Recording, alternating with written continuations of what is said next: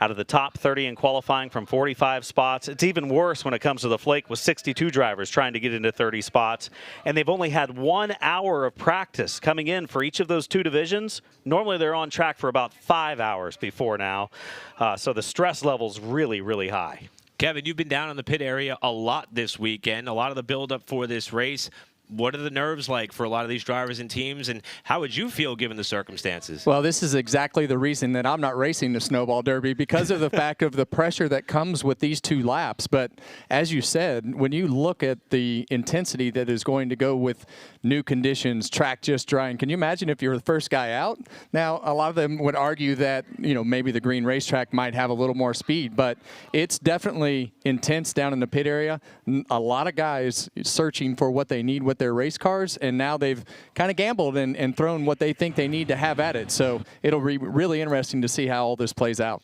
Gamble's probably the best word for it. Might be the biggest gamble that these race teams have to throw out there all year long. Now, as far as how we got to this point, as Adam mentioned, the lone practice session was held yesterday morning after we were essentially washed out on Thursday. We got that 1 hour block for each the pros and the super late models, and it put us in a position now where the next item on the agenda is going to be qualifying for the Snowball Derby. That will be followed by a last chance race, and then we'll pivot over to the pro late model portion, where the goal is to get, of course, tonight's Alan Turner Snowflake 125 in the books. The pit area is already heavily populated, and there is so much to look forward to as far as how the rest of this night is going to unfold. Someone who knows a lot about the pressure that comes with pole qualifying night at the Derby, one of our Joe's Racing Products pit reporters, will go down for the first time tonight to Bob Dillner. Guys, a lot of butterflies down here as all the super late models just had their cars uncovered, some of them allowing to have their engines fired here. But the first car out on the racetrack, just imagine this, 15 years old, making his first Snowball Derby start. Number 18 for Joe Gibbs Racing driver Max Reeves. And Max, what are the feelings like going out first and qualifying for your first Snowball Derby? I've got a lot of them right now. You know, this isn't the best way to start my first ever Derby, but the conditions aren't great, but I'm gonna give it all I got. You know, I think we got a good enough car to be making the race, but I don't know what water's gonna, I don't know what's gonna happen, you know. You look at the racetrack and a lot of drivers over there, Ty Majeski, Derek Kraus, looking at the track conditions. Does that help reassure you that the track is where you want it to be, or what is the thought process to attack these couple of laps? No, I don't feel any reassurance right now. I'm pretty nervous. So I'm just gonna go there. We'll see what happens. I don't really have any thoughts about it. No thoughts whatsoever for Max Reeves, but he's awfully good in the ARCA Series, 3 national wins in 7 starts, and he goes out first here today for Snowball Derby qualifying. Jim Trado. With a relaxed, believe it or not, driver who's won a lot of races, one of the favorites, getting some messing around going on. Actually, he was going to steal my microphone. When it comes to racing here at Five Flags Speedway in 2025, you must say Cole Butcher is among the favorites. He won the ASA Stars National Tour race, which was also Blizzard race number 1. He won Blizzard race number 2, Blizzard race number 3, and the championship. If he has to take a provisional, he can, but it's qualifying night. He seems to be pretty relaxed. Let's check in now with the driver who wanted to steal my microphone. Cole, what are your thoughts right now? Yeah, no, I'm just ready to get in my race car and go fast and turn left. But no, I think our Atlantic Toyota Camry is pretty good. We didn't get many laps in the last couple of days, but I think we're pretty confident in what we have. We've had a pretty good baseline the last, well, basically the whole year here. So we have a different car actually for the Derby, so that might put a little bunch in our plans, but I think we'll be fine. When it comes to this racetrack, it's sensitive, temperature-wise. You were here in March for the ASA Stars race. You won your second in a row here. You also raced here in the heat of the summer in June. What's this track like now, this cold, this wet, early in qualifying? You go out 28. I hope by the time I go up, it's going to be gripped up, but I'm kind of worried about those guys going out that, first. But, yeah, not really my problem. Confident for a driver who started as high as second. He had to start 28th a couple years ago and finished in the top 5 for the 4th time in 8 tries. Bob?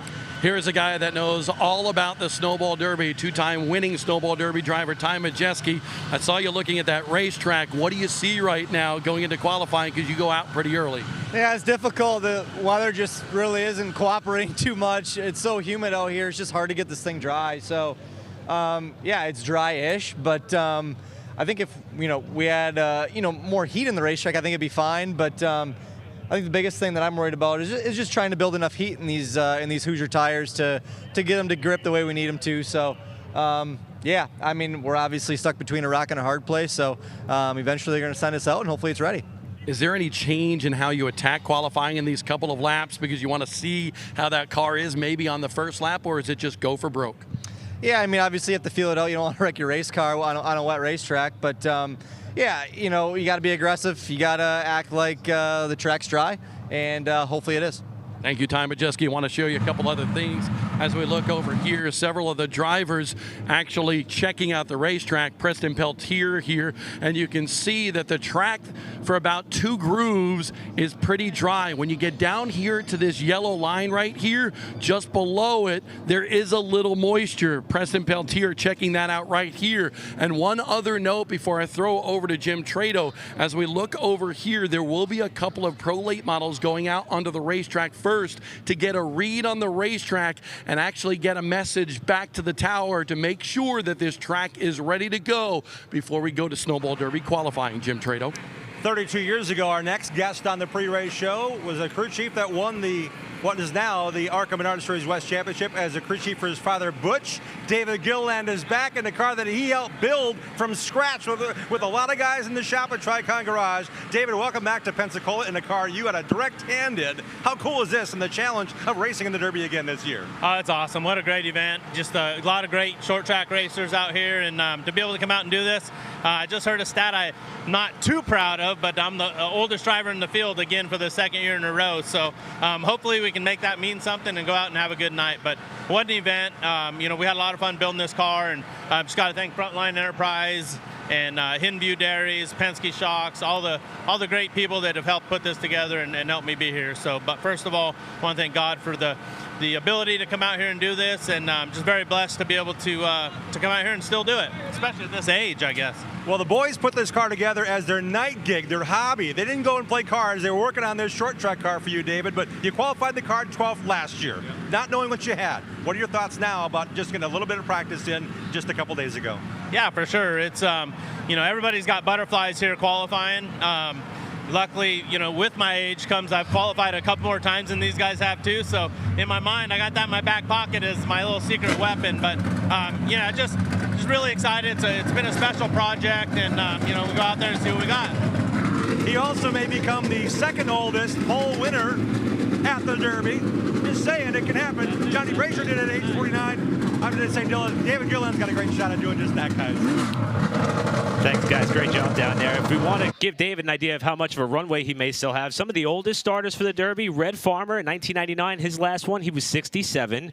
David Rogers, when he ran his final race 2019, 64. So David's still got some more time if he wants to keep coming out and doing this. This is his one and only race of the year. Saying like 49 years of age is so old. I'm looking at it now. It's not that old. I'm just a few years away from that. And those drivers definitely still strong when you look at a guy like Preston Peltier, who was so fast in practice yesterday, the experience level. David Gilliland, who had a fast race car here a year ago, and I think he's got some confidence going into it. How much is it for guys like that have been in these scenarios because they've raced for so long?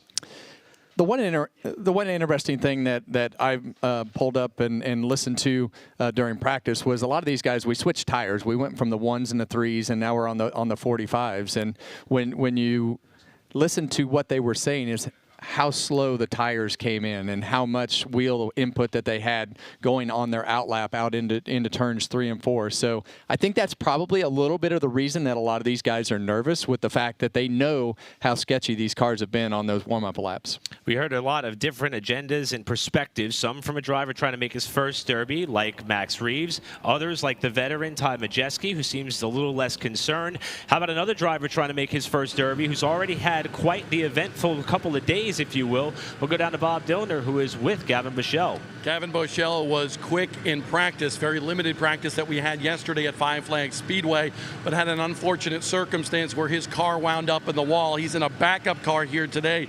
Your first laps in this race car will be qualifying. How does that sit with you? You know, obviously not really phased. We've ran this car a lot this year. I know it's fast, and I know my guys put the right stuff in it. So I can't thank all my guys enough for working really hard and getting this thing back on the track. So I'm very nervous. Derby, it's my first Derby, so I can see why everyone says qualifying so intense. And right now the nerves are kind of starting to set in. So I'm just trying to get locked in and get in the zone and hopefully put this thing in the show. Kevin Harvick was in the booth talking about these tires and how it might take a lap for them to really come in. What have you learned from this tire down here in that limited practice session? Yeah, definitely being here last week in 2 testing. Definitely takes a little bit longer for it to fire, even on the race run stuff too. So I think it's going to be really cold. Obviously it is cold, so going to need to get a lot of heat in these things. But no, I can't thank all my guys enough. Dennis, Brandon, William, Jeff, Josh, all of them for working really, really hard last night and yesterday to get this thing to where it is now. And hopefully the result will pay off. And listen, this race car is not just a backup car, it's a very good car for Gavin Boschel, a car that he's won with on a couple of occasions this year at New Smyrna Speedway. Thanks, Bob. And to give a greater idea as to how far in the concept of having pole qualifying for the Derby impacted by weather, this is the first time since 1983 that qualifying did not take place on its originally intended day. So it's been quite a while since we've been under these circumstances. And we're seeing, Adam, all these drivers are having different approaches, some throwing caution to the wind, others admitting there's some nerves before they hit the racetrack. It's going to be a wide range of how maybe perhaps confidence is going to play a role into how well you perform on the biggest 2 laps of your year. You know, when we look at practice yesterday, there was 3 tenths separating 1st through 30th. But in qualifying a year ago, it was only about 2 tenths that separated Ty Majeski's 16.175 to 30th quick. Last car to get in qualifying, Stephen Nassie's 16.396. 2 tenths isn't very much on a half-mile oval like this.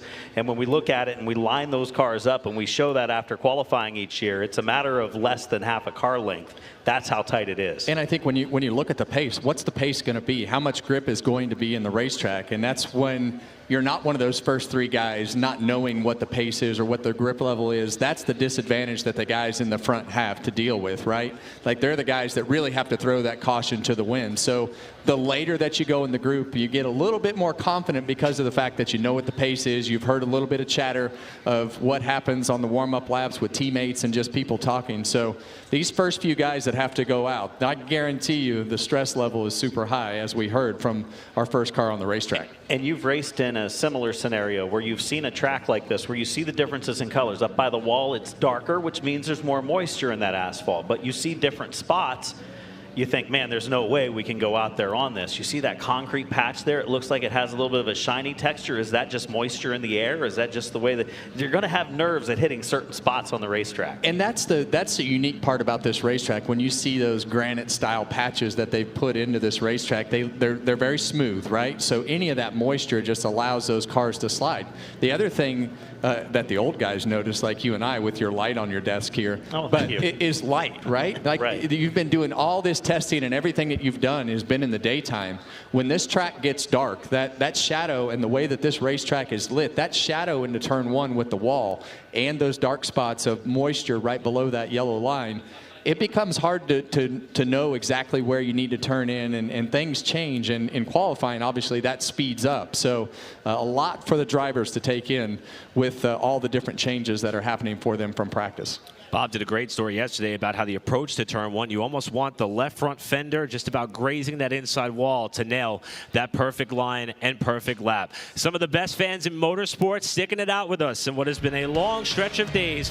But when we come back, we anticipate country-pleasing sausage pole qualifying for the 58th annual Snowball Derby at 5 Flags.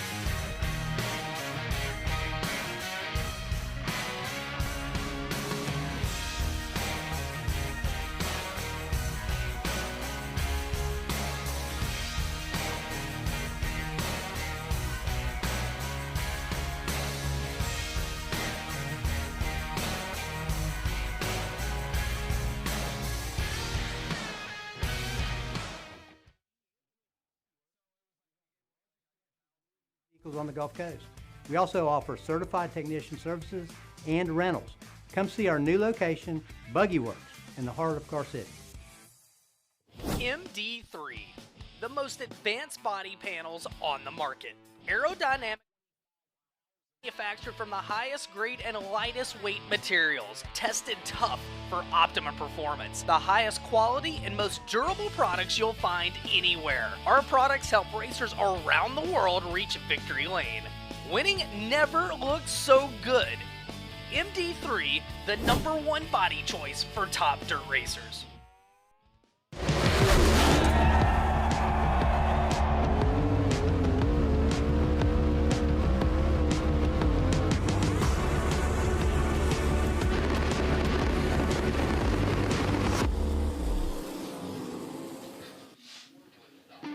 The most daunting 2 laps in all the short track racing coming up with Country Pleasing Sausage Pole qualifying. Part of the 58th annual Snowball Derby, a day late but not a dollar short, with $2,000 on the line for the quick time qualifier.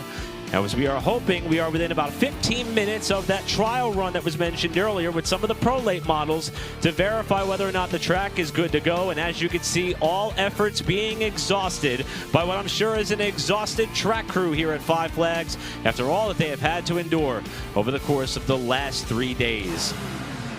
But the pit lane is still a very busy place. We're going to throw it down to one of our Joe's Racing Products pit reporters, and Jim Trado. And the winning driver from a year ago knows how to put down a lap and save something for the final 20.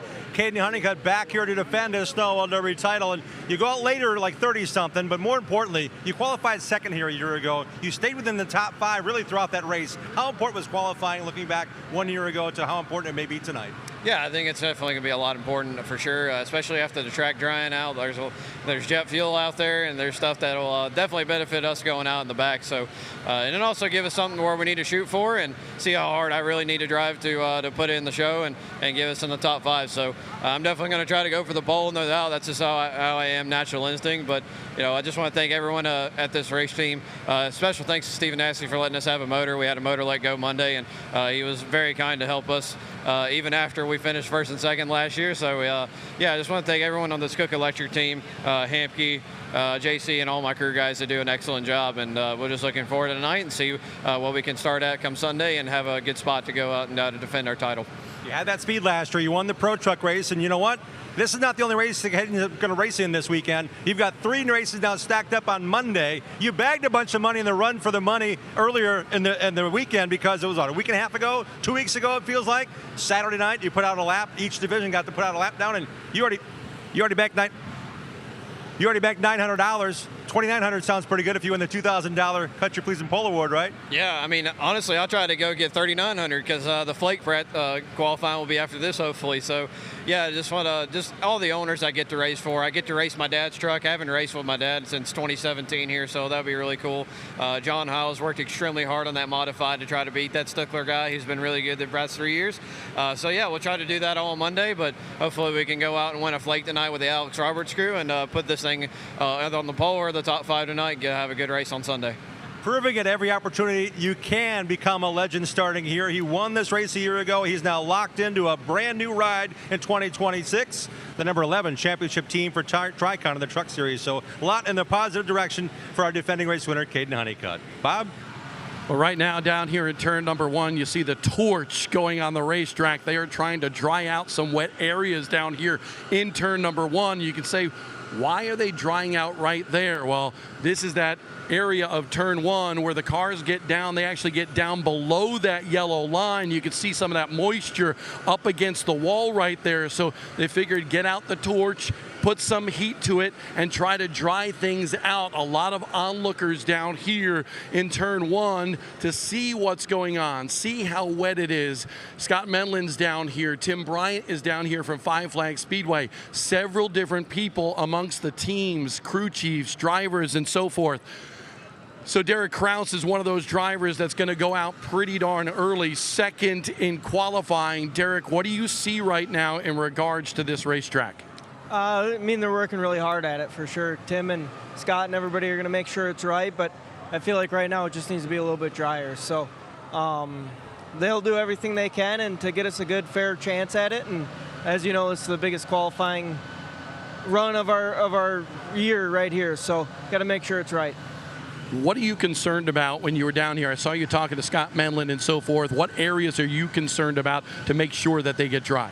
Like you mentioned, just below the yellow line, that's kind of where you run here. So you just got to make sure it's dry for us, and I know they'll do a good job at making sure it's dry. Derek Kraus, he's been coming down here for a decade now, trying to make another Snowball Derby. Jim Trado. 2024 Southwest Tour champion Buddy Shepherd has made the pilgrimage again this year for the second time. Last year, raced in the Derby. You're racing now both in the Snowflake 125 and in the Derby.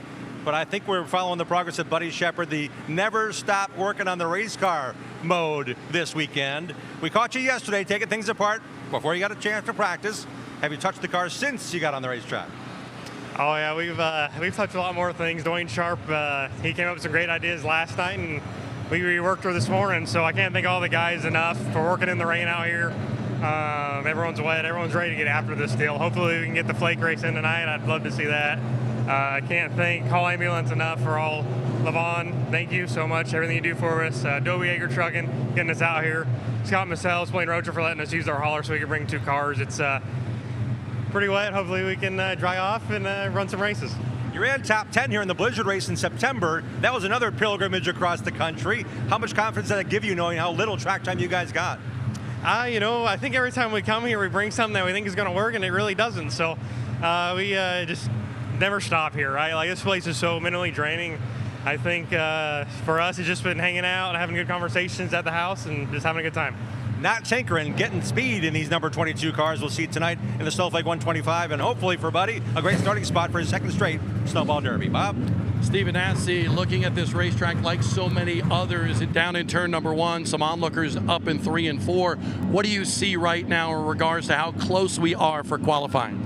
I mean, it's still pretty wet. This is just such a big deal. It's hard. These first few guys are definitely going to have their hands full, but it's not far from being done. I'd hate a bunch of people to get messed up because the track's not quite ready. So whatever they got to do to get it right, so we can put down some good laps and then be ready for tomorrow. I like what you just told me when I asked you what you're thinking. What did you respond? Yeah, I try not to, especially situations like these. There's a lot of good cars. But I know my team brought me a good car as well, and we just got to get in the show, and then we'll worry about tomorrow when it comes. I know you didn't have the speed yesterday in a very limited practice session. What did you throw at that car to make it faster for this qualifying run? Yeah, hopefully they put some special sauce in the tires or something maybe, and we can get lucky here. Like I said, there's a lot of fast cars. We made a few changes, and hopefully the right ones. No matter where Stephen Assey qualifies, he will be a factor in the race on Sunday. Thanks, Bob. Stephen Assey's scheduled to be the 29th car out to qualify. Last year, he was the last car to make the show, to lock himself in 30th place with that top 30 effort and run. And as we can see, a lot of work still going on here. Adam, we've undergone a lot of different changes and iterations to the schedule and plan of events. So here's what we've got coming up here, at least tentatively for now, in terms of the objective and agenda for tonight's on-track program. All of the preliminary events that were scheduled over the course of the last 3 days have all been pushed to Monday, and you can still watch that on FloRacing. But Adam, here's what we expect for this evening. Yeah, we've got Snowball qualifying to lock in 30 cars to start off for tomorrow's race, then a last chance qualifier, 25 laps to lock in 4 more drivers to tomorrow's field. Snowflake qualifying to lock in 30 of 61 entries, and then the last chance for the Snowflake. 2 of them will be held because of the large field of cars, 20 laps each for those, and then the Alan Turner Snowflake 125. Quite the process, but understandably why, with the fields of the size and caliber is what we have on hand here tonight. Of course, each driver hopes that they could close out their qualifying attempt, knowing they are locked into either the Snowball or the Snowflake on the weekend. Now, the good news we've got is they have vacated that area down in turn number 1, at least for now, so it appears as though that trouble spot may be at a place where they are willing to try to see if they can get those Pro Late models out on track. We are inching closer to the start of Country Pleasing Sausage Pole qualifying for the 58th annual Snowball Derby presented by Flow Sports. We'll be right back after these messages. For more than 35 years, Flying A Motorsports has been the trusted name in race trailers, motor coaches, and toter homes. As the world's #1 intake trailer dealer, Flying A leads the way in custom-designed race trailers and car haulers built to fit your vision. With a massive lineup of in-stock inventory and fully built custom builds from top brands like Intech, Renegade, Showhauler, T&E, Bravo, and C-Tech, we're ready to equip racers at every level. Whether you're a dirt racer, drag racer, or hot rodder alike, we have something for you. It's where racers build products for racers with blood, sweat, and gears. At Buzzy Racing, we know what's at stake because we race too. From rear-end rebuilds and tube straightening to dyno-tested steering boxes and transmission overhauls, we don't just fix it, we build it like it's our own. Family-owned, track-proven, built with purpose, built to win. For over 2 decades, Fastlane Racing Apparel has been the official merchandise partner of Five Flags Speedway and the Snowball Derby. Visit shopsnowballderby.com for the official event merchandise of the 57th Snowball Derby, or find us at our 3-track locations.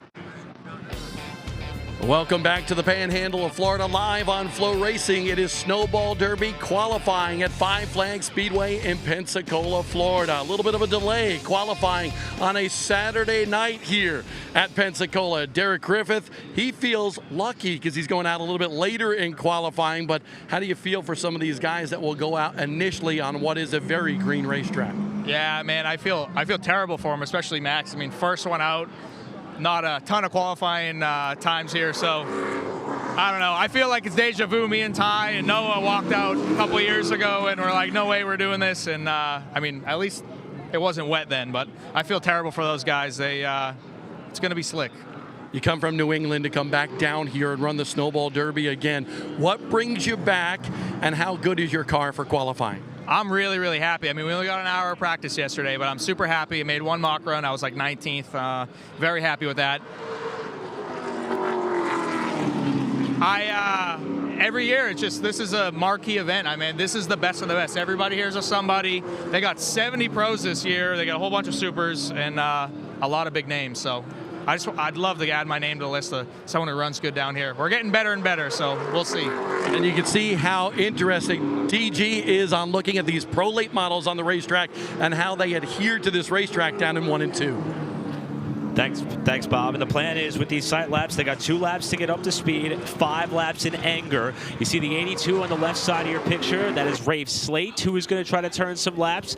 And also the number 91 Pro Late models on the racetrack, Jim Wall out of Madison, Alabama. They are the 2 cars that are going to see what this track has to offer. Thumbs up or thumbs down with Snowflake qualifying on the horizon. Kevin, what are your thoughts so far? Well, it's always very interesting with these racetracks that have really old asphalt like this. I was telling you guys earlier, one of the fastest laps that I ever ran at Charlotte in a cup car with the old asphalt, it looked like it was wet. And man, when you went out there, the thing just had so much grip. So I'm hoping that's what this situation is like. You see a little bit of dark spots here and there, but for the most part, the cars have looked pretty under control. It looks like the racing groove is pretty wide. You could almost run too wide through the corners, too wide off the corners. A little bit of darkness on the bottom of the track, down out of the groove. You normally don't get down that far, and I think I'd give it the thumbs up, guys. I'm feeling pretty good about it.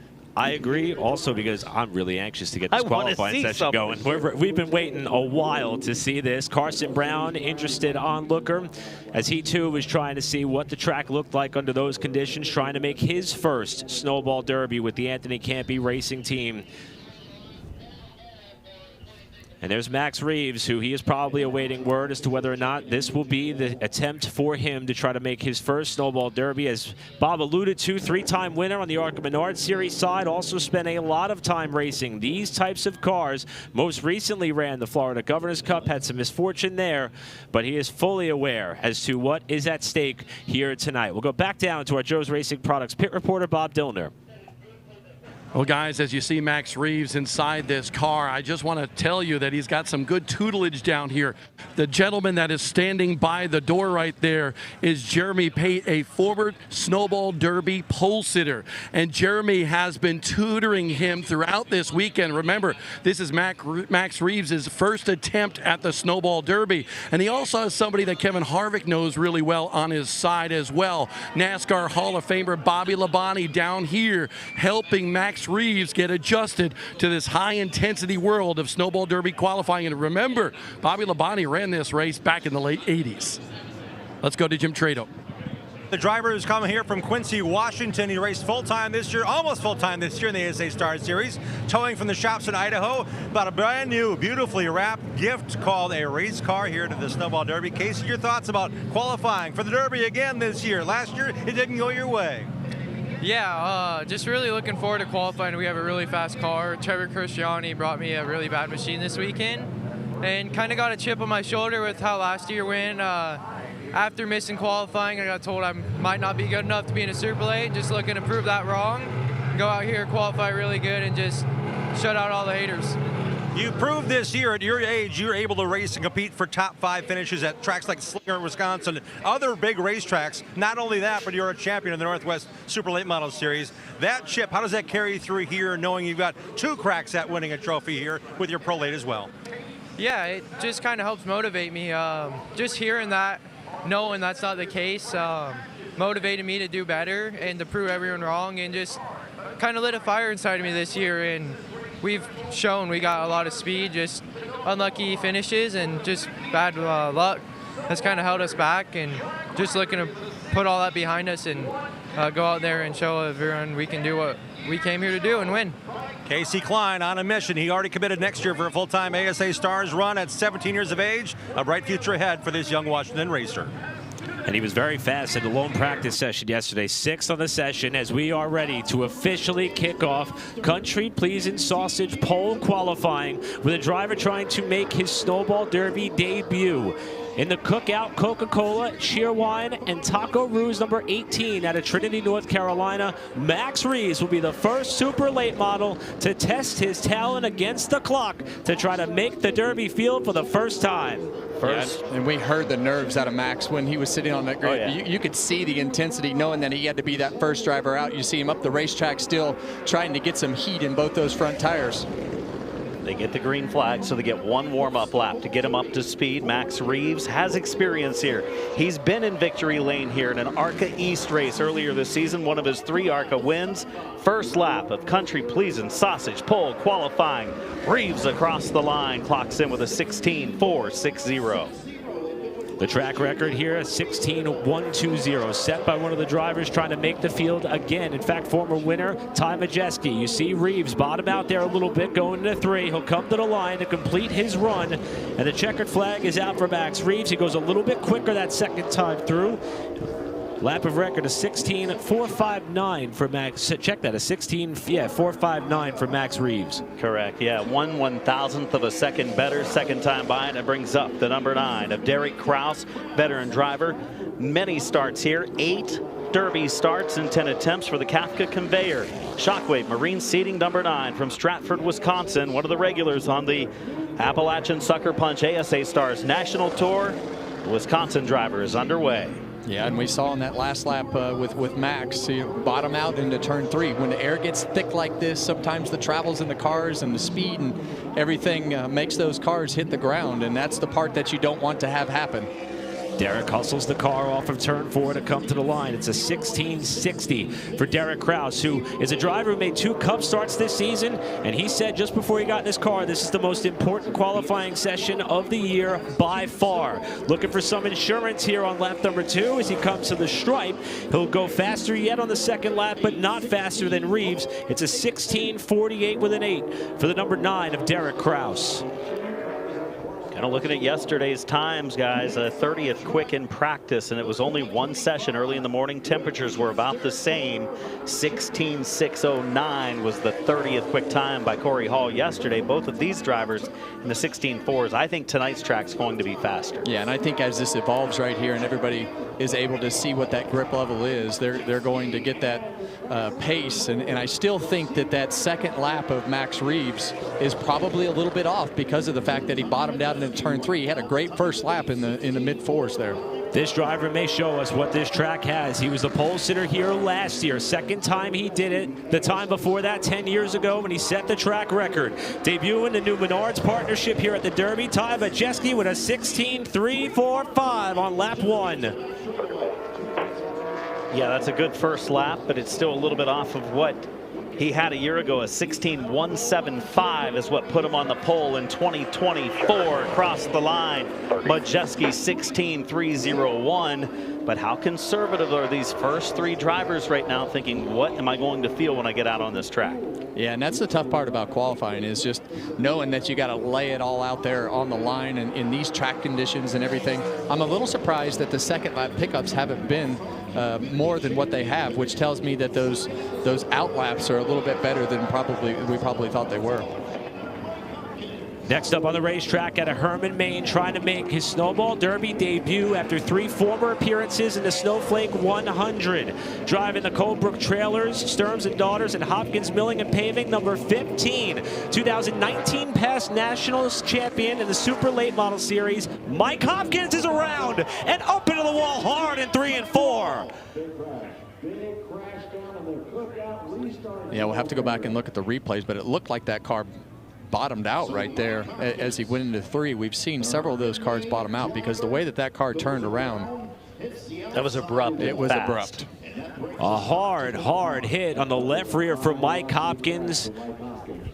The winner of the past modified exhibition race at Hickory Motor Speedway earlier this season was runner-up in his last Snowflake appearance back in 2023, and the chances of him making the field this year have just taken a dramatic blow along with that race car up against the concrete in turn 3. And the interesting part, when he went out of the pits on his warm-up lap, he was all the way up in the 4th groove of the racetrack, which tells me same type of scenario. Maybe the car was on the racetrack too hard because he was way up the hill coming to his dead lap. Yeah, and I was trying to figure out when I saw him way up the banking if he was trying to just put a lot of wheel in it to get heat in the tires. He's checking it out to see if anything's broken, but unfortunately, you know, he slammed the wall so hard on the left side.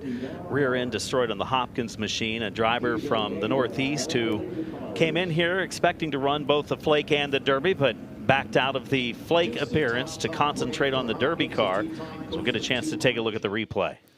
Yeah, and you see right there, that car is just, I mean, it's a round, and that's not typical for these cars. If that were a cup car or something, the way that car snapped around, it's either on the ground or something broke. The good news there, we saw Mike get out of the car after what was a pretty square shot to the left rear of that machine. And unfortunately, problems for the 4th car to hit the racetrack on the opposite end of the spectrum. The fastest car thus far in this session. We'll go down to our Joe's Racing Products pit reporter, to Bob Dillner. And that belongs to Ty Majeski so far. 3rd car out. How was it, Ty? Yeah, I mean, track's fine. Yeah, you just can't obviously get in that 3rd groove. So you have to be disciplined with building heat, but yeah, obviously do it efficiently. So yeah, I don't think that's going to hold up for fast time, but yeah, should be good enough for, you know, top 10, top 15, and put us in a decent spot for Sunday. And honestly, it doesn't matter where you qualify, guys. You know, if you're in the top 30, you have a chance at hoisting that Tom Dawson Trophy on Sunday. And for Majeski yesterday, he was in the 16.4s, 4.78 in his only practice session. So he's, you know, a good 10th and a half quicker today in qualifying from where he was a day ago. Yeah, and I think the quick time yesterday was Dawson Sutton at like a 26, so not far off of the pace yesterday. Oh, he bottomed you see out it right there. You called it. Yeah, with these super late models and pro late models, you can drive them sideways, and so when you see something that abrupt, you know it's on the racetrack way more than it needed to be, or something is obviously broke in the back of the car. Well, the really hard-working track crew here at Five Flags Speedway being put to the test early on in this qualifying session. It's just the 4th car of 45 scheduled qualifiers to hit the racetrack. Finds problems in turns 3 and 4. And we're going to take one more look at this here for Hopkins as they try to remove that car from the scene and finish the cleanup portion. And here it is again, going down to turn 3.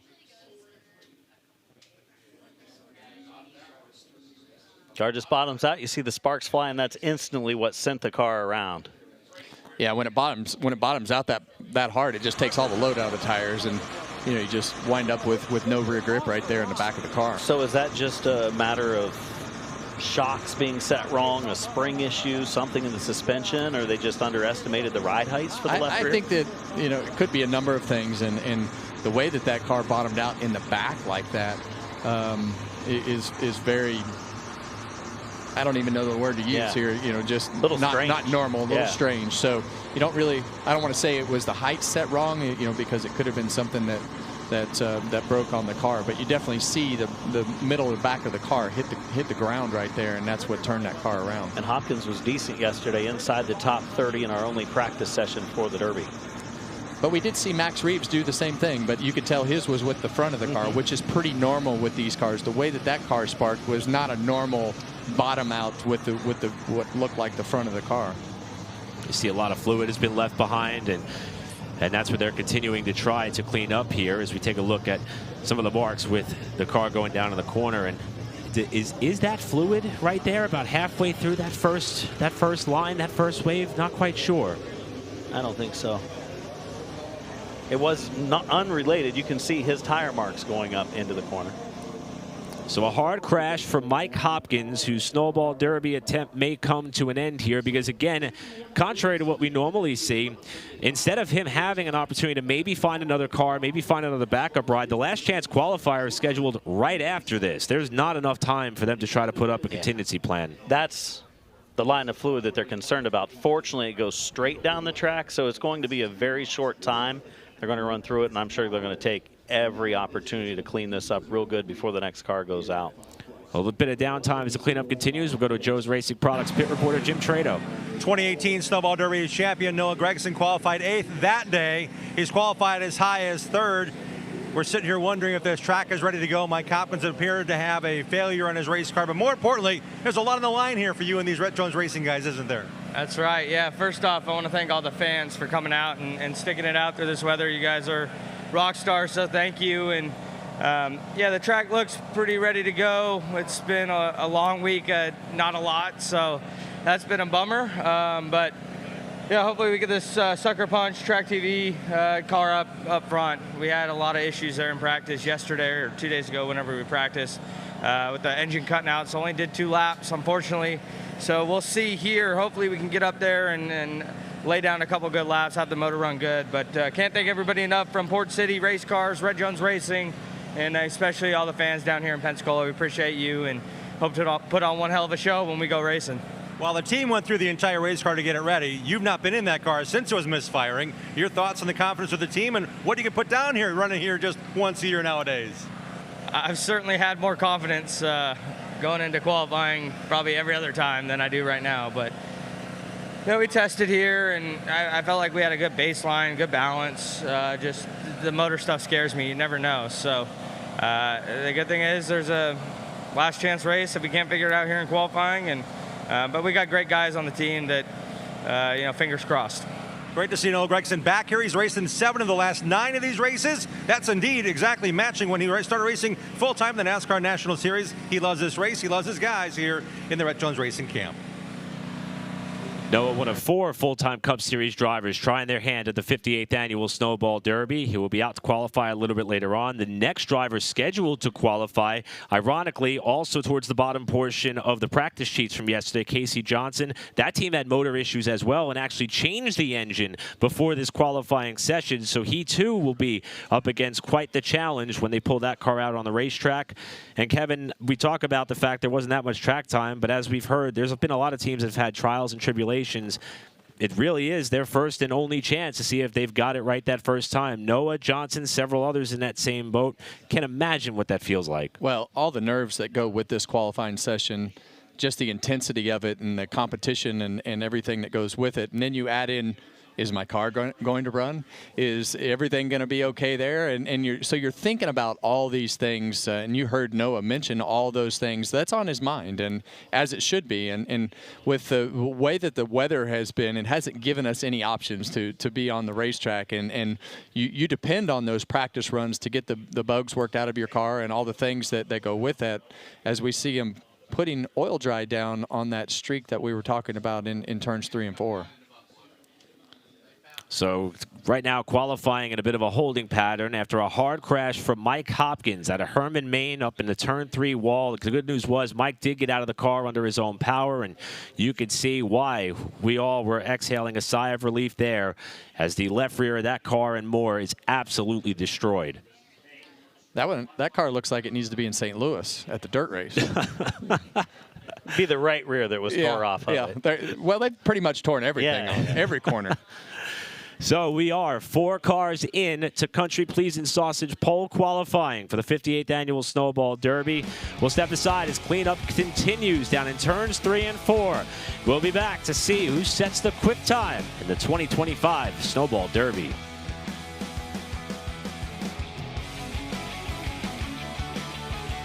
Tickets for the 2026 season of Speed at Worldwide Technology Raceway are on sale now. The Bomarito Automotive Group 500, June 6th and 7th. The NASCAR Cup Series Enjoy Illinois 300, O'Reilly Auto Parts Series, and Confluence Music Festival, September 11th through 13th. And the NHRA Napa Auto Parts Midwest Nationals, October 2nd through 4th. Save big by going to WWTRaceway.com. Women owned and manufactured in South Carolina, PFC Brakes is the #1 choice for motorsports, fleets, auto manufacturers, and first responders.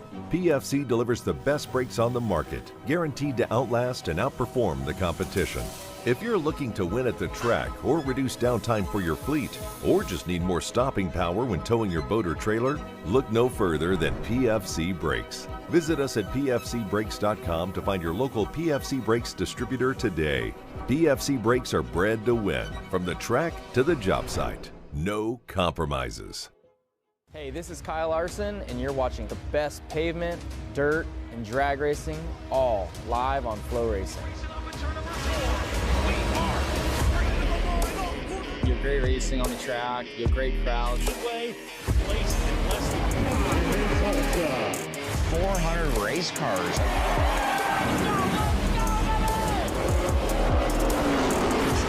Laps to go. Corner number 4 at the line. Brandon over. Welcome back to our FloRacing coverage of the 50th annual Snowball Derby, qualifying for the Country Pleasing Smoked Sausage Pole Award. I'm Jim Trado, hanging with Bob Dildner and all my friends here on Pit Road. 45 cars are going to make it attempt qualifying.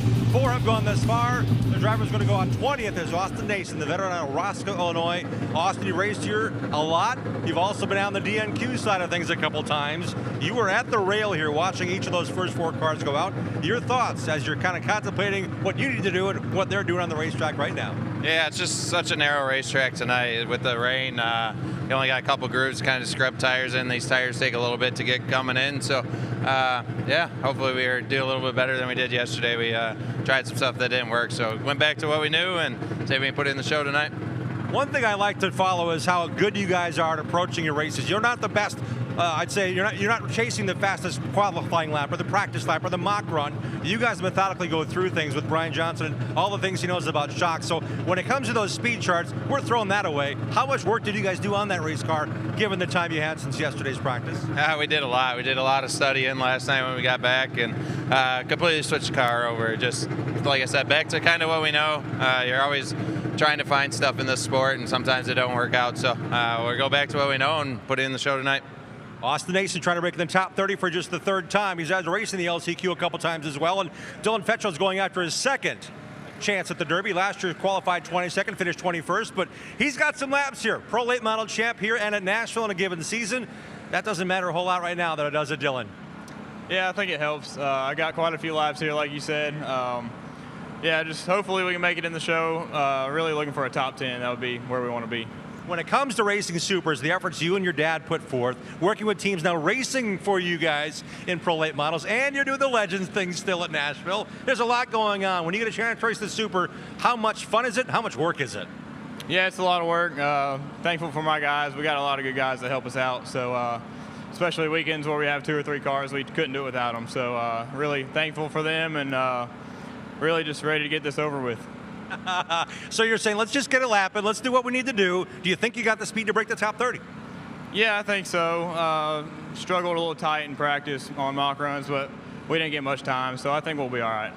The thoughts of Dylan Fetcho again, racing for his second straight Snowball Derby. He's raced in the last 6 Snowflake races, guys. Back to you. Thanks, Jim. And how about that? Just can't wait to get this over with. That seems to be the theme for some of these drivers because of all of that angst and build up to this moment. Well, that was every qualifying session for me. I couldn't wait to get it over with. But you have all this anxiety, and when you're done, it's just a relief, and you could definitely hear that out of Dylan. Yeah, Dylan Fetcho, an excellent driver, Nashville Fairgrounds Speedway 3-time champion, and qualified into the Derby a year ago. Finished in the top 30, but looking for a little more here this year. And yesterday was among the top 30 in practice, but barely, kind of in those mid-20s. See the drying agent that was put down over what they said came from the 15 car after he bottomed out, but that's pretty far through the corner. I'm thinking that came from the lap before. Well, for an update on the driver who was involved in the accident in turn number 3, we'll go down to Joe's Racing Products pit reporter, Bob Dillner. I just spoke to his team down here as they assess the damage on this car, and it is destroyed in the back end. But they thought, and Mike Hopkins came on the radio and said, I think a left rear tire went down, and that's why the car bottomed out. I heard you guys talking about that. I have not seen the wreck, but apparently that car hit the ground because of a possible left rear tire going down, according to Mike Hopkins from that team. Thanks, Bob. Hopkins, somebody who has scaled back some of his racing efforts. He's got a couple of boys who've been playing a lot of baseball as of late, but he does take his talent south off, and 2-time winner in the Cars Tour on the Pro Late Model side in 2023. He was trying to make the Snowball Derby for the first time, and you see him going over the incident with some of his peers as well.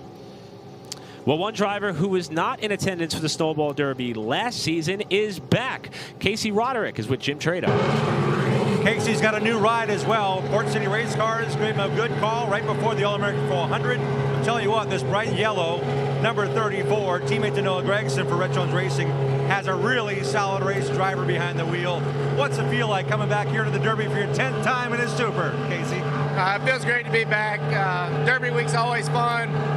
You know, the weather's been iffy this year, and it's made it for a long week so far, but glad we're about to get going and see what we can do in qualifying here. I feel great about our car. We've been working on our short run speed. We've been off on that a little bit, but Gary and the guys have done an excellent job working on this thing. They've worked really hard the past 2 weeks on it, and looking forward to getting them a good starting position here. How different is it for you, racing with a different chassis? Just your second time in a Super and learning so much and trying to give back and help the team as well. But when it comes to this racetrack, I think you got an upper hand just like you did at Nashville. Yeah, it's definitely a learning process. Everyone does things different, and different drivers like the different things. So we've been working really hard to get it comfortable for me, and like I said, they've done an excellent job so far, and looking forward to getting them a good starting position. Racing for his 10th Snowball Derby. He's won at Nashville in weekly racing. He's a Blizzard champ here. He's certainly one driver to watch. Welcome back, Casey Roderick, to the Derby, Bob. Glad to see Mike Hopkins out of his car in A-OK after a hard lick during qualifying. The team initially telling us that they thought the left rear tire went down, but what do you think it was, Mike? I mean, honestly, it drug a little bit, but it lifted getting into 3, and then it just like the left rear tire blew. But I think the left rear the oil tank line or something come off, and it dumped oil over the left rear, and I was along for the ride, and just can't thank Hemke Race Cars for building a safe race car, and thanked all my guys for sitting out the week, and just time to go home to my kids and my wife back home. I know Mike Hopkins is disappointed, but he's a racer and will be back behind the wheel in New England next year. We are awaiting the qualifying attempt for a driver who's going to see a lot more Super Late Model races in his near future. He's a star in the Trans MTA 2 Series, Tristan McKee. He also, at 15 years of age, is racing for Richie Waters here, a winner of the Derby back in 2004 with Stephen Wallace. And Tristan, you guys have had some speed. What are your thoughts now as we're awaiting qualifying, something you got pretty good at when it comes to late model stocks and Trans Am Series? Yeah, we'll see. Obviously, it just kind of started raining here in the past few minutes, so hopefully that kind of holds up here for a few, and we can get going here. Got a few more cars before we roll out, so hopefully we'll get some heat back in the track before I go out there, but I'm looking forward to it. It's my first Derby. It's been a rainy first Derby experience, but I'm already looking forward to the next year, so I just got to thank all my Richie Waters guys. They brought a fast car. We had some motor issues yesterday, so struggled a little bit there, but I feel like we got it tuned in. Thanks to PB Blaster and Gunk for all they do coming on board this weekend, so looking forward to it. Tristan McKee, 3 poles in Trans Am this year, 2 for 2 in the late model stocks in the Cars Tour. When it comes to pole positions, let's see if he can put down a lap here in Richie Waters' Orange 5. The other 5 entered in the field for the Supers on the racetrack now out of Edgerton, Wisconsin. In the Hogan Farms, Valley Gasket, Pro Safe Utilities, Marcus McGuire Homes, All Pro Paving, and Encompass Construction, heavily supported number 5 of Casey Johnson, who, as we mentioned, brand new engine in this car for this run. Well, never what you want to hear before you go on the racetrack, that it's starting to rain, and then you've got the speedy dry in 3 and 4. So a lot of challenges there for this 5 car as you see him go up the hill. Yeah, I think he's trying to get heat in the tires, trying to judge his lap. This is obviously his first official lap of qualifying, so maybe a throwaway lap and going to really focus in on lap 2. His challenges started yesterday when they had engine issues and had to change the engine in the number 5. So see what Johnson can do here. But again, turn 1 and 2 pushes up the track, kind of out of the groove. See how hard Casey's working the wheel for the 2025 ASA Midwest Tour champion, trying to make his 2nd Snowball Derby and 1st since 2021. And that lap will come across at a 16.978 for Casey Johnson in the 5. Yeah, not the laps he needed. He's half a second off of 3rd quick Derek Kraus of the 4 drivers that have logged times. This driver, one who has gotten it done twice. He's won 2 Tom Dawson trophies, driving the number 4 out of Michigan. Eric Jones, the Vast Racing Products, Simpson Race Products, E14 Cattle Company, number 4. Jones driving for an operation that is close to him. This is a family-owned entity, an entry for he and his team. Won the Derby 2 times in a row in his first 2 tries, trying to make a 7th Snowball Derby start. The time to beat right now is 16.301, set by Ty Majeski as Jones comes off turn 4 to lay down his first flying lap. Right on the yellow line right there in the middle of 1 and 2 like you want to be, and that's not where he was when he had that out lap. But as we talk, you got to get the heat in the tire, because by this last lap, that's where the speed comes from as you see him get loose. Yeah, he's 16.8 first lap, needs a little more speed, still a 16.820. I wondered what kind of lane he would run through 1 and 2. But Eric Jones was able to keep it on the yellow line, but it wasn't fast. I don't know if that'd be good enough to get him in the top 30. Despite that bobble, that 2nd lap was still the best, as has been the trend for all of the cars and drivers that have been able to lay down laps thus far. A driver who is a 2025 Kawicki Cup finalist may learn if he can capture that honor this coming Tuesday in the JC Motorsports CB Partners A-Rod Performance Parts and Fuels. Number 54 out of Pendergrass, Georgia, Seth Christensen, trying to make his Snowball Derby debut. 2023 winner of the Alabama 200, 3rd in the Flake. Just a year ago was Seth Christensen, a young teenage driver, car number 54, coming to the line this time for his first official lap in qualifying. Christensen crosses a decent lap, a 16.749. He surpasses Eric Jones and Casey Johnson, but he needs a little more. Yeah, and I'm just wondering right now, we've seen all these cars since the break from the accident. See another car turn 4 right there get loose, but they've all been up the racetrack in the middle of 1 and 2. It was a little better, 16.734 second time by for Christensen, but yet we haven't seen a 3 or a 4, which we saw from Majeski, Reeves, and Kraus when we started qualifying a little while ago. And that was the 2nd consecutive car that we've seen take a tight exit off of turn 4, perhaps hit a bit of a patch of moisture and snap sideways, but Seth still laid down his best lap on lap 2. In the freight racing, number 35, a driver who had a great season on the NASCAR Craftsman Truck Series side, capturing 3 poles. Going to try to get a pole here for the Derby with 5 prior Snowball Derby starts. Here's Monroe, Georgia's Jake Garcia on the clock. Runner-up at the Derby in 2019. He won the All-American 400 a year ago, and a World Crown winner in 2025 is the 35 of Jake Garcia, who's a young driver but now turns out to be a veteran of some of these big races as he crosses the line. First time is pretty sporty, a 16.673. Everyone is picked up on lap number 2. Expect Garcia to do the same. Can he get down there in the 3s and 4s with the top 3? Yeah, and he's still seeing everybody struggle down there in 3 and 4.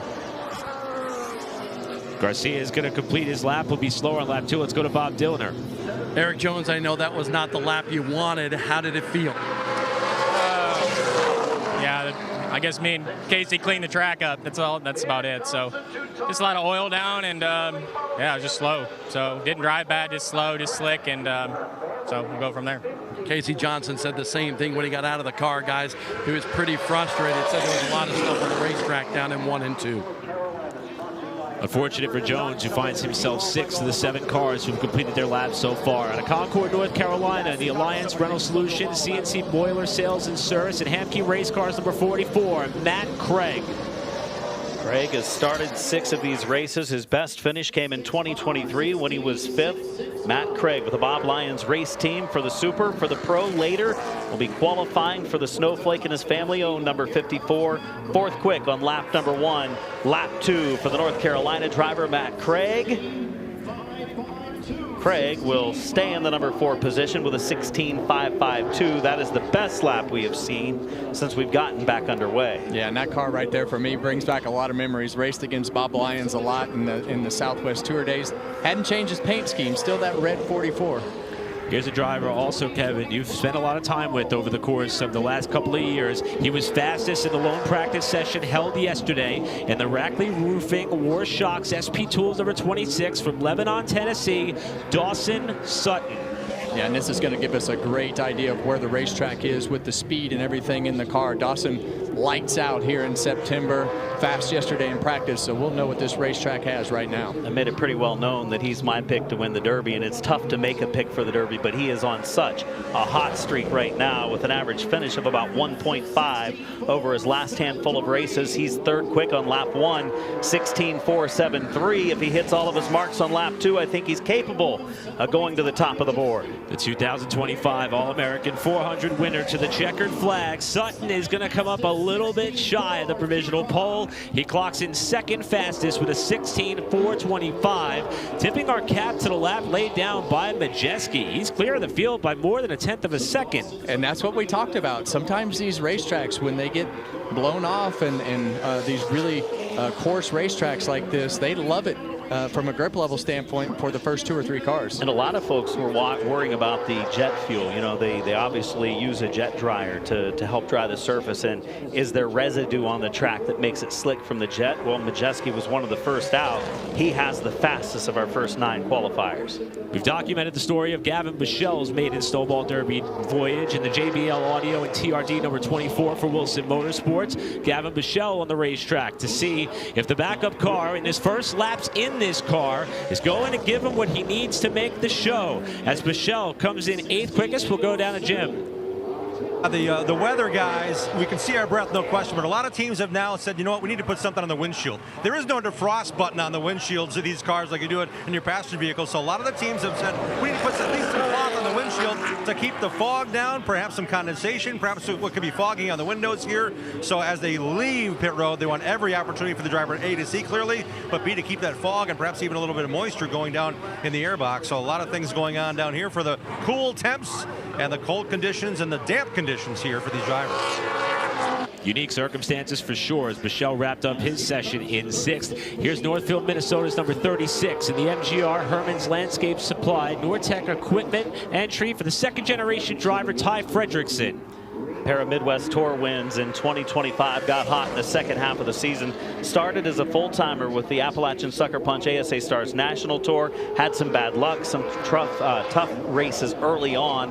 Kind of backed it down, stayed a little more local, won the Thunderstruck race at his home track, Elko Speedway in Minnesota. First time for the 36 of Ty Fredrickson. His debut at the Derby is good so far, 16.548 into the top 5. Car looks really stable for Fredrickson. He was 5th that time around. Here comes Fredrickson off of turn number 4 to complete his lap. And as he comes to the stripe, Fredrickson will remain 5th. We'll go to Bob, who's with Dawson Sutton. Dawson Sutton, you just missed on the top time so far. How was the run and the track at that time? Yeah, for sure. It definitely, it's really close there. I felt like we had a really good car all day yesterday in practice, you know, with the laps we did get, but overall, pretty solid lap time, and I think that'll give us a decent starting position for tomorrow, and I'm just super thankful for my guys for giving me a great race car. I wish we went a little bit faster. I think we just need a little bit more turn to the center, but also I'm just really excited for tomorrow. Brandon Lopez trying to make his first Snowball Derby on the racetrack out of Atlanta, Georgia, in the Atlanta Paving and Concrete number 6.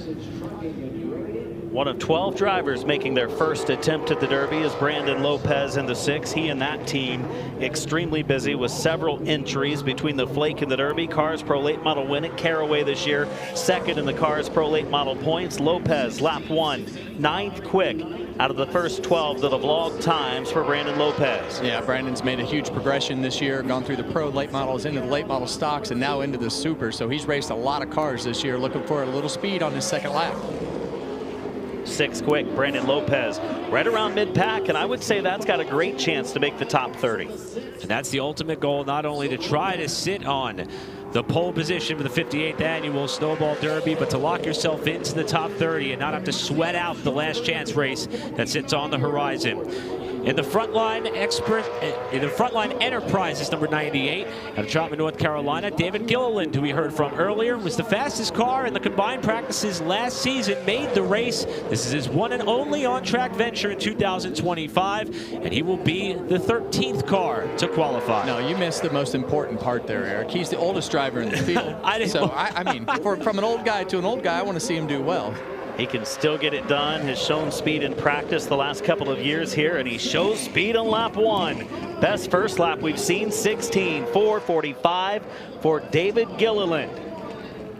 This could be a lap for the veteran racers. Let's see what Gilliland's got on lap 2. Bit of a slide, almost up to the wall, and that lap was quicker. Up to second, 55 thousandths off of Majeski. Yeah, the one thing I really noticed about David's lap is he made sure that that car was on the bottom of the racetrack and in the center of both of those corners, and car looked good. He didn't lift coming off Not of at four. He was either going to knock the wall down or set a really good lap, and David Gilliland second quick. Apollo 60, the Oscar Mayer and RaceChoice.com entry. This is his own car and race team. He's got some of his RFK teammates and friends with him. Ryan Preece from Berlin, Connecticut, hoping to make his 4th Snowball Derby start. Preece was in the top 10 in practice yesterday. The 35-year-old driver making his 4th appearance at the Derby. Finished 4th back in 2021. NASCAR Whelen Modified Tour champion in his career, and first lap for Ryan Preece right around mid-pack, a 16:5:40. We've qualified now 14 drivers. I'm going to guess it's going to take a 16:5 something to lock into the top 30. I think that 30th spot will be about a 16:55 or maybe 16:58. Preece picks it up to 7th spot that time through. As he wraps up his run, we'll go down for a Joe's Racing Products pit report from Jim Trado. Well, driver qualified 3rd here back in 2016. He's coming back to the Derby. His last one was 2018, man. It seemed like forever ago. Spencer Davis back with us, number 96, next his team. The only GMS chassis in the field. Your thoughts about racing a bunch in Supers and back here at the Derby finally? Man, it's awesome to be back here at the Snowball Derby. Obviously, it's a little bit different deal this year, but our 96 Nexus Racing Surf USA Mobile GMS race cars machine's been pretty stout since you know, Tony Airy Jr. came up with this chassis over there with Mike Beam and Maury Gallagher. Man, I'm just excited to be here. You know, I got 2 good hot rods this weekend, and we're about to show it here both, hopefully.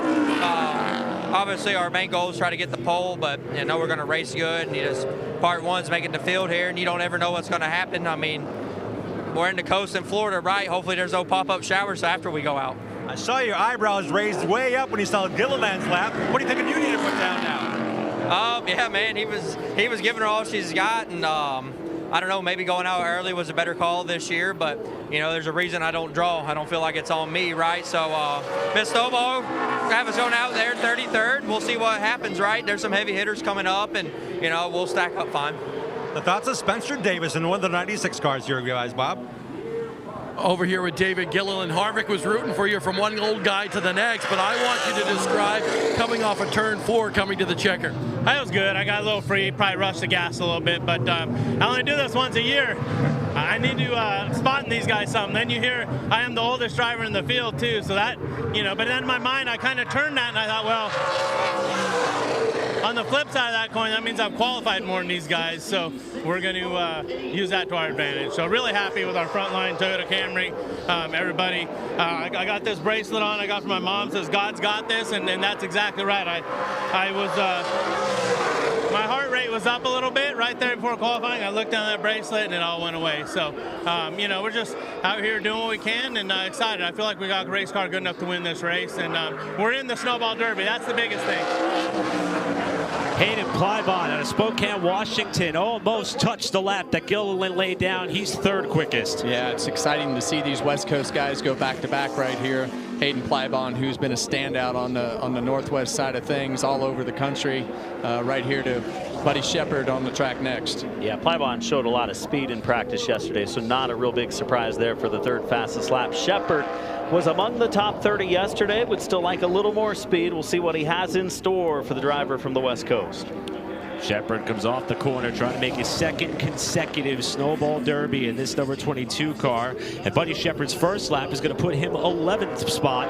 Hoping for a bit of a pickup here, see if he can get a little more insurance to breathe easy when he climbs from the car, hoping he can make his second in a row. Unless the track shows a lot of improvement, I think his first lap would have been good enough. His second lap gets him in the 4th. 8th quick right now for Buddy Shepard out of the first 17 qualifiers. Puts him about in the first half of the field here, so a decent lap the first time around. Second one even better. You think the track's getting better as we go? I just wonder if we talk about that loose oil line, and we saw so many of those cars through 1 and 2 push up the racetrack, if it just wasn't like a small spray from the oil line coming loose, because there was 4 or 5 cars that really struggled there after the Hopkins wreck. That's a really good point. Here's a driver we heard from earlier. In fact, Brandon White of NASCAR.com put together a great story. This is, in fact, his swan song out of Roscoe, Illinois. In the car corner, White Oak Home Builders, Nason's Landscaping number 14, Austin Nason, will bid farewell to his racing career after this race, hoping to make the Snowball Derby. His first lap, though, puts him 16th out of the 18 cars that have been on track thus far. 5-time winner on the ASA Midwest Tour, finished 32nd. And one of his 2 starts, unfortunately for Nason, that was his best finish in the Derby, looking to turn it around here. Second time through for Austin Nason, moves him up to 13th out of the 18 cars. That's probably going to be just on the outside looking in, might be heading to that 25-lap last chance qualifier later. Well, I got bad news for Noah Gragson. That car did not sound healthy coming across the front stretch. Yeah, they have not fixed that motor issue. We heard him talk about that problem that they had in practice, and he hoped they got it fixed, but it sure doesn't sound good. This is the Port City Race Cars number 30 for the Rhett Jones Racing Team. Noah Gragson, who documented the fact that they have had some power plant issues with this car. They thought they may have repaired the issue, but unfortunately, he's not even going to try to finish the run. Yeah, it was definitely down a cylinder at least coming by here on the front straightaway. Did not sound good for Gragson. He was slow yesterday because of the issue, and now takes it to pit road. That beautiful Appalachian Sucker Punch Track TV number 30 car with issues for Noah Gragson. The driver's currently 9th on the charts, is with Bob.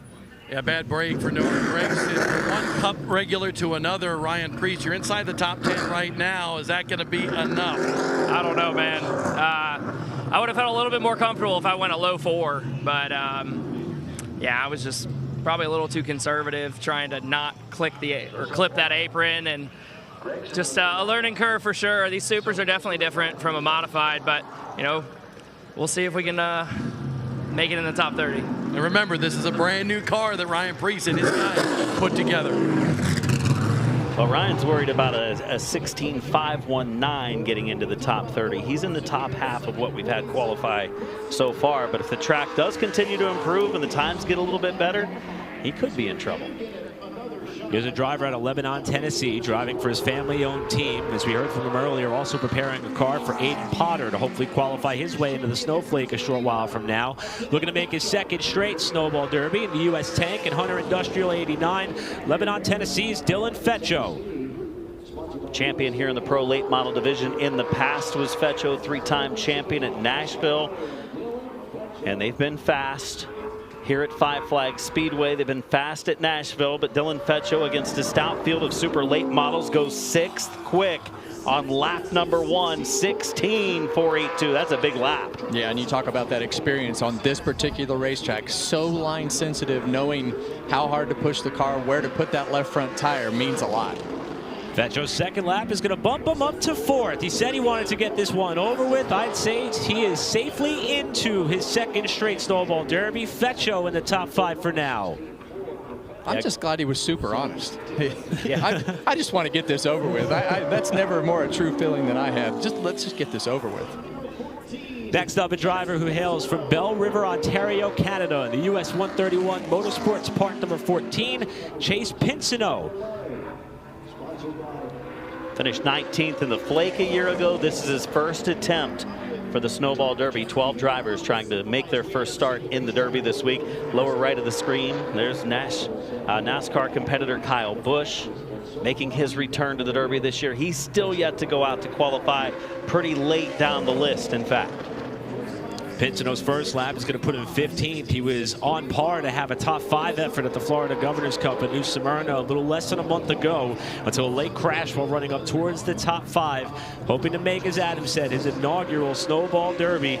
Looking for a little bit more pace. He won't get to the top 10, but Pinsino will go to 12th. Right in that range that Ryan Preece was worrying about, a 16.5. Pinsino did it with a 43. What was your guess?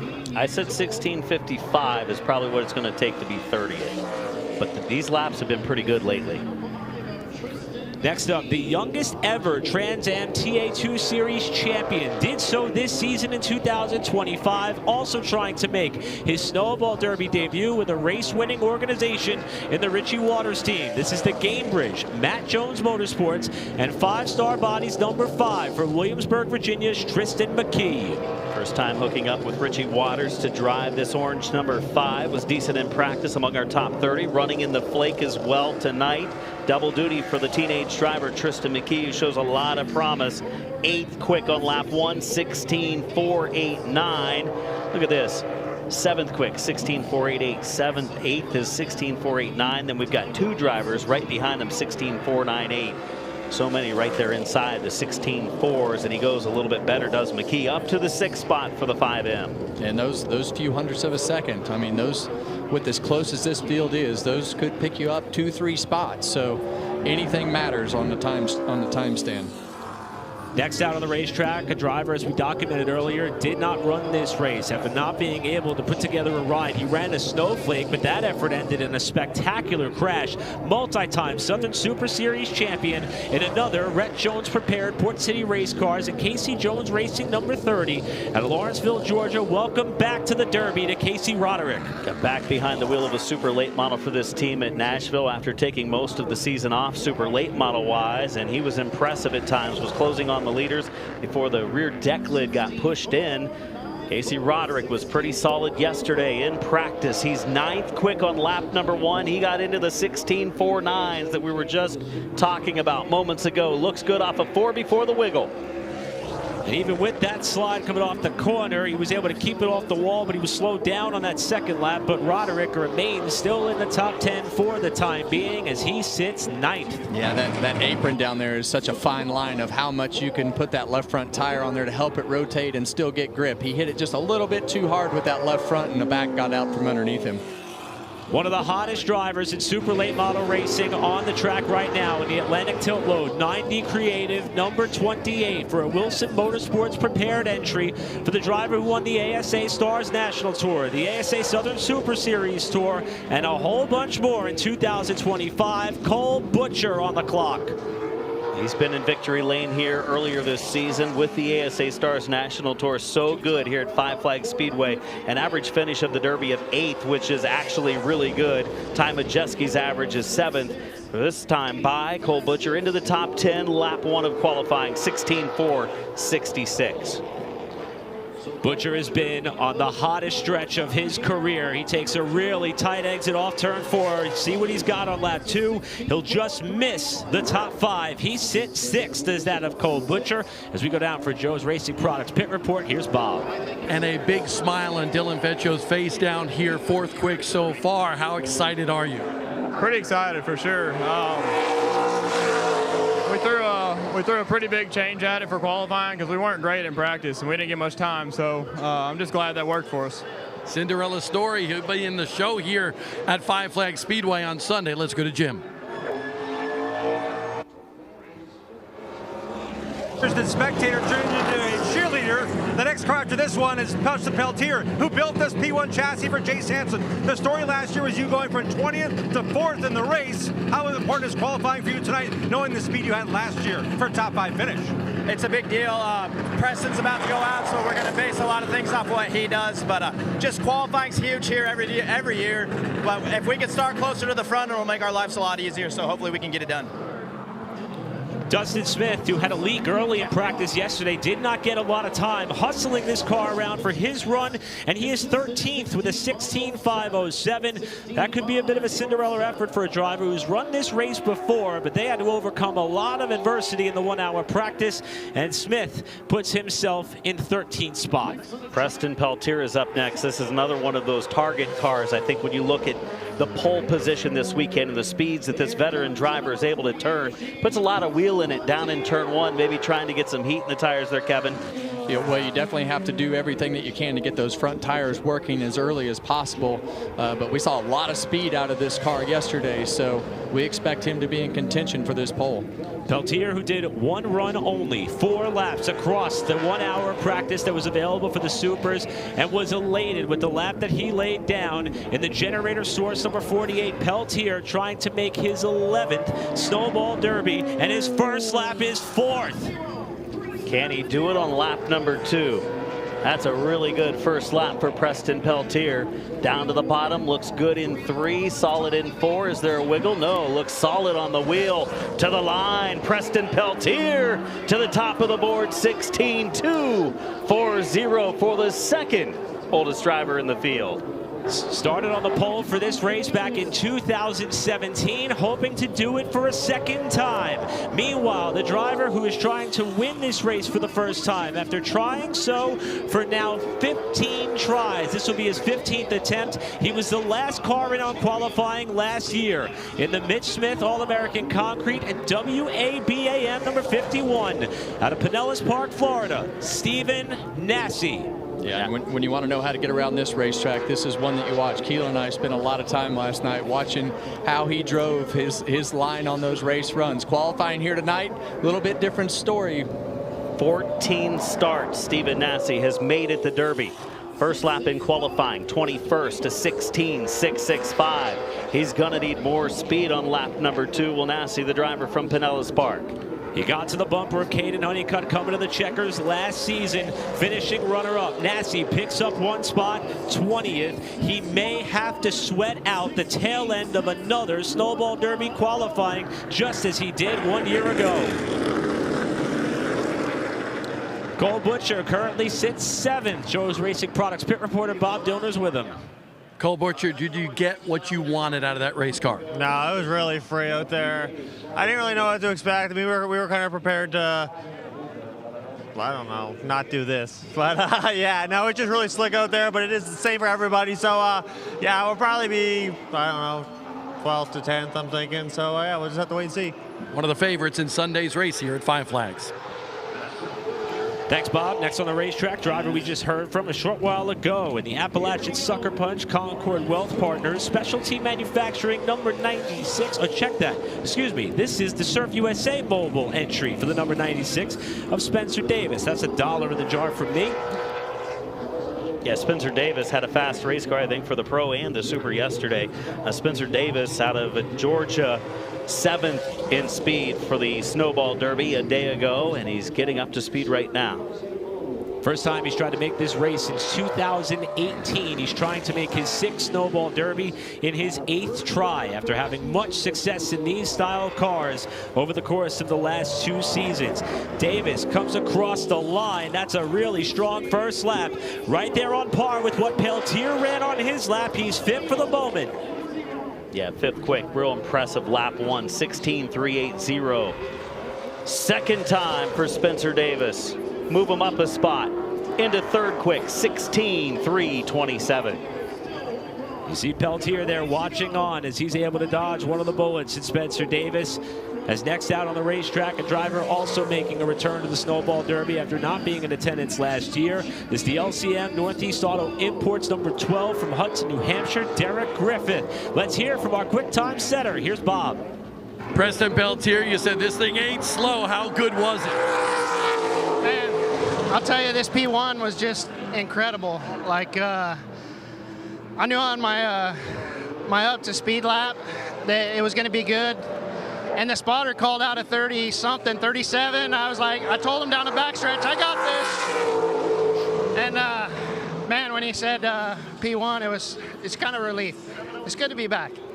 It's good to be back. Good to see Preston. He's out of breath, but he's happy. I was going to say, you can hear just still all that excitement from the lap and in his voice right there. So fun to see that type of enthusiasm out of Preston.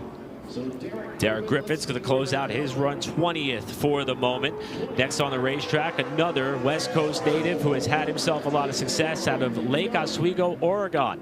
The driver started off his 2025 season with a pair of super late model wins at Tucson Speedway in the Apache Rental Group number 76, Cole Raz.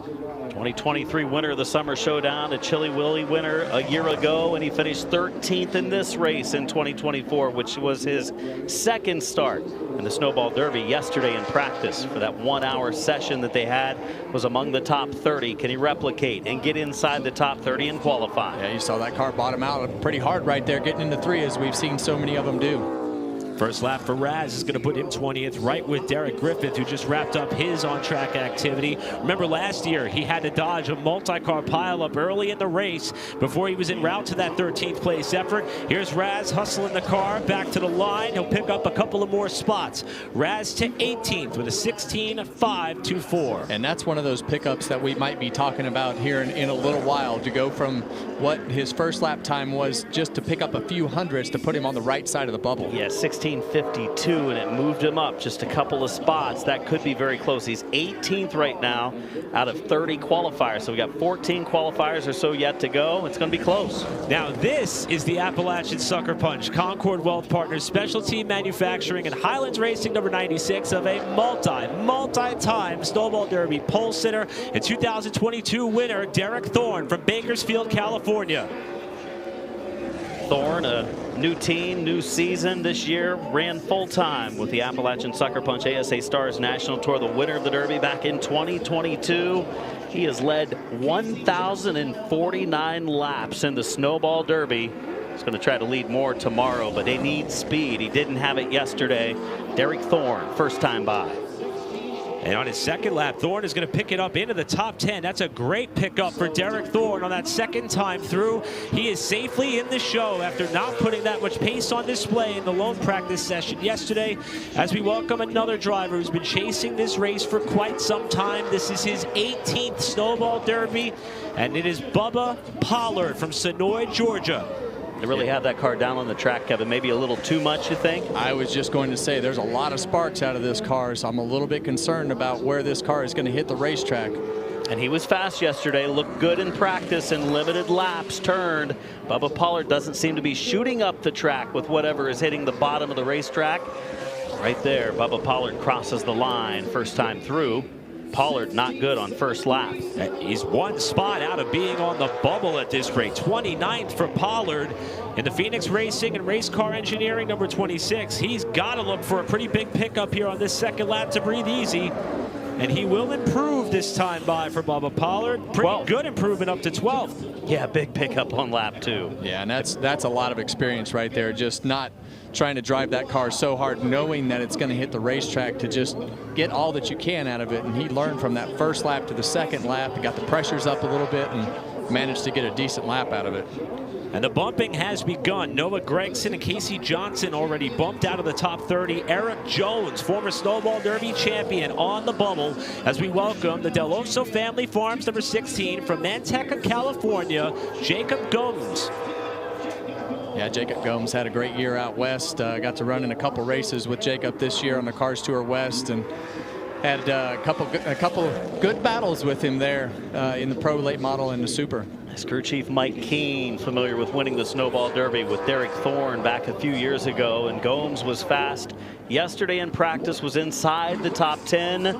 What does Jacob Gomes have in store for qualifying? 21st on lap 1. Decent first lap, 16.52.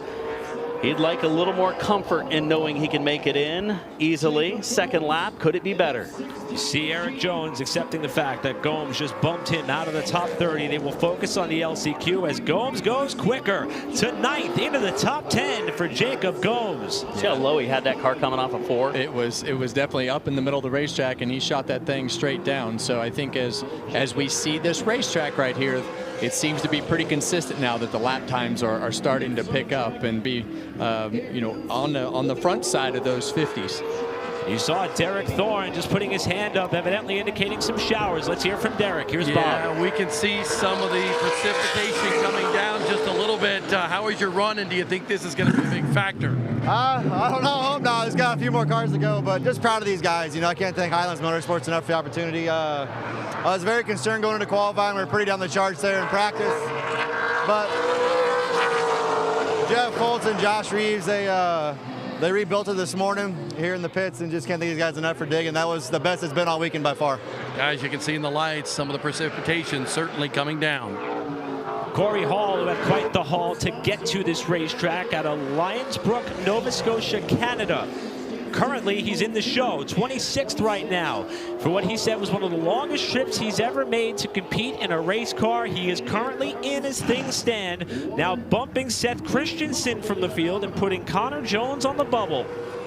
I feel like the track is still good. We saw Jacob Gomes turn a good lap just a little bit ago inside the top 10. Corey Hall struggled for speed yesterday, was 30th. He's 26th right now, so that wasn't a big surprise. But now we get to see the winner of a year ago, Caden Honeycutt, put down his laps in Country Pleasing Sausage Pole qualifying.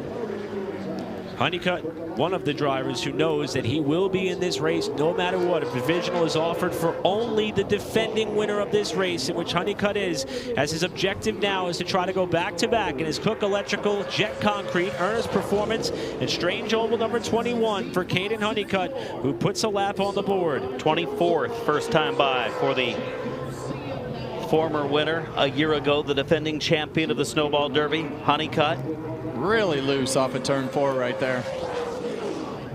But he picked up a lot. 11th quick for Honeycutt. I think he just got in the gas a little early, kind of like we saw earlier with Preston Peltier and some of the guys that were, you know, they felt out the track that first lap. Yeah, and I think his car was somewhat like Bubba Pollard's. We saw a lot of sparks coming out of the back of the car. Those pressures came up, and he was able to pick that speed up as the car got up off the racetrack. A returning Snowball Derby champion, won this race back in 2009 and 2017, driving for Bryson Lopez Racing, two-time NASCAR Cup Series champion of the Flow Sports, Lucas Oil, and Family Funeral and Cremation number 51, Kyle Busch, right side of your picture.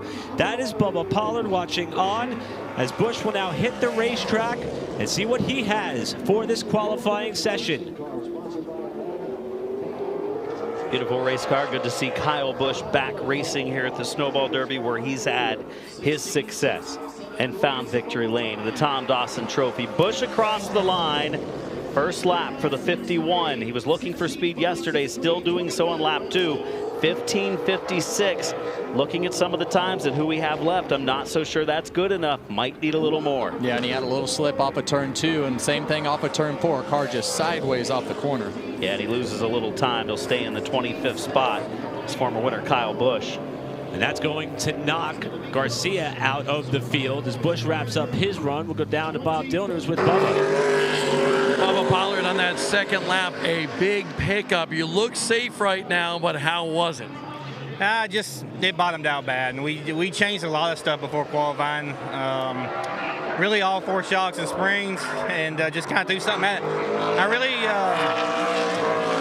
hadn't been happy. I've been okay, but I hadn't been happy with the way it drives, and we changed the servo and the rack and pinion and everything else. So speeded steering up quicker, and took a minute to get used to that, but not bad. Just too free there and hit the ground. So we'll take it. Brand new race car for Bubba Pollard. Austin Nason just gets bumped after a great lap is turned by the 08 of Jace Hansen on his first lap, trying to get up there with the team car Preston Peltier, who's currently the pole sitter. Hansen digging for more off 4. He puts it up inside the top 10, does Chase Hansen. Second time through, he won't be coming from deep in the field tomorrow. Fourth fast for Jace Hansen, the Solid Metals Buckeye Welding Supply, GM Racing 08.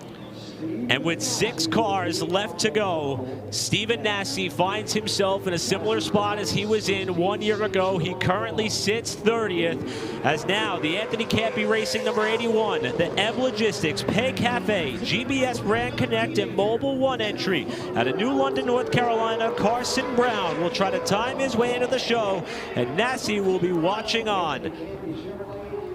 Carson's he drives a lot of race cars. We've seen him make his debut in the late model stock race a couple weeks ago at Florence, and seen him have a lot of success this year in the super late models. But one thing that we know, when it comes qualifying time, he is going to be fast and stand on the gas. Also plenty of experience the last couple of years in dirt late models, so hey, maybe he can slide that thing around here on this slick surface. Carson Brown expected to be one of the favorites tomorrow.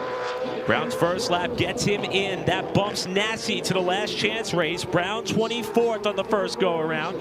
Looking for more here to improve his starting spot tomorrow. And Brown's going to pick it up to 13th. So a solid effort in his first Snowball Derby attempt for Carson Brown, who's in the show. Nasse bumped.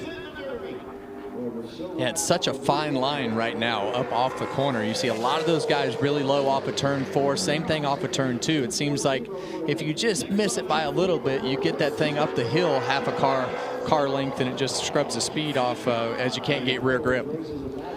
Well, another one of our Cup Series drivers in the field right now, sitting 27th. Kyle Busch is with Joe's Racing Products pit reporter Bob Dillner. Kyle Busch just climbing out of his race car. Kyle, I know you've been searching for speed. How did the car feel during qualifying? I don't know, just still chasing it a little bit, you know, just not quite getting the middle of the corner feel that I'm looking for, which messes up the exit there, you know. So I missed the bottom a tad in one and two on my second lap, and I tried to go, like I got to go, and just washed up too high with the back end off the corner. So I don't know. I guess it's in the show, right? So that's what we were all worried about when we were here yesterday. We just couldn't find enough speed to be top 30. So that's the positive right now. We'll try to dream up some more ideas for tomorrow. Casey Klein said he had something to prove. I think he just proved it. 7th for the Washington native, Casey Klein. Yeah, that's quite impressive for Casey Klein. That second lap really laid one down. He was outside the top 30 and quickly moved up 20+ spots to go inside the top 10. Another one of the Rhett Jones machines, this driver out of Grimsby, Ontario, winner of his first Arc of Menards race at Berlin Raceway earlier this season, disrupted his Scholastic schedule for the weekend. He had to request permission to miss his finals to run this race. Lapsevich in a late effort trying to time his way in. As Gavin Bushell watches on, he sits 30th. Lapsevich yesterday was 15th quick. He's had speed. Looks good through 3 and 4, coming back to the stripe for Lapsevich. Lapsevich is going to bump Michelle down and out of that top 30 as Trayton times his way in on the first go around 19th. That was Lapsevich's second lap there, so that does get Michelle back to the LCQ. Griffith on the bubble, Busch 29th with 3 cars left to go. Talented driver of the number 3 is on track right now. Michael Atwell out of Naples, Florida, has Mike Garvey turning the wrenches on this machine. Tricor Carpentry, MGR, Buildcore, Davison Electric, and Drake Ready Mix, number 3 of Michael Atwell. Two-time UARA National Late Model Series winner in 2025, including the Rattler for Atwell. Also got a win at Mobile, now trying to time his way with new colors, a new number, and new design for Atwell. And that first lap is going to do it. 16th on the first go-around. That's going to bump Derek Griffith from the top 30. Kyle Busch to the bubble. Atwell looking for more. Atwell to the line. That second lap is going to be much better. Up to 4th for Michael Atwell. What a run. What a great lap. And now the 2-time Snowball Derby champion Kyle Busch goes to the bubble with 2 cars left to go. It's going to be Hudson Bulger qualifying next. Young driver making his debut for the Derby. A couple of top 10s in the Southern Super Series this year for the Fort Valley, Georgia 18-year-old. Brett Reagan, the crew chief for Hudson Bulger. He showed good speed yesterday in practice. Yeah, he had good speed. Yeah, I talked to Hudson a little bit. He was happy with his car, so hopefully that transfers over into this qualifying session for him. Kyle Busch watching on the right-hand side of your picture. He needs to dodge 2 more bullets. Here's Bulger on his first lap, and Bulger's going to get it done on that opening go-around. Into the top 10 already. Kyle Busch to the last chance race. Bulger to 10th, and that was such a strong first lap. Bobble there in 3. Can he climb up the ladder more? And he will, to 3rd for Hudson Bulger. Yeah, those are impressive laps for a young man, 18 years of age. Came from Legend Cars. He showed speed yesterday in that lone practice session. Hudson Bulger and the team bringing a nice piece to the Derby. Matt Craig is the one driver right now hoping that he does not have to get back in the car for the last chance race that is about to follow the conclusion of this lap for the Phoenix Construction. HendrickCars.com, number 51 of Jake Finch from Lynn Haven, Florida, the last car to take time. Finch yesterday 37th in speeds. He's got plenty of experience here, a champion in the Outlaw division when he was beginning his career in racing here at Five Flags Speedway. Does Finch have enough to get in, or does Craig hold on to 30th? First lap for Finch is not going to do it. He's 32nd. Craig has to hold on for just a little under a half mile here to see if he could get that last time spot with Finch digging in 3 and 4. The lap looks good through 3 and 4 to the line. Finch does it. Big pickup up the board. All the way up to 4th. That will bump Matt Craig from the top 30, and that will confirm that the Country Pleasing Sausage Pole Award for the 58th annual Snowball Derby is going to go to Preston Peltier. What a run for Preston Peltier. I think over the course of the last 2 days, he's turned about 6 laps, and they were all very fast. Shows Racing Products pit reporter Bob Dilders with Preston. All smiles down here for Preston Peltier. A brand new car, a prototype, and on the pole for the 2nd time in your career for the Snowball Derby. How does that feel? Yeah, it feels pretty good. This isn't a prototype. Again, I'm old, but I'm still fast. I got to thank Vetturelli, Land & Trust, Sigma, SPS, Ernest, 5-Star, Swift, Buzzy, Bassett. Man, without all these guys, I couldn't make this happen. And man, I just wanted to give it one more try, and here we are. Fastest in qualifying. Now you got to focus on that race. How good will this car be in race runs, especially with not much practice for them? Well, I can promise you the car's better than me. The car's better than him. Simply said, the 48-year-old in the 48 on the pole for the 58th Snowball Derby. Jim? Hands to face, a relief, perhaps more emotion now coming out of the driver who's qualified in for the Derby. Qualified 30th, Chase Pinsino, you're in Sunday's Snowball Derby. Your emotions right now. Yeah, I mean, 30th isn't pretty for sure, but in the Derby's the most important thing. I'm super proud of the CHR team and what Van Dorn's done throughout the course of the year. Pumped to be able to work with an awesome group of guys. This US 131 Motorsports Chevy wasn't quite hooked up good enough tonight, but good enough to make the Derby, and I'm super thankful for that. What was the wait like, and what does the relief now feel like? I've never been that stressed out in my life. I'm just glad it's over and glad we get a chance to run all 300. Chase Pinsino in the show, qualifies 30th, guys. I've never been more nervous in my life. Sums up what Snowball Derby qualifying is all about. Preston Peltier getting his 2nd pole in the big race. Bookending the cars locked in. Chase Pinsino with several very big-name drivers being forced to the LCQ. But Adam, there's a couple of them that get to breathe a little bit easier. Yeah, we saw Matt Craig get bumped right at the last second there in qualifying. Matt Craig, though, has the Blizzard Series provisional, it looks like, in line, so he should be able to start deep in the pack nonetheless tomorrow. And Gavin Bushell, the top Southern Super Series point getter, was third in their points. With Butcher and Craig already locked in, he should be into tomorrow's show as well. Well, Craig gets to breathe a sigh of relief. We get to hear from him. We'll go back down trackside. Yeah, Matt Craig in the show because he will take a provisional to make it in. How relieved are you to have that, especially after what happened in qualifying? Yeah, I mean, it's nice. They do that provisional for guys that run the Blizzard Series and Southern Super Series and run good all year. And then, I thought we had a pretty good piece. We had a car old down the track a little bit, and then it got faster. Every car that went out after the old dry got faster. So I don't know if that was part of it, or the car wasn't that great or what. But I think we have a good race car, and I think we'll be fine. Bottom line is you'll see this car come through the field on Sunday. Thanks, Bob. Matt Craig's got to be happy, and hats off to the track. That's been a long-standing tradition in terms of those provisionals, supporting those who support this speedway and those events.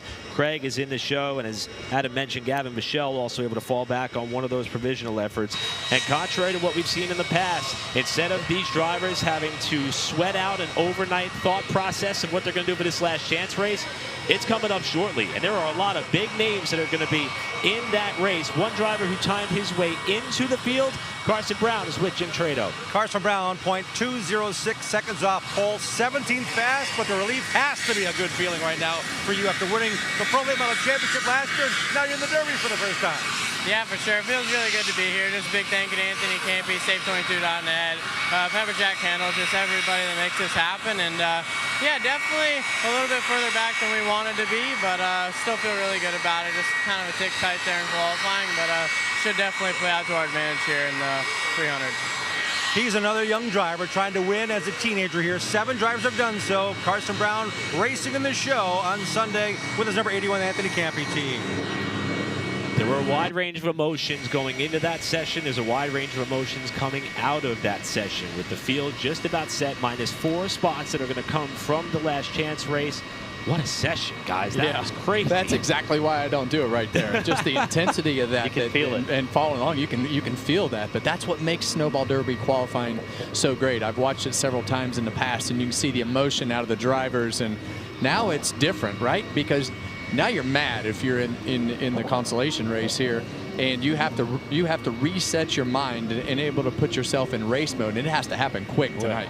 I'm over here beating myself up. I said about 1/4 of the way through qualifying it was going to take a 16:55. It took a 16:54 for 30th quick tonight. I was waiting to see how long it was going to take you to pat yourself on the back. No, I'm beating myself you up. Nailed it. I nailed it. I think it was a year ago or 2 years ago. It's usually like 2 tenths or 2.5 tenths. Tonight, it was 3 tenths between first and 30th. And I think that's just because Peltier really laid down a crazy good lap. Well, a couple of drivers having to shift their focus to this last chance race that is going to be coming up, 25 laps in distance.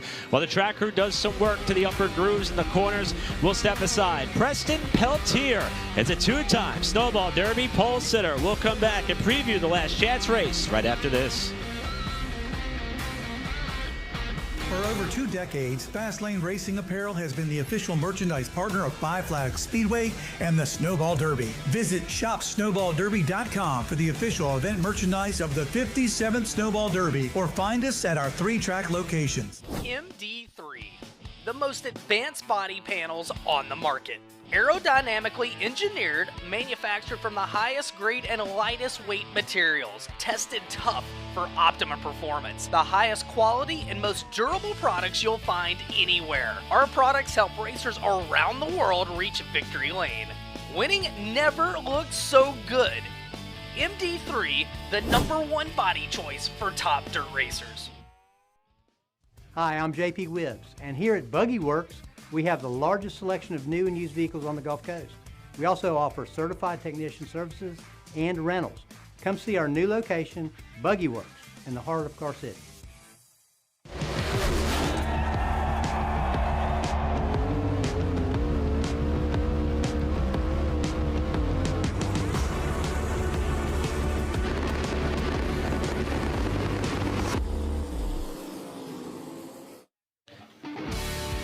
Welcome back to the 58th Annual Snowball Derby on what is serving as a dual-purpose night. We just wrapped up Country Pleasing Sausage Pole Award qualifying with Preston Peltier grabbing his second top honor in his tenure with this race.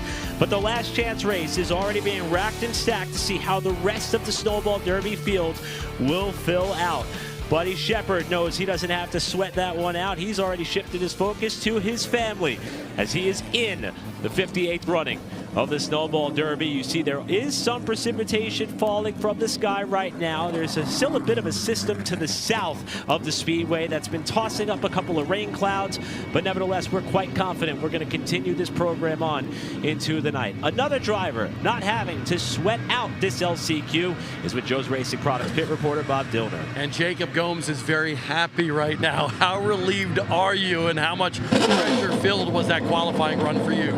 I think it was the hardest run of my life there. I was just real nervous seeing everybody kind of slipping around, watching on flow on top of the trailer for a little bit, just hoping we can hit the marks to get down there. And we got down there, it felt a little slippery, but I just knew you had to get to the gas quick to just make sure you ran a lap. So just really relieved just to be in the show, you know, just that's the biggest pressure. And now we just focus on tomorrow, getting everything tightened up on it, just have a good run. Did you sleep last night, and how will you sleep tonight? I might have overdosed on Tylenol PM just to get to sleep, but yeah, for sure, no, just, it's hard all week. It's been hard to sleep, but to mentally get yourself ready yesterday to hope to qualify, and then you lose it, and then you have to wake up again tomorrow or today and do it all over again. So just relieved to be in it. Nice to see Jacob Gomes, and you can see, by the way, on the roof of his race car, some of the precipitation that is coming down here at Five Flags Speedway right now. Thanks, Bob. And not just because I'm a bit of a glass half full optimist here, but I mean, they are just little pop-ups. And how about these race fans? Everyone who's come on out to the Speedway, the forecast has changed about 1,000 times over the course of the last 48 hours. And these diehards have come on out here to support this place, this race, and this event. And they're braving all the elements that have been thrown at them so far here tonight. How about some of the drivers we're about to see in a 25-lap last chance race? They're going to be vying for 4 spots. How about former Derby winner Kyle Busch? How about former Derby winner Noah Gragson? How about former Derby winner Eric Jones? You talk about the strength of the field. Last year's runner-up Stephen Nasse lined up to run in the last chance qualifier. Derek Griffiths in the last chance qualifier. My goodness, what a field. Casey Johnson, what a talent he is from the Midwest, starting inside of row number 6. That whole field is a who's who of super late model racing at most places you go to, but the Derby, the whole field is 45 drivers. They're all capable of qualifying into the Derby.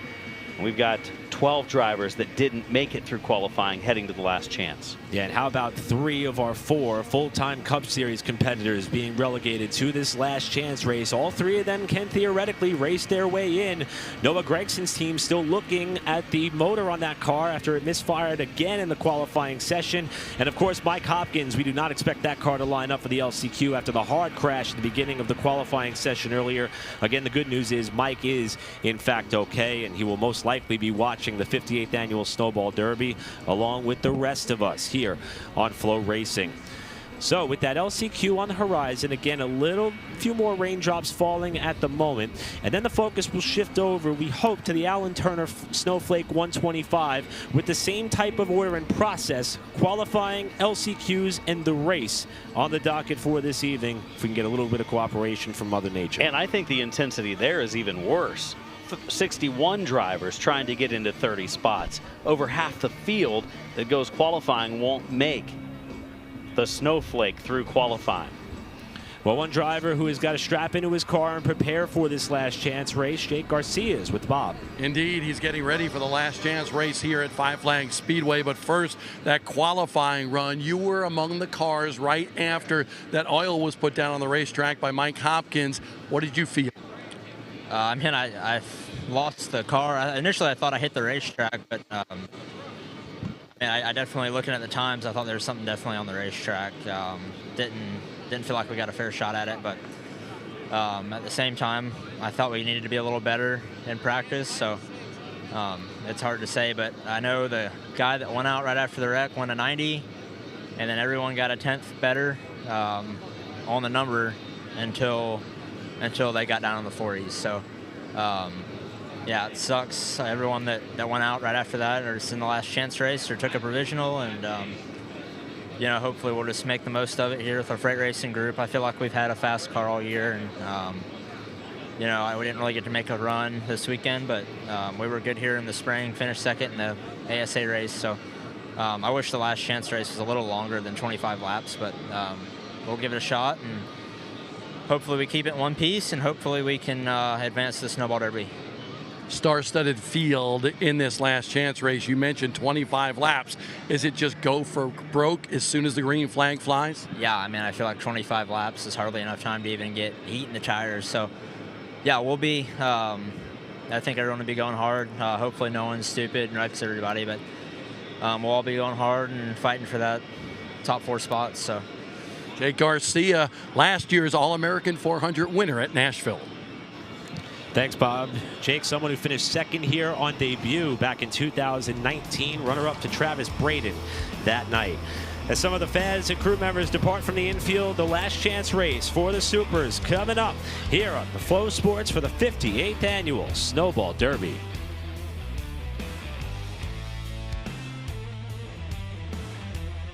At Buzzy Racing, it's all blood, sweat, and gears because we're racers first. Women-owned and manufactured in South Carolina, PFC Brakes is the #1 choice for motorsports, fleets, auto manufacturers, and first responders. PFC delivers the best brakes on the market, guaranteed to outlast and outperform the competition. If you're looking to win at the track or reduce downtime for your fleet, or just need more stopping power when towing your boat or trailer, look no further than PFC Brakes. Visit us at pfcbrakes.com to find your local PFC Brakes distributor today. PFC Brakes are bred to win, from the track to the job site. No compromises.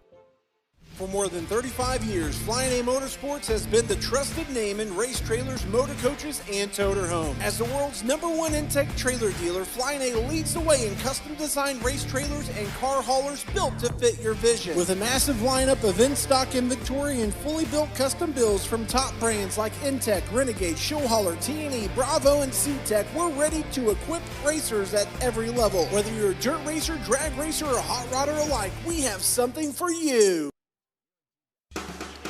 Welcome back to the Five Flags Speedway. We're still a bit of precipitation rains down from the sky, as has been the trend over the course of the last 3 days here at Pensacola. But we are still hoping to get the remaining cars that will try to contest their way into the 58th annual Snowball Derby out on the racetrack for their last chance to make the big show. Top 4 cars will be all that are left to transfer into our final 36-car starting field.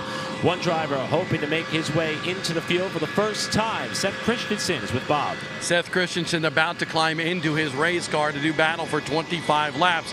Did you take a look at the drivers that you're up against here? It's a star-studded field for the last chance race, Seth.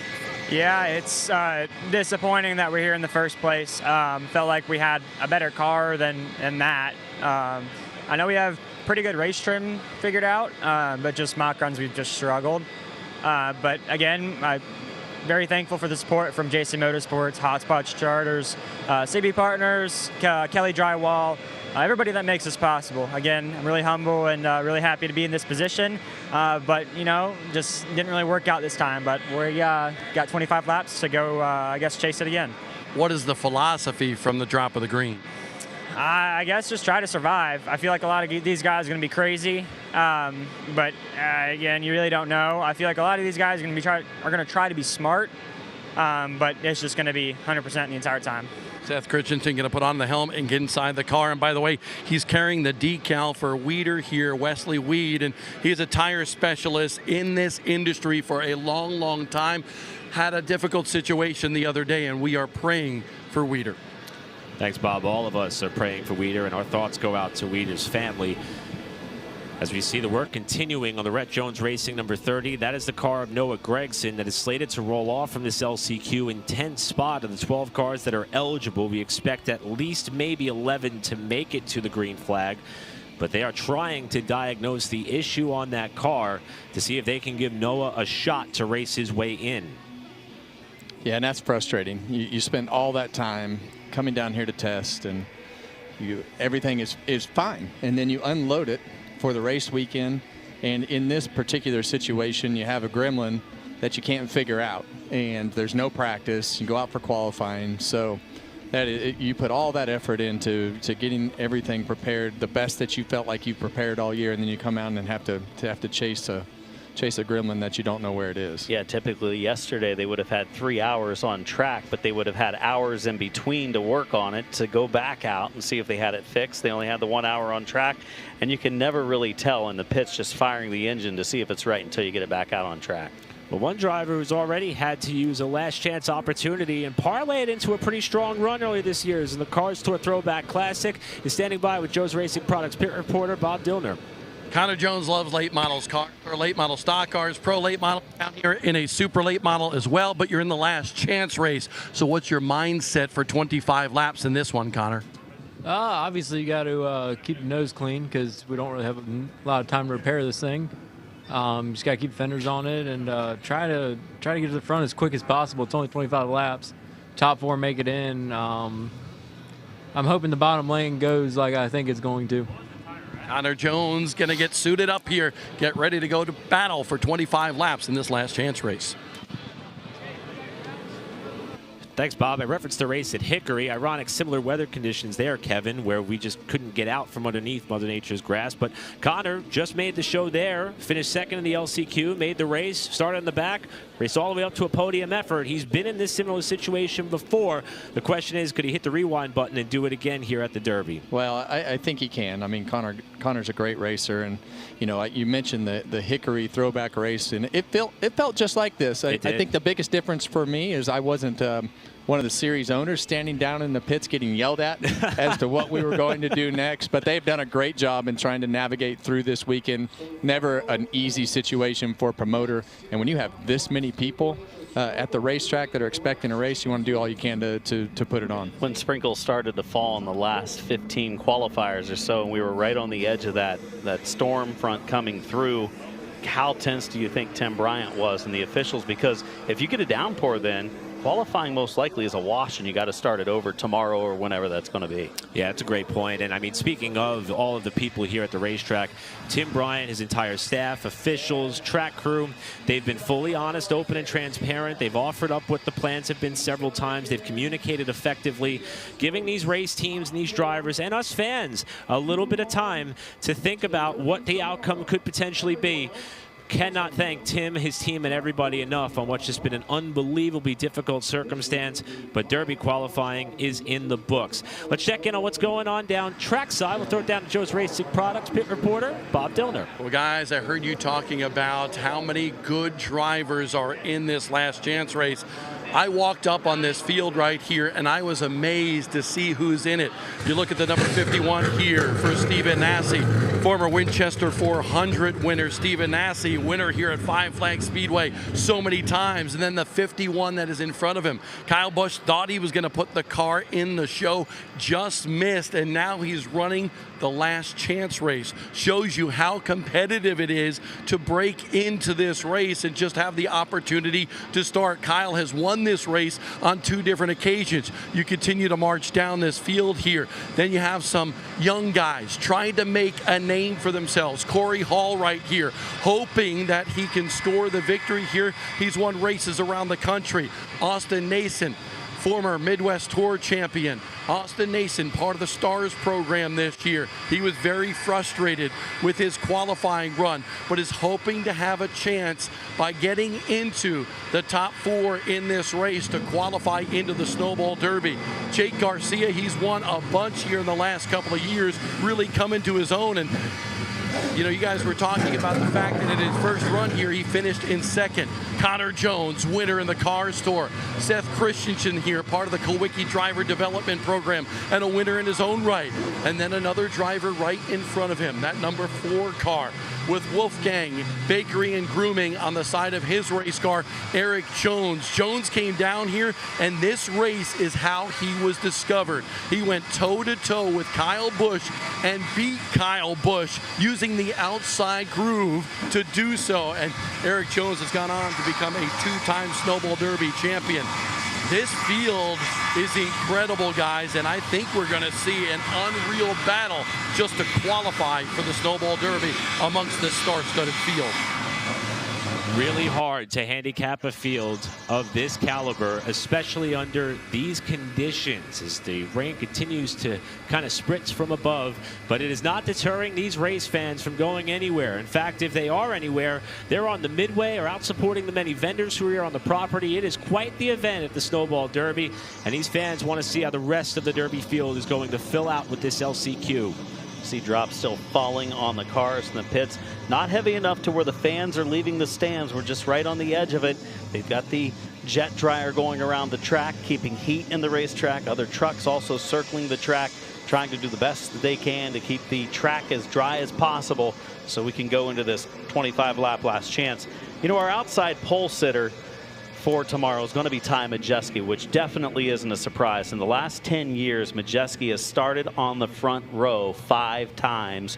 He's had a pole twice. He's had the outside pole 3 times. And of course, he won in 2023 when he started outside pole just a couple of years ago. So Majeski, and he did that very early in qualifying today. Yeah, and that's what I was just going to say. You look at Hudson Bolger and Jake Finch. They went out right towards the end of qualifying, and Ty was the 3rd car out on the racetrack. So, yeah, Davis, Atwell, Hansen, a lot of those guys went out really late. I think the interesting thing when you look at Seth Christensen and Jake Garcia, Eric Jones, they went out right after we had the wreck and the oil on the racetrack. So I'd look at, and I think you heard Seth talk about this and kind of almost refer to the fact that he didn't feel like his car was that bad.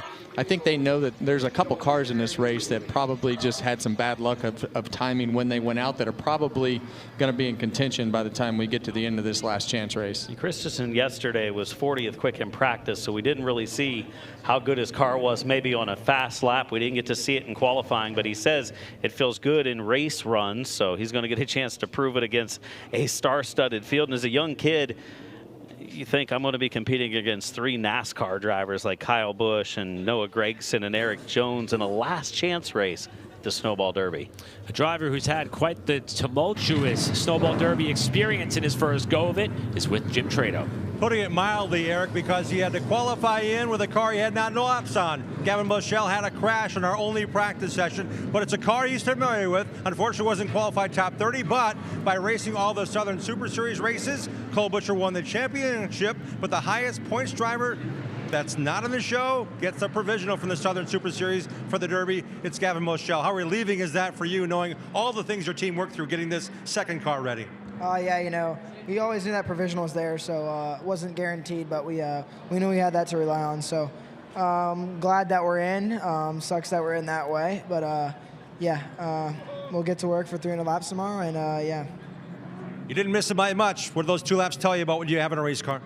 It was all right. I thought it was good. I mean, it's what we're gonna get. You know, haven't raced this car all weekend, so I thought it was not bad for not being in it. And track was definitely a little skeptical there after they put the oil down and stuff. So I don't know. I mean, well, I know Dennis is really good, so I have full faith in him, and I know he has full faith in me to go get up front. We have 300 laps to do it, so yeah, we're gonna get to work, and yeah, but I can't think these guys are working day and night for me, so we're gonna hopefully go chase the Tom Dawson Trophy tomorrow. And Gavin will have that shot here at the Snowball Derby, making the race for his first time. One of 9 rookies currently locked in to tomorrow's field. We could add a few more from the field that is about to converge on the racetrack for the last chance race. 25 laps, top 4 cars will lock themselves into the field. Here's a look at our starting grid. Kyle Busch, 2-time winner and 2-time Cup Series champion on the pole, alongside of Derek Griffith in his return to Pensacola in the 12G. Corey Hall starting inside of row number 2, a driver from Canada, and alongside Stephen Nassy, a runner-up in the Derby, just missed it on the final lap a year ago. Yeah, and you've got a row 3 right here with Austin Nason, and one of those cars that we feel like is probably better than what they showed in qualifying, Jake Garcia. We told the story about Connor Jones in terms of LCQs. Been there, done that, trying to do it again. He'll start 7th alongside a Christensen of that number 54 car outside of row 4. 2 former Snowball Derby winners make up row number 5, Eric Jones in the 4, and Noah Gregson as they continue to diagnose what may be wrong with the power plant on the 30 starting 10. Yeah, you see Casey Johnson and Mike Hopkins on the last row there. Obviously, Mike Hopkins, big trouble in qualifying when that oil line came off and sent him into the outside retaining wall in the middle of 3 and 4. Well, to get an update on the 30 car, we'll go down to Joe's Racing Products pit reporter, Bob Dillner. Noah Gregson just pulled onto the racetrack about 1 minute ago and got to the tail end of the field. I just spoke to his team. They don't know if they got the number 30 fixed. Obviously misfiring in qualifying. I said, what did you change? And they said, what didn't we change would be the better question. So Noah Gregson trying to figure out whether that car is fixed. We'll have to see when the green flag drops. So that'll be 2 times in a row that Noah has had to learn on the fly, if you will, to see if he's got a piece worthy of doing battle. It also should be noted at this time, I do not see the number 5 of Casey Johnson on the racetrack. We'll try to validate that as well. And as Kevin mentioned, Hopkins, due to the crash, he too not going to be able to line up for this race. Well, this is going to be quick. Not a lot of cars on the racetrack, so you're going to have to go right off the bat. Kyle Busch right there on the bottom line. We expect that bottom line to be the lane that goes on this restart here. So typically you see a 50-lap last chance qualifier here for the Derby and the Flake. Obviously with the tight schedule tonight, they've lowered this one to 25 laps. We'll see 2 20-lap last chances for the Flake, and 25 laps is a very, very short race. Bit of duality as far as what's unfolded since these cars came off the racetrack for qualifying. We saw the track crew working a little bit more diligently on the top side of turns 1 and 2 and 3 and 4. Obviously, the racing line was brushed up perfectly for the qualifying session, but the track crew wanted to make sure that they were able to clean up the top lane. As they come to the 1 to go signal, we'll go back to Bob. Well, you guys were talking about Casey Johnson. Here sits the number 5 machine in the pit area. It was a team decision for Casey Johnson. Just did not qualify well. Went out after that oil went down on the racetrack. They're frustrated. They said they didn't want to hurt this race car. Thanks, Bob. So Kyle Busch, Derek Griffith, Corey Hall, Stephen Nasse. If the race was to end right now, that would fill out your 36-car starting field for the 58th annual Snowball Derby. Austin Nason, Jake Garcia, along with Connor Jones, Seth Christensen, Eric Jones, Noah Gregson. Outside looking in as we come to the green flag. 25 laps to round out the Snowball Derby field in 2025.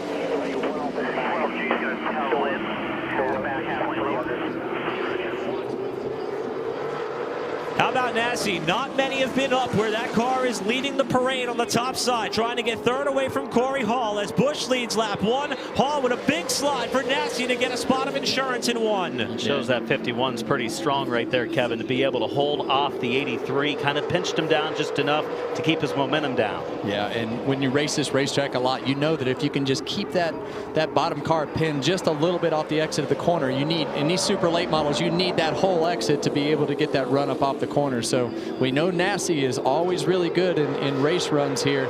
Always talks about his qualifying deficits that he has to overcome, but seems when this car gets into race trim, it's always right. Nasse may not be done yet. He's starting to reel in Derek Griffith, who holds second, with Hall now falling back in the clutches of Jake Garcia.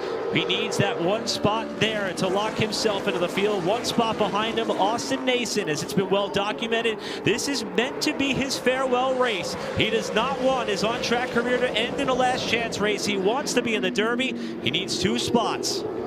You look around you when you're on this racetrack, seeing the talent, and there you see on the right side of the screen, Noah Gregson and the team still not able to find what is wrong in the power plant of his number 30 entry. A very frustrating couple of days for Noah Gregson.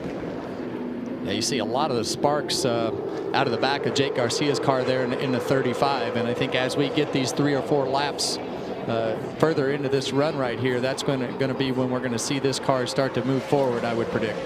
Yeah, I think you could see even the way he rotated the middle of 3 and 4 there. His car looks really good through the middle of the turn, and that's where the 83 is struggling a little bit, and he might go after him here shortly for that final transfer spot. And here he comes with a big lunge into the corner, was that of Garcia. Again, bottoming out, and that cost him some time. That's going to pull Austin Nason up to the back bumper. Behind this battle, Eric Jones has just picked up a spot. He got around Connor Jones a few laps ago, just got past Seth Christensen. May need a little bit of help, but that 4 car, who was one of the first ones out after the Hopkins crash, is working its way up through the field.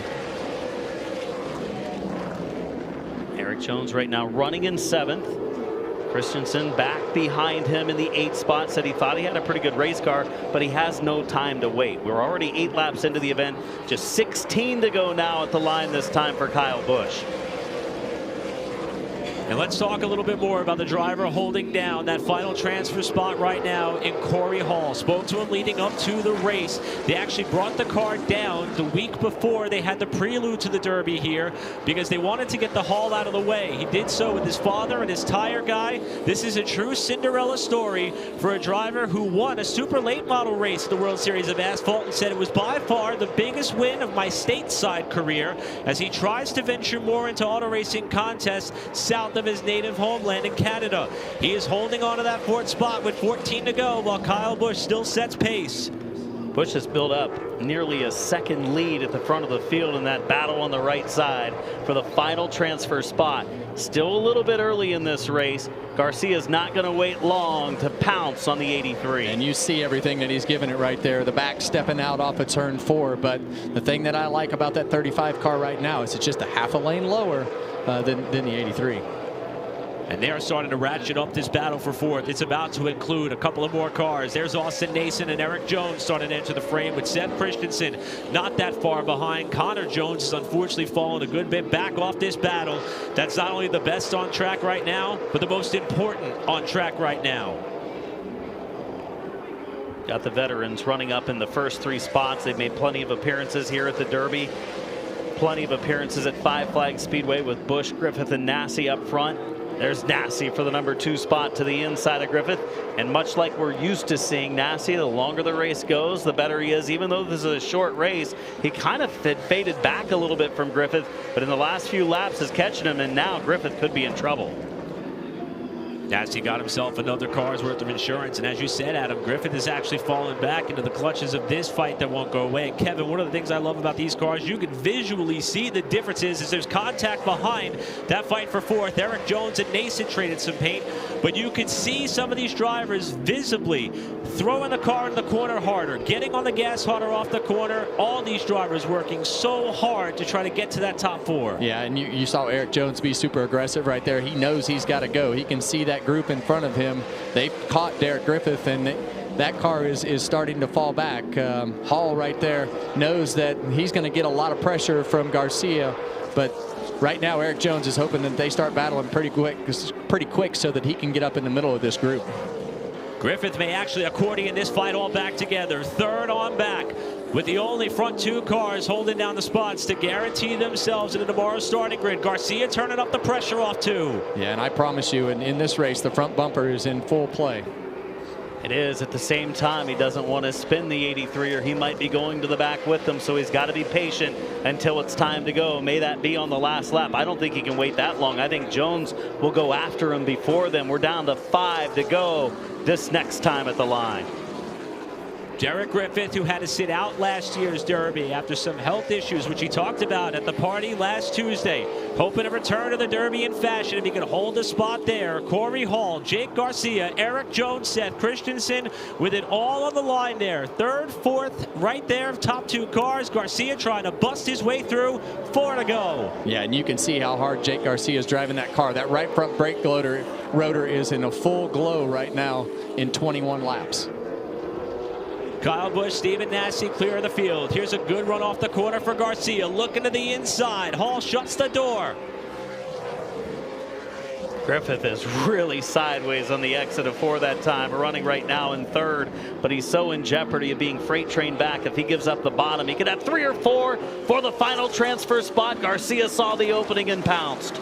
Is Hall going to be able to give it back to the 35? But will Jones get there first? Garcia to the 4th spot. Hall back to 5th. Yeah, Garcia's going to run away from him. In fact, will catch the 12. He will most likely not try to push the issue because he's in the transfer spot. This has also allowed some space behind Garcia, the battle for Jones.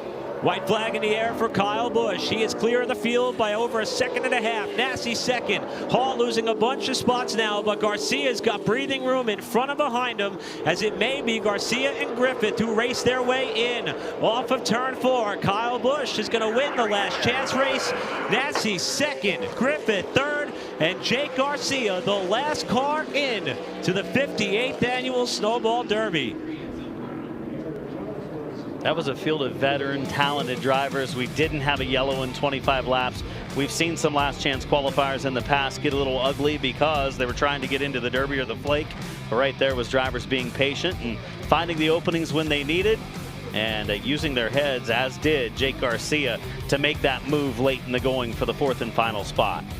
Eric Jones, former Derby champion, 2-time Derby champion, is going to be looking on. Seth Christensen is going to have to wait another year to see if he can make his first Snowball Derby. Austin Nason, Connor Jones, Corey Hall all came to the checkers on track, not making the field. And the same can be said for Noah Gregson following the motor problems. Casey Johnson, after the team elected not to start that car. And Mike Hopkins, who had the hard crash in qualifying, all missing the 2025 Snowball Derby. Well, that all happened really quick. We went straight from an intense qualifying session to a B main right there, and it's done. And now the focus shifts solely to the Alan Turner Snowflake 125. Kevin, difference from this year as opposed to last year, 25 additional laps. And the general consensus amongst the pit area is that seems to be a positive move as far as the additional 25 laps. It seems like it's going to be an added element to the race tonight. Yeah, and when you talk about those extra 2 tires that you get during the race and everything that goes with those extra 25 laps, it definitely adds another element to it. So everything that we've been talking about wasn't necessarily for these conditions, but with this 45 tire that we race a lot on in the Cars Tour, I think you're going to have to take care of that right rear tire. And at this particular racetrack, you've got to be on the bottom of the racetrack from the middle of the corner to the exit in order to not spin that right rear tire. So it'll be interesting to see what the fall off is and everything that goes with it. Well, as Kevin said, that race went by quick. Let's review it with you, shall we? When it came down for the green, Kyle Busch and Derek Griffith made up the front row, and Kyle jumped out to the lead early. The battle was on, though, behind him. This was Nassi and Hall. This is for third, with Nassi being the first driver to make that top lane work. He got up into a secure spot while Eric Jones carved his way through the field. Jones wasn't able to get there toward the end. Nassi was able to make a move here for the 2nd spot on Griffith. His car was fading, but he was able to hang on to 3rd at the end, and there was Garcia coming forward for that final transfer spot. Checkered flag for Kyle Busch, who wins the last chance race. Nassi locking out the pair of 51s in the top 2 spots. Griffith, who faded at the midway portion of the race, was able to stop the bleeding in 3rd. And the last car in with that move made, Jake Garcia, will round out the 36 starters for tomorrow's 58th annual Snowball Derby here at the Five Flags Speedway. Well, the Pro Late Model portion of our program starting to assemble down pit side. They're going to have their qualifying session upcoming, their pair of last chance races, 20 laps each, and then it will all lead up to the Alan Turner Snowflake 125. That will conclude what is probably going to be quite the long evening of on-track activity. It's already 10 o'clock Central Time, and we've still got a lot of stuff left to go. Well, I appreciate you guys letting me hang out. I'm gonna go play dad now. You got some action That's coming right. up. Thanks for coming on up here with us. It was fun to hang out with you, and can't wait to see what happens the rest of the night, and can't wait to see what happens tomorrow. Now, not to put you on the spot, but do you have a pick for tomorrow? Do you want to stay neutral? We'll give you the option. Oh, it's hard to go against Ty Majeski in that experience. I think with the new tire and all the experience that he has, he's going to be tough to beat. He's got a good starting spot again on the front row for, again, the 2nd year in a row. So, again, Kevin, thanks for hanging out with us. Enjoy the Pro Late Model race. Best of luck to your team, and we'll catch up with you soon. Thank you, guys. All right, that's Kevin Harvick, again, kind enough to join us for the Super Late Model portion of our program as we have set our field for the 58th annual Snowball Derby here at Five Flags Speedway, with the Pro Late Models getting set to line up. Adam, what a way to kick off Derby weekend. I'm ready for some more qualifying now. Let's get them rolling here. 61 drivers vying for 30 spots in qualifying. You think we had some drama for the Super Late Models? What are we going to have in store for Pro Lates? Yeah, the battle at the bubble is going to be exponentially greater than what we had with the Supers due to that field size. And also, they're in the same boat. And I would say, Adam, in retrospect, thinking back to the 1-hour practice session, we heard several drivers, like Seth Christensen on the Super side, where we have 45 cars, say that couldn't really get enough track position to get a good mock run in. Many of the Pro Late Model drivers had the same exact problem, except in fact, probably a lot more of them had the same issue because of how busy the track was. It's going to be a thrilling session for the pros.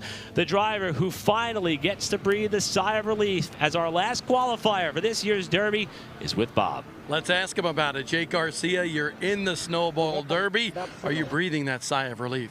Yeah, multiple sighs. I don't know that I took a breath the whole time I was out there. I got on the radio right after and told my guys that I wore myself out on that one. So, yeah, I don't know. I was gripping the steering wheel hard and held my breath the whole time and drove as hard as I could. And I guess we got it in the show. So, yeah, really proud of our guys, you know, for giving me a car good enough to make passes 25 laps, you know, because not enough fall off to really, you know, manage it or anything. It was about as hard as you could go, all 25 laps. And so, yeah, just glad our car was good enough to pass there. And, yeah, really proud of our guys for that one. So we've got some adjustments to make for the Snowball tomorrow, certainly, to be a little better. And, you know, I think we've ran really good the last 3 or 4 races that I've ran the Super. So I'm really looking forward to tomorrow, and I think we have a piece that could go from last to first. You did get to learn a lot there in that last chance race for tomorrow. We don't know what the weather's going to be like. I'm sure a little bit different than tonight, but at the same time, how did you get the job done to get that spot, Jake? Yeah, you know, I was following him for probably 15 laps there, right behind him. I made a mistake in 3, lost a couple car lengths and passed him right back. And, you know, I knew there wasn't a ton of pressure behind me. They started to get a little closer, but they were 2 or 3 back pretty much the whole run. And so, you know, I just sat there and waited and kind of figured out where I was a little better than him, which I thought was off of turn 2. And just waited for him to have a bad 1 and 2. And made my move, and because I knew that was going to be my shot. So, you know, that's what I had to do to get it in the show, and I'm just really excited for tomorrow. Go catch your breath. Yeah, thank you. Thanks, Bob. Jake Garcia finally able to figure out how he could focus forward on the race itself after assuring his spot as he will be starting unofficially 36th in the Snowball Derby tomorrow, with the Pro Late Model competitors getting set to position themselves for what will be Alan Turner Snowflake 125 qualifying here at Five Flags. So we are going to take a moment to catch our breath after a green, clean last chance race won by Kyle Busch. The Pro Late Models step into the spotlight when we come back to Pensacola.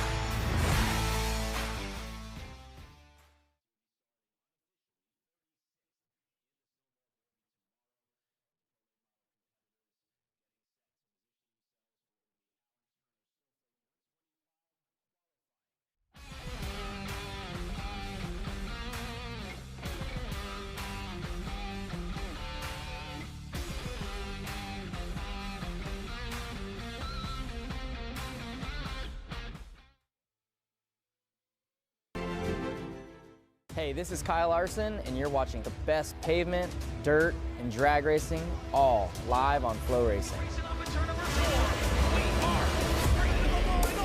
You have great racing on the track, you have great crowds. 400 race cars.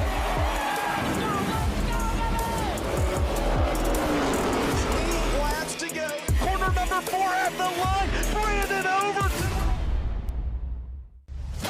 26th season of Speed at Worldwide Technology Raceway are on sale now. The Bommarito Automotive Group 500, June 6th and 7th.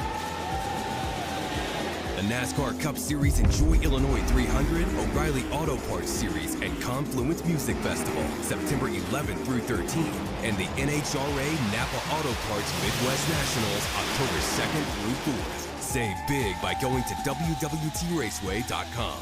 Derek Thorne. Check out these cool Christmas schemes. 'Tis the season.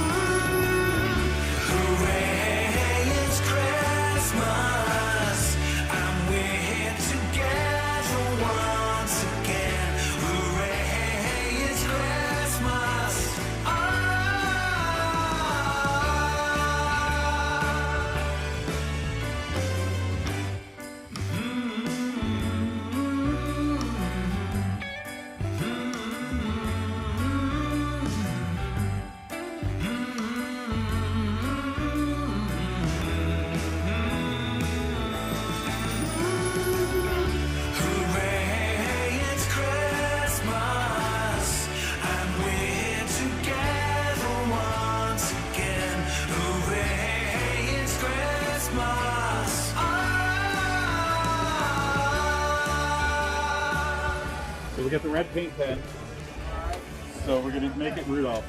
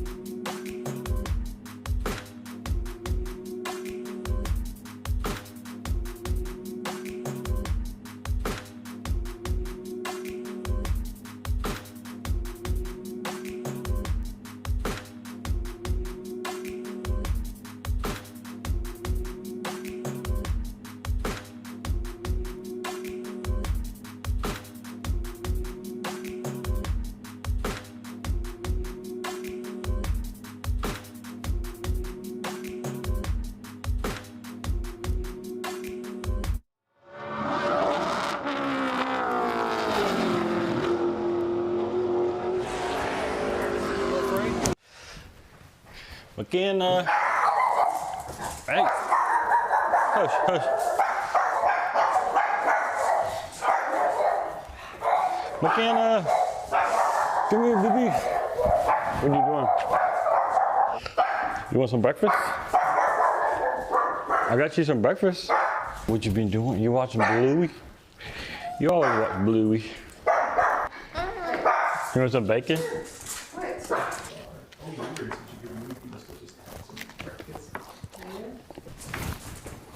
Colton. Shake him up. Did you just get full belly? Just get full belly? Drop that. What is that, bacon? This is Colton. He's 5 months old. Huh. Got McKenna, she's 2 years old. And my wife, Adriana. She'll be 2, she'll be 3 in June. We just started putting them in the Jolly Jumper. In a what? It's called a Jolly Jumper. You strap them in there and he just like, it's like they just jump. It's pretty cool. The neighbor to her grandparents' house just had these baby pugs out in the dirt. And she kind of rescued it and brought it home. I didn't really have a choice. McKenna does dance classes already. She's learning to do ballet and stuff. Ballet. What's the difference? Is ballet not a word? Oh. What are you laughing about, Colt? You want to go down on the ground? Yeah. On a normal day, I get up and leave try to leave at 6:45. I'm supposed to be there at 7:30. That don't happen too often. Toys, you gonna get some more toys out? Pull your pants up, girl. Yeah, Daddy's gotta go to work. You like the steering wheel? Steering wheel. Beep, beep. Beep, beep. You ready? Show me you know how to drive it. I've rode it before, but that thing sounds like it's about to catch on fire.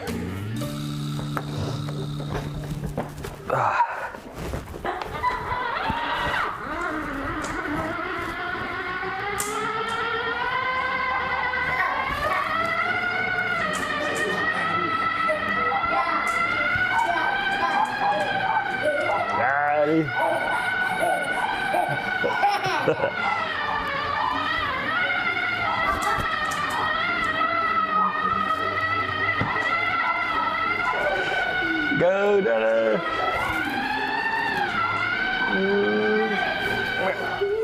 I see you after work. Love you. Give me a hug. Oh, be a good girl. I love you. Give me a kiss. Long way. Long drive.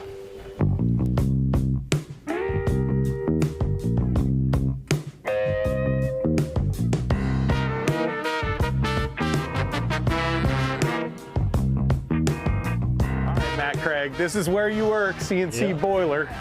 I've seen this place so many times, you know, going down 85 and, you know, you're a race car driver, but you're much more than that, you know. Oh, yeah. So I figured you'd give us a little tour and show people what CNC is all about. Oh, yeah. This is you, this is your family. This is our family business. My granddad and great-granddad started it 49 years ago. Jeez. And it's been growing ever since, getting bigger and bigger. So this is your day in a life, man. Yeah, day in the life. Do fabrication. You know, sometimes we'll prefabricate stuff for jobs, or we have a rental fleet of about 45 boilers that we rent to different customers. So what exactly is a boiler?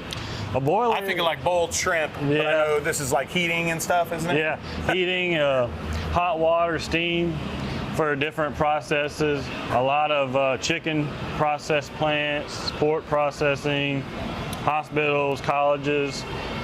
You know, anywhere that needs a lot of hot water, you know, a lot of steam. You don't get hot under the collar though. No. I know that's kind of punny, but it's like, it seems like, you know, behind the wheel, you're just cool as a cucumber. Yeah. Yeah, I try to stay calm, and I don't really have to try to stay calm. It's just, I guess, part of my personality or demeanor that I just kind of stay cool and calm. Yeah. Saw you get a little hot the other night. I bypassed Victory Lane at the Blizzard Series, and my brother's like, "Where are you going?" I'm like, like this, and you're doing the little tap tap tap on Keelan. Yeah, me and Keelan got into it there a couple laps to go. I was like upset at first, but then kind of like once I thought about what happened, I was like, well, that's more my fault than his fault because I just got so loose. I was battling a loose race car at the end, and I got so loose into 3, and he just had more speed and hit me a little bit. But and then I guess he didn't know where to go to tech, so he was kind of like going slow. Like he was trying to figure out where to go, and I'm like, I want to get to my pit and get the heck out of this hot race car. We just keep a lot of stock valves and fittings and flanges. It's a mobile boiler room. It's like a whole boiler room inside of a trailer. They go by horsepower. Or horsepower, okay. So obviously as you go up in horsepower, the bigger the boiler gets, the bigger the capacity. I'm 6'5", and this thing's got to be like 12, 13 foot tall. I think we have a boiler that's opened up we could probably show a little better. Dude, let's do it. I could get somebody to help us swing it open. You got to crack the whip on your brother. He acted like he didn't want to do it. We got a little process where we knock out the concrete and refractory, and back there today they're repouring new concrete into the door. You getting there, boss? You getting it? Yeah. Action shot right here. So who's the harder working brother? I'm not gonna argue with that. So I'm more of the business people person. That might be hard to believe. And Wait a minute. Wait, what? I think so. And he's more of the mechanical minded, guy. So I think it'll work out good once we get, a little older and we take over the business hopefully one day. And he's more of the technical details and mechanic. You're the personality guy. I'm the personality guy. The business, the paper pusher. That thing's pretty heavy. How much do you think that weighs, Nick? These weigh about 9,500 pounds. 9,500 pounds. It's got a little hinge at the top.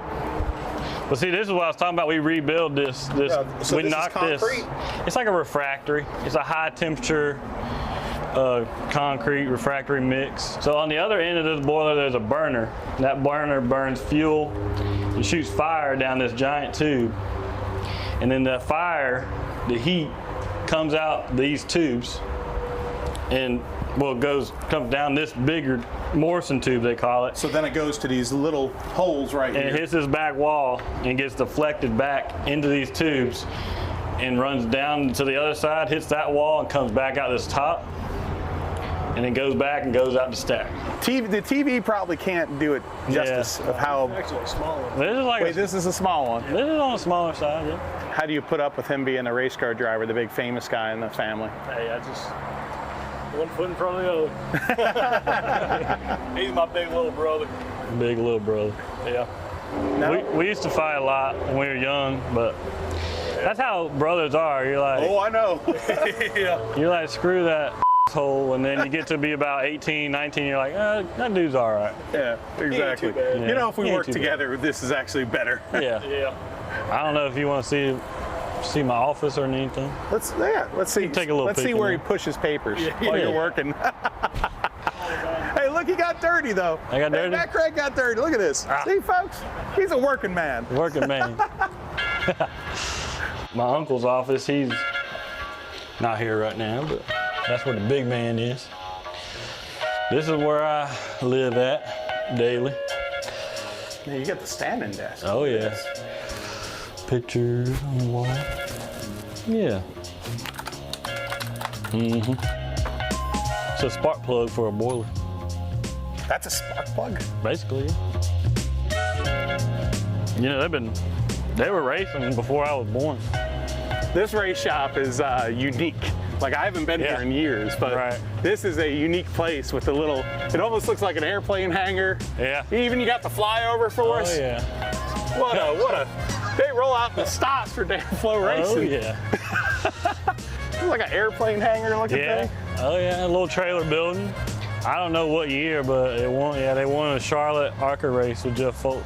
Now it just sits there. We didn't have nowhere to put it. We just put it there. Oh yeah. This is where the real stuff happens. Oh yeah. Heck yeah. Yeah, man. There's a lot of history in here, man. Clay Rogers.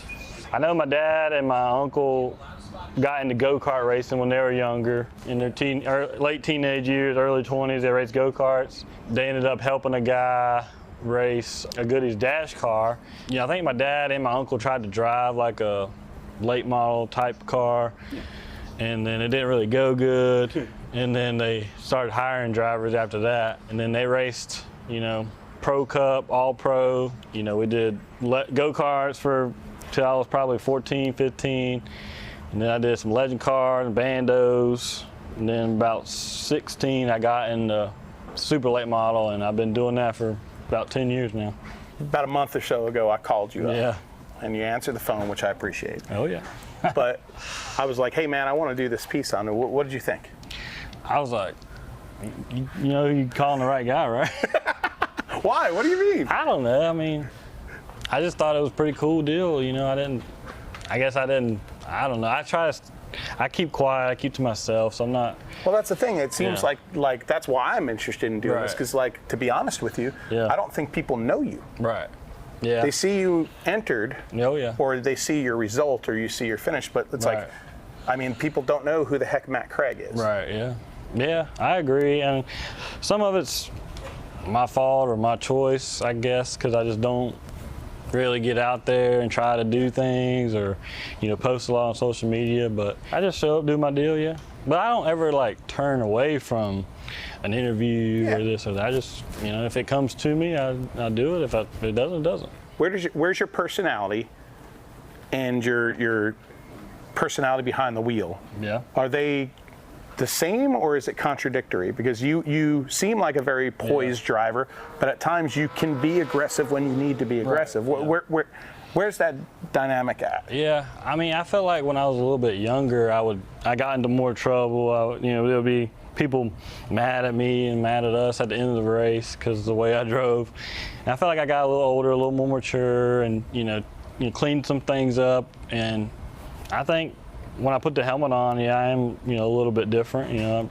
I'm there to race, and I don't really have any friends at the track, and I just try to go and win.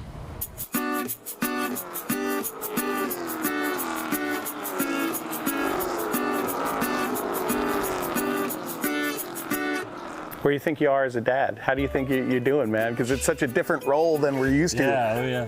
I think I'm doing okay. I think my wife is really good. She's just a natural, makes my job a lot easier. It's been a real, experience, going into the fatherhood thing and trying to, it changes you. It changes what you do, how you think about things, and it's been super fun. And it's just, they grow up so fast, and it's hard sometimes, missing, the time from home, being at work and racing, but it's going to be fun here in a couple years when they can come to more races and maybe get them into the sport.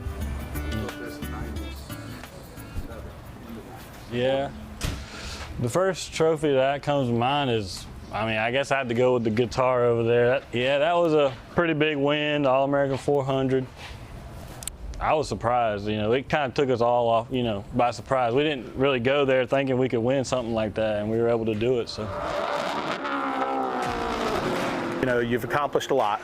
Oh, yeah. But there's one thing that I know you really want bad, and you've tried 6 times now. Yeah. What is it about the Snowball Derby that just keeps you coming back for more? It's such a big event.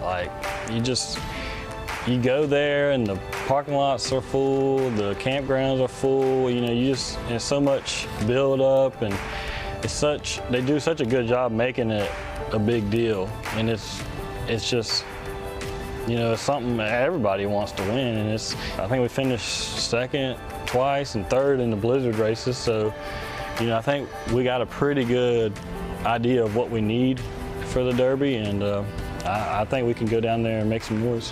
Keeping up with the track too, you gotta, as the race progresses, if you have a good car in that middle section of the race, you can't be afraid to adjust on it for that last section, just because the track, it starts getting into the evening, it cools off a little bit more, the sun starts setting, and the speeds just pick up, and you gotta adjust the car. And I think the experience, I've gained is, helping me make decisions that can help, get a better finish. Now we saw that All-American 400 trophy, the guitar. Yeah. What would it mean to Matt Craig to get a Tom Dawson trophy? I don't know. I don't know if I can explain it. It was just, that's what we work for. That's why we race. Yep. It would be hard to explain it. You wouldn't be very quiet if you won that thing, would you? No, I guess I had to explain it to you once we do it. Yeah. Yeah.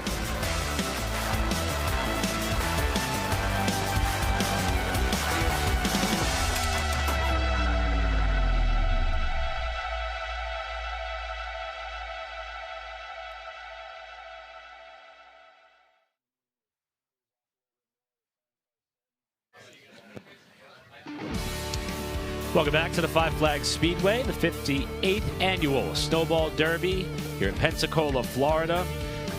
After we wrapped up our super late model duties for the evening, the pro late model drivers waiting in the wings for their chance to hit the racetrack. And Adam, that opportunity being prolonged just a little bit by another one of those small pesky cells that are getting kind of kicked up to us here towards the north, as there continues to be a passing stream of a stream of storms that kind of continue to roll their way just south of the Speedway. This is kind of just a synopsis of what we've been dealing with for the last 3 days.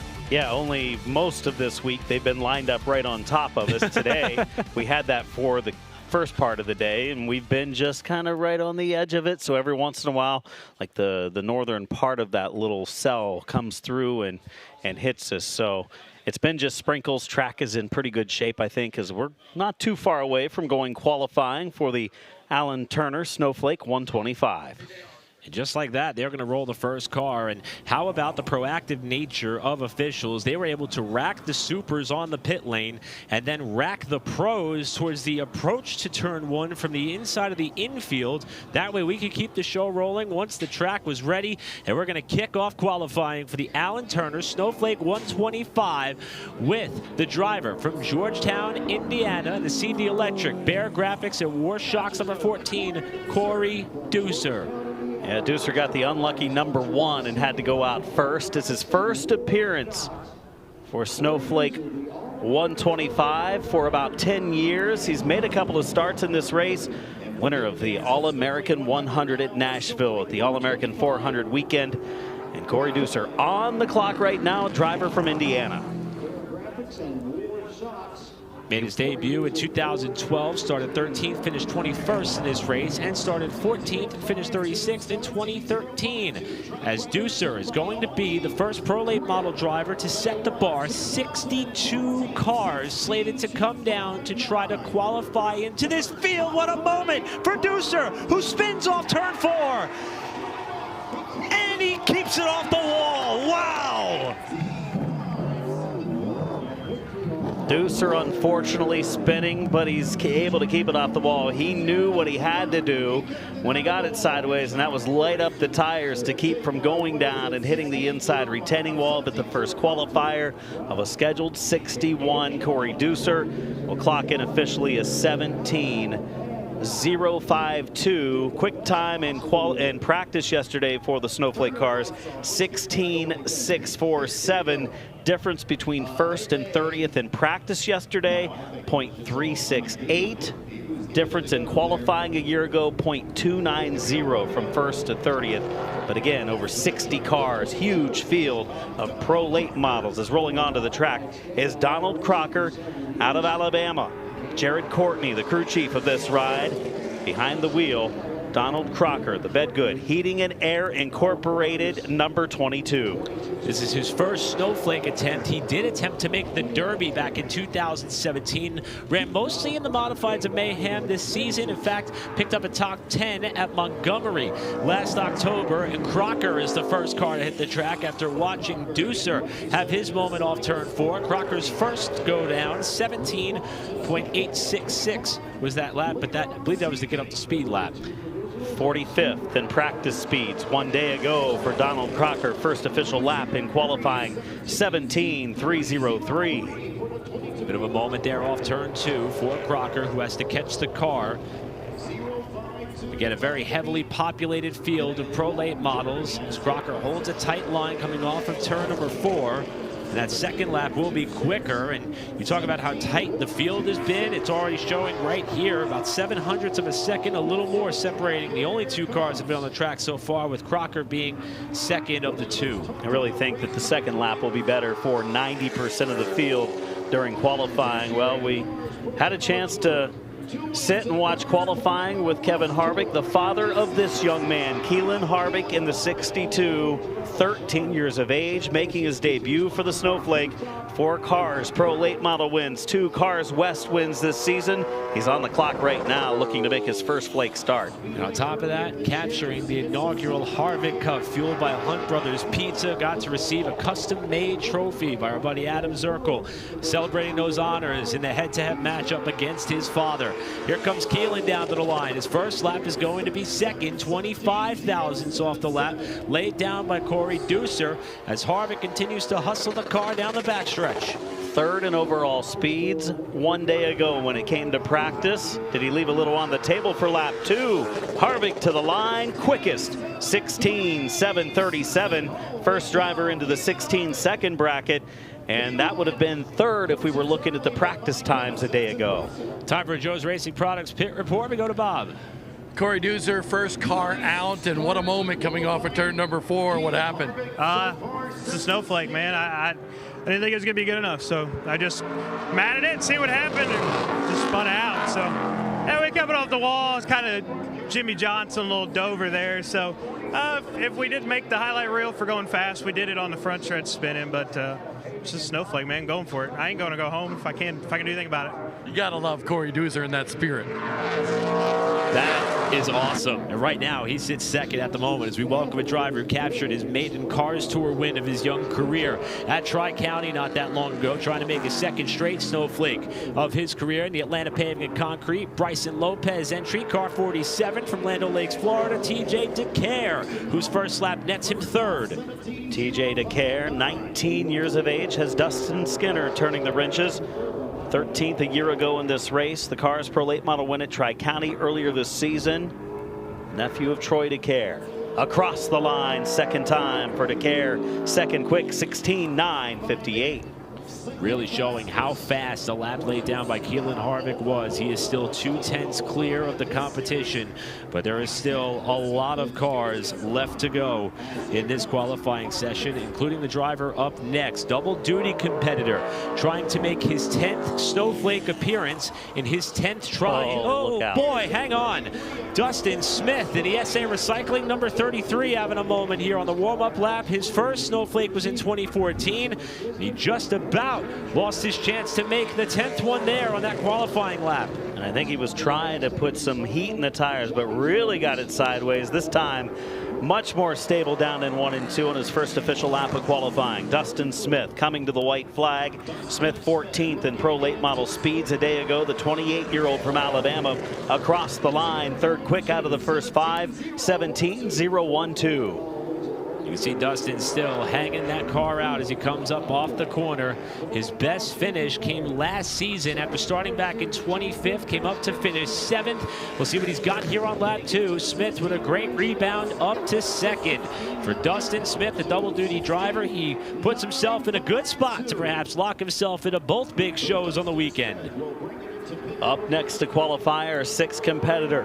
Driving the Mobile 1 TRD, Yahoo and Peel, sponsored 24, out of Clovis, California. Young lady behind the wheel, Jade Abadizian, coming over from the open wheel ranks, running in stock cars the last couple of seasons. Had a pretty fast piece a day ago. Jade earlier this season became the first woman ever to win a Cars Tour sanctioned race. Did so in a pro late model at what was the season opener at the newly renamed Coastal Plains Motorsports Park. Now trying her hand at the Derby as she hooks the bottom off of turn number 4, getting very close to the inside wall. And that's a pretty good first lap for Jade, 4th. 17.010 for Abadizian, 4th out of 6. Will lap 2, much like the others, be better? Coming to the line, looks pretty solid. And Avedizian across the line, 16.894 as we have one around in turn number 2. Avedizian able to get both laps in. Her second lap was a little better, stays in position 4 of the first 6. It's going to be the 99 of Cody Martell that is spun in turn 2. So Martell was trying to get some heat in the tires. That was before he takes the green in qualifying, and he does it coming out of the pits. So Martell, now we'll see the 1 to go. And as he starts to get the car up to speed, we're going to throw it down for Joe's Racing Products pit report to Jim. With Keelan Harvick, got an early number, but a long wait. What was it like finally getting a chance to qualify, Keelan? Yeah, sure, yeah. You just didn't know the condition of the track. It's always a little bit skeptical, but you just got to put your head down and just drive as hard as you can. What do you like about this place? I like how fast you go and just how unique the track is. The corners are 2 different corners, and I just like unique tracks. Finished top 10 here in a 100-lapper in the spring and the fall, guys. He's got a little track time that helped him no doubt with his qualifying run. He's currently the quickest as Martell catches the apron and has to catch the car next with a bit of a moment off the corner. And unfortunately, that happened concluding lap 1, meaning he may have to pay the price on this second lap 2.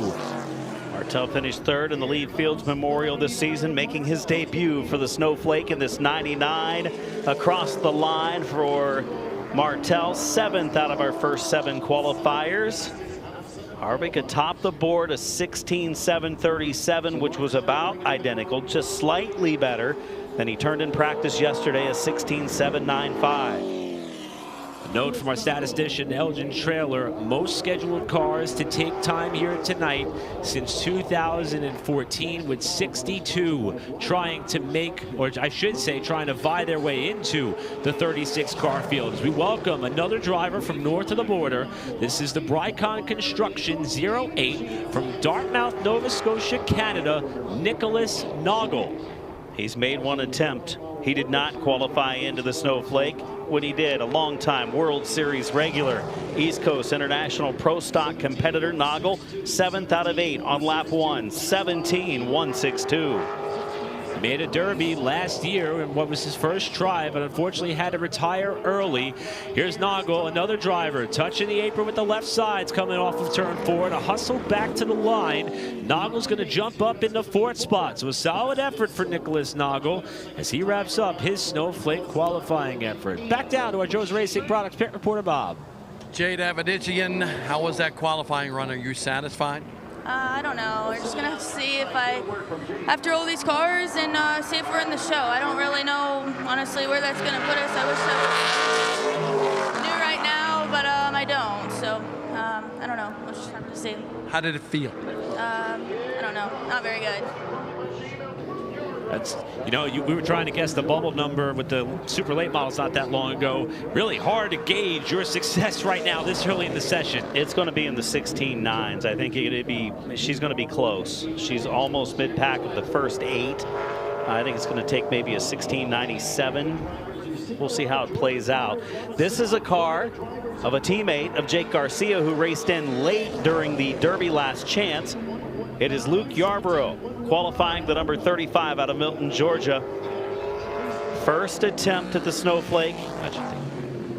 As the 35 of Yarborough makes his way down to the apron, slides it a little sideways as he comes across the line. He went from 7th up to 4th. I think that's going to be pretty good, a 16.960, as he is 4th out of the first 9 qualifiers.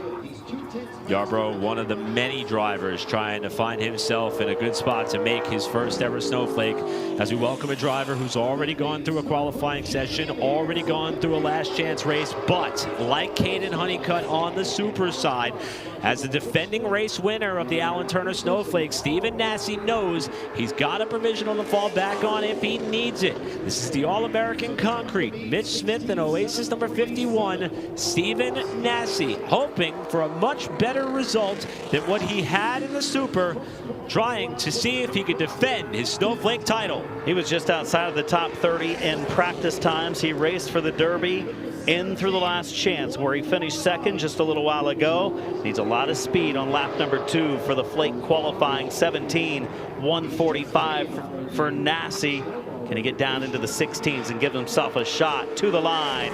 Nassi's second time moves up a spot, 17:080, and I think he might have to do a little more racing tonight in one of those last chance qualifiers for the Flake. Yeah, that is not the position that he would want to be in. A driver who had his hands full when he started his warm-up lap, but currently sits second. It's with Bob. Yeah, Dustin Smith, it's been a good day to be him. He's in the Derby and a pretty good qualifying effort. How happy are you? Yeah, I'm pretty good. You know, I feel like our super program was pretty good. I'm glad we made it. Didn't have to run the last chance race. I think the track got a little slicker in the pro car, but right now I think we're second, so hopefully we can stay there and have a good race tonight.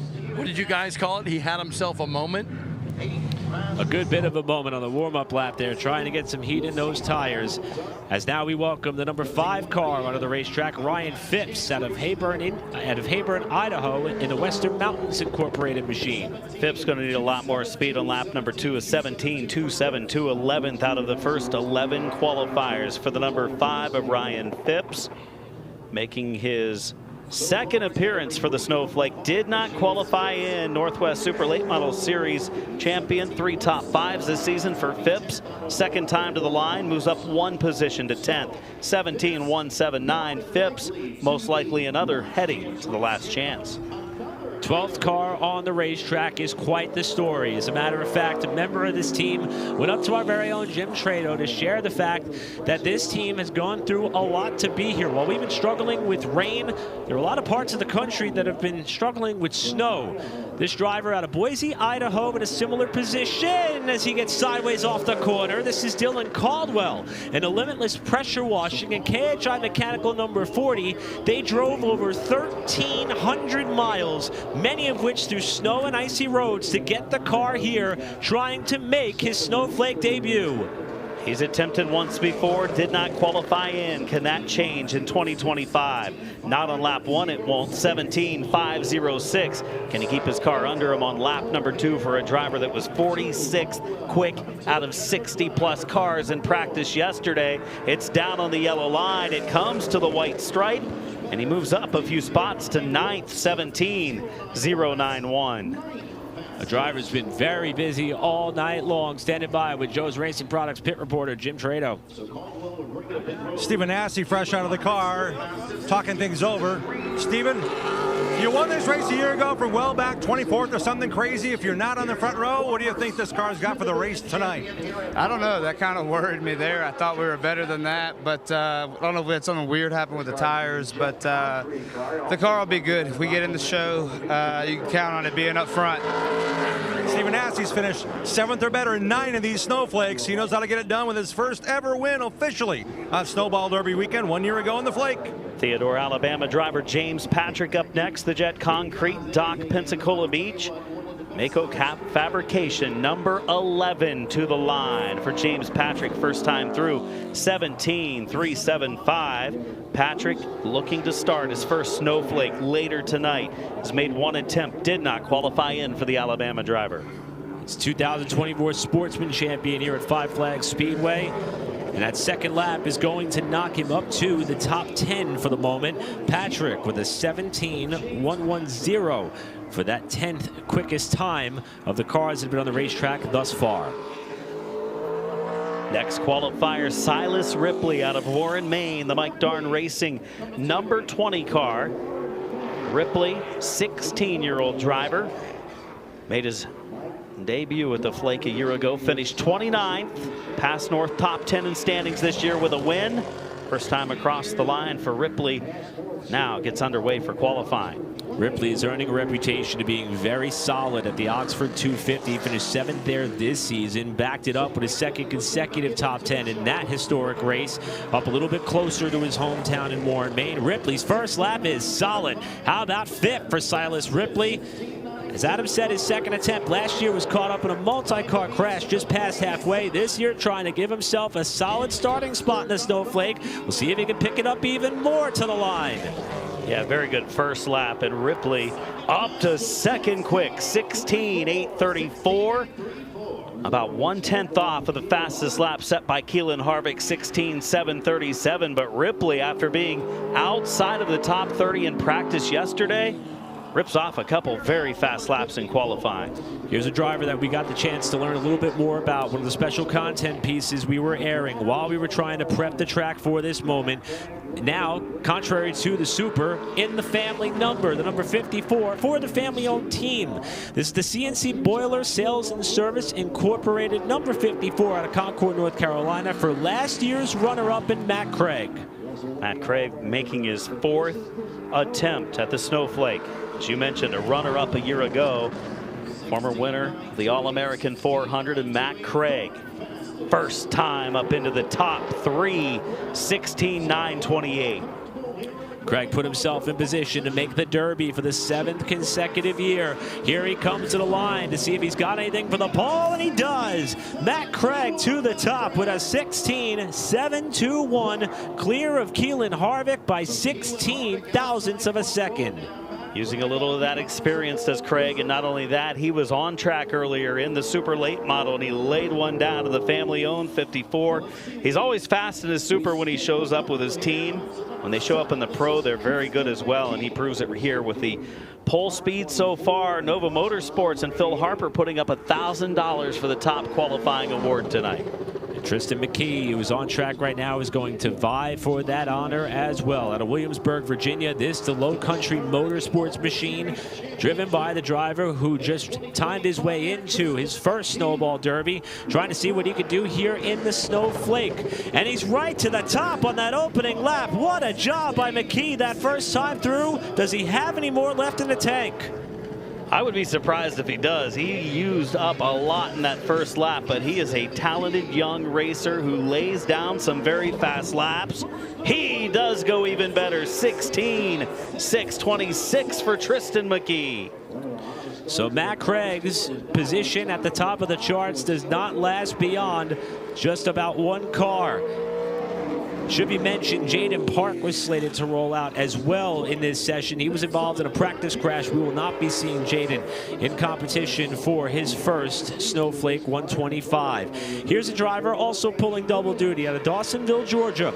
The Surf USA, Southeast Elevators, ADA Rentals, and 5-star bodies, number 96, Spencer Davis. Second place in this race back in 2017 for the Snowflake. And he started 9 of them. Spencer Davis has been around a while, a veteran driver now. He's qualified into the Derby. He's 4th quick for the Flake on lap 1. Can he pick it up a little more? 16.809. 4th is where he finished this race 1 year ago in his return to the Snowflake. As he brings the car back to the line, can he leapfrog to the top? He'll go a little bit faster, but remain in 3rd spot for now. Top 3 separated by less than 1/10 of a second. Davis puts himself up to P3 for the moment. I think that time is going to be about a 16.95.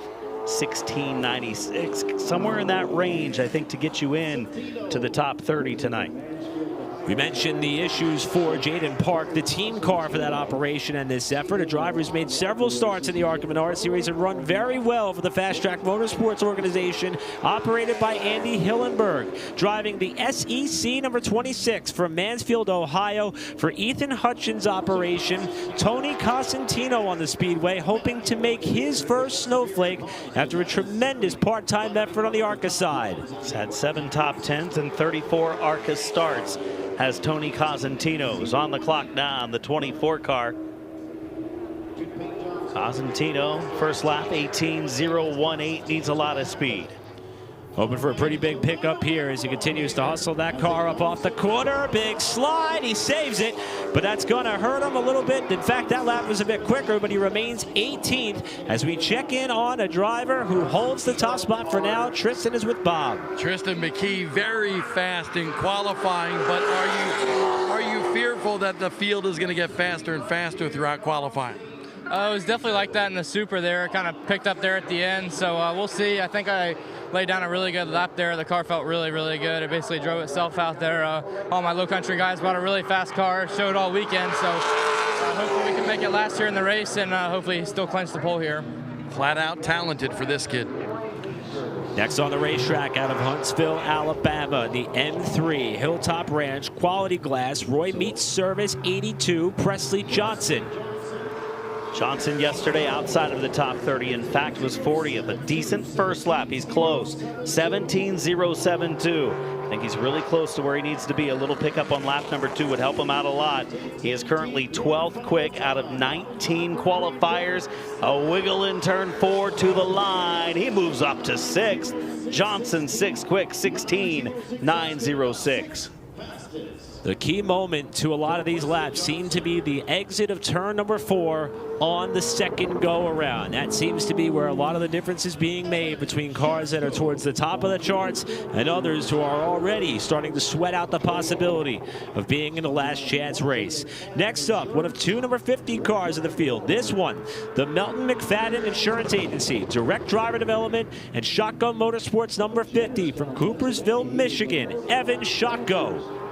Young driver at 22 years of age, and 2022 was a Berlin Raceway champion. 3 Mountain Motor Masters wins at Jennerstown for Shotco. Across the line goes the Michigan driver.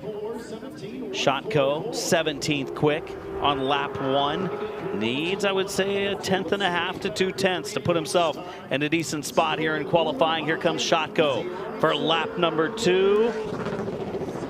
Way up the board, 6th quick for Evan Shotco. Looks as though he's in good position to make his second Snowflake and his second attempt, but first since 2022 for Shotco. Here's a driver back at the flake for the second year in a row. This the Bordeaux Metals, Mack Recycling, Napa, Wyoming, CMS Motorsports number 46 from Memphis, Indiana, Cole Williams.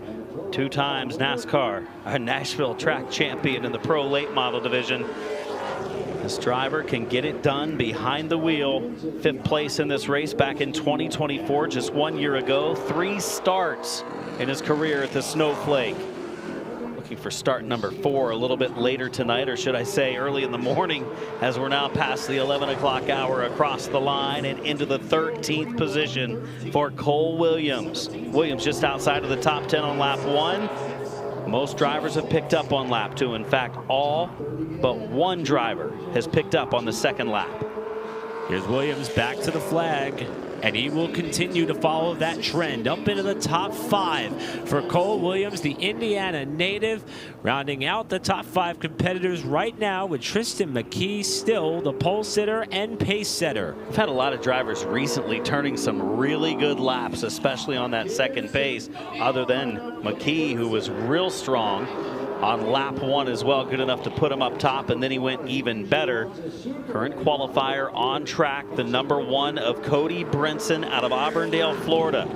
Brinson underway for qualifying. Brinson representing All-Star Mobile Services, Kelly Buick GMC, and Speedway Auto Sales out of Auburndale, Florida. And he was the 2025 Auburndale Speedway Challenge Series champion.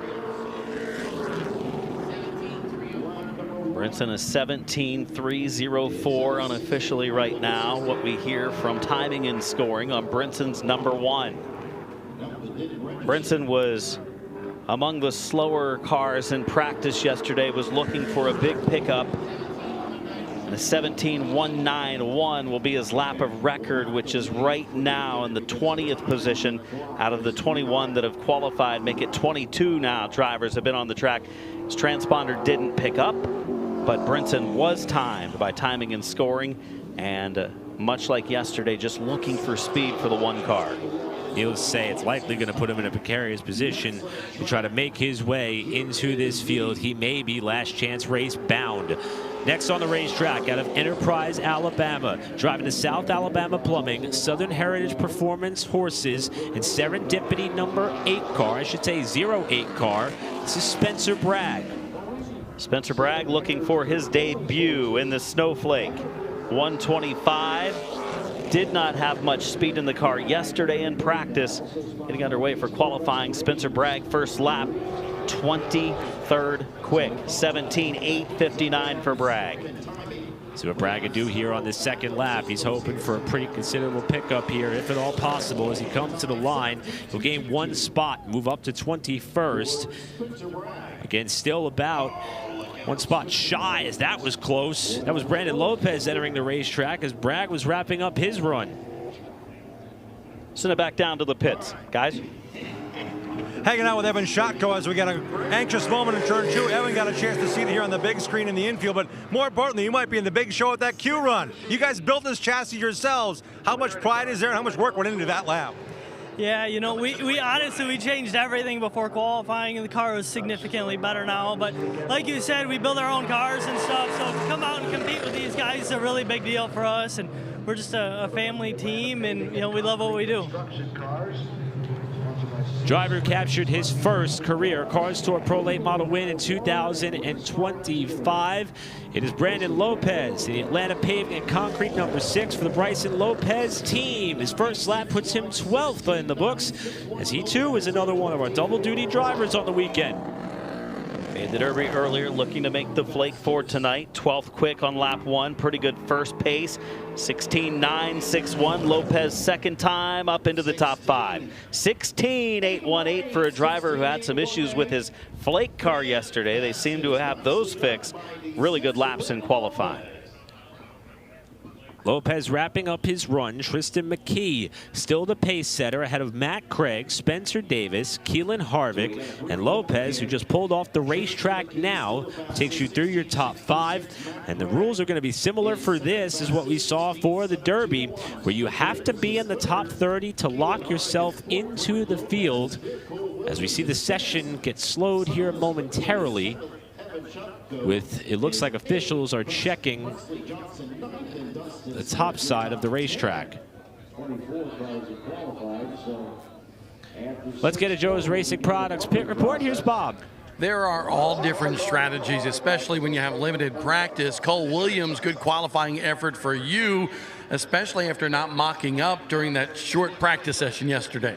Yeah, I was pretty happy with it. I feel like I drove a little bit too conservative there when we went that 85, but the car definitely has a lot of speed to it, and hopefully we don't get too far back there. I think 85 will hold up pretty decent, so we'll see what happens here. Still a lot of cars to go. Cole Williams competed down here at Five Flags Speedway all year long with one thing on his mind, a victory in the Snowflake 125. Yeah, 6 quick for Williams out of 24 qualifiers so far. So a brief stoppage in action. They had a photographer in an area outside of the backstretch by the billboards. They did not like that position for that photographer, so they have stopped the qualifying run. We'll resume here shortly. We are at about the halfway mark of qualifying. We've had 24 drivers on track, 61 drivers scheduled to go. Next up is a car that's pretty fast. The driver that led the one and only Pro Late Model, Alan Turner's Snowflake 125 practice session that was held yesterday, entering the racetrack in a number 24 car. He was second in American Canadian Tour points after winning the title in 2024 in the Bolt Depot, Film Foundations, R&D Drywall, and Forest Lock Drywall, number 24 from Conway, New Hampshire, Gabe Brown, trying to back up the effort he put on display yesterday to see if he could challenge McKee for the pole. His hands are full off turn 4. 2024 ACT champion is Gabe Brown. 6 career wins there. And Brown yesterday, as you mentioned, fastest in practice, qualifying for the number 24 ride. One of the Christmassy paint schemes that we see here for Derby weekend. By the line, Brown. Good first lap, 7th quick already for Gabe Brown. See if Brown could find what he needs here on the other end of the racetrack. This is where everyone has been having to wrestle their car. That's a stable exit off of turn 4 for Brown. He gets close, but comes up 1 spot shy. Gabe Brown to second. Real close. 16.626 for McKee, 16.681 for Brown. He nearly backed up what he did yesterday. 16.647, what he had in practice a day ago. Track very comparable to the times that we saw yesterday morning for these Snowflake cars.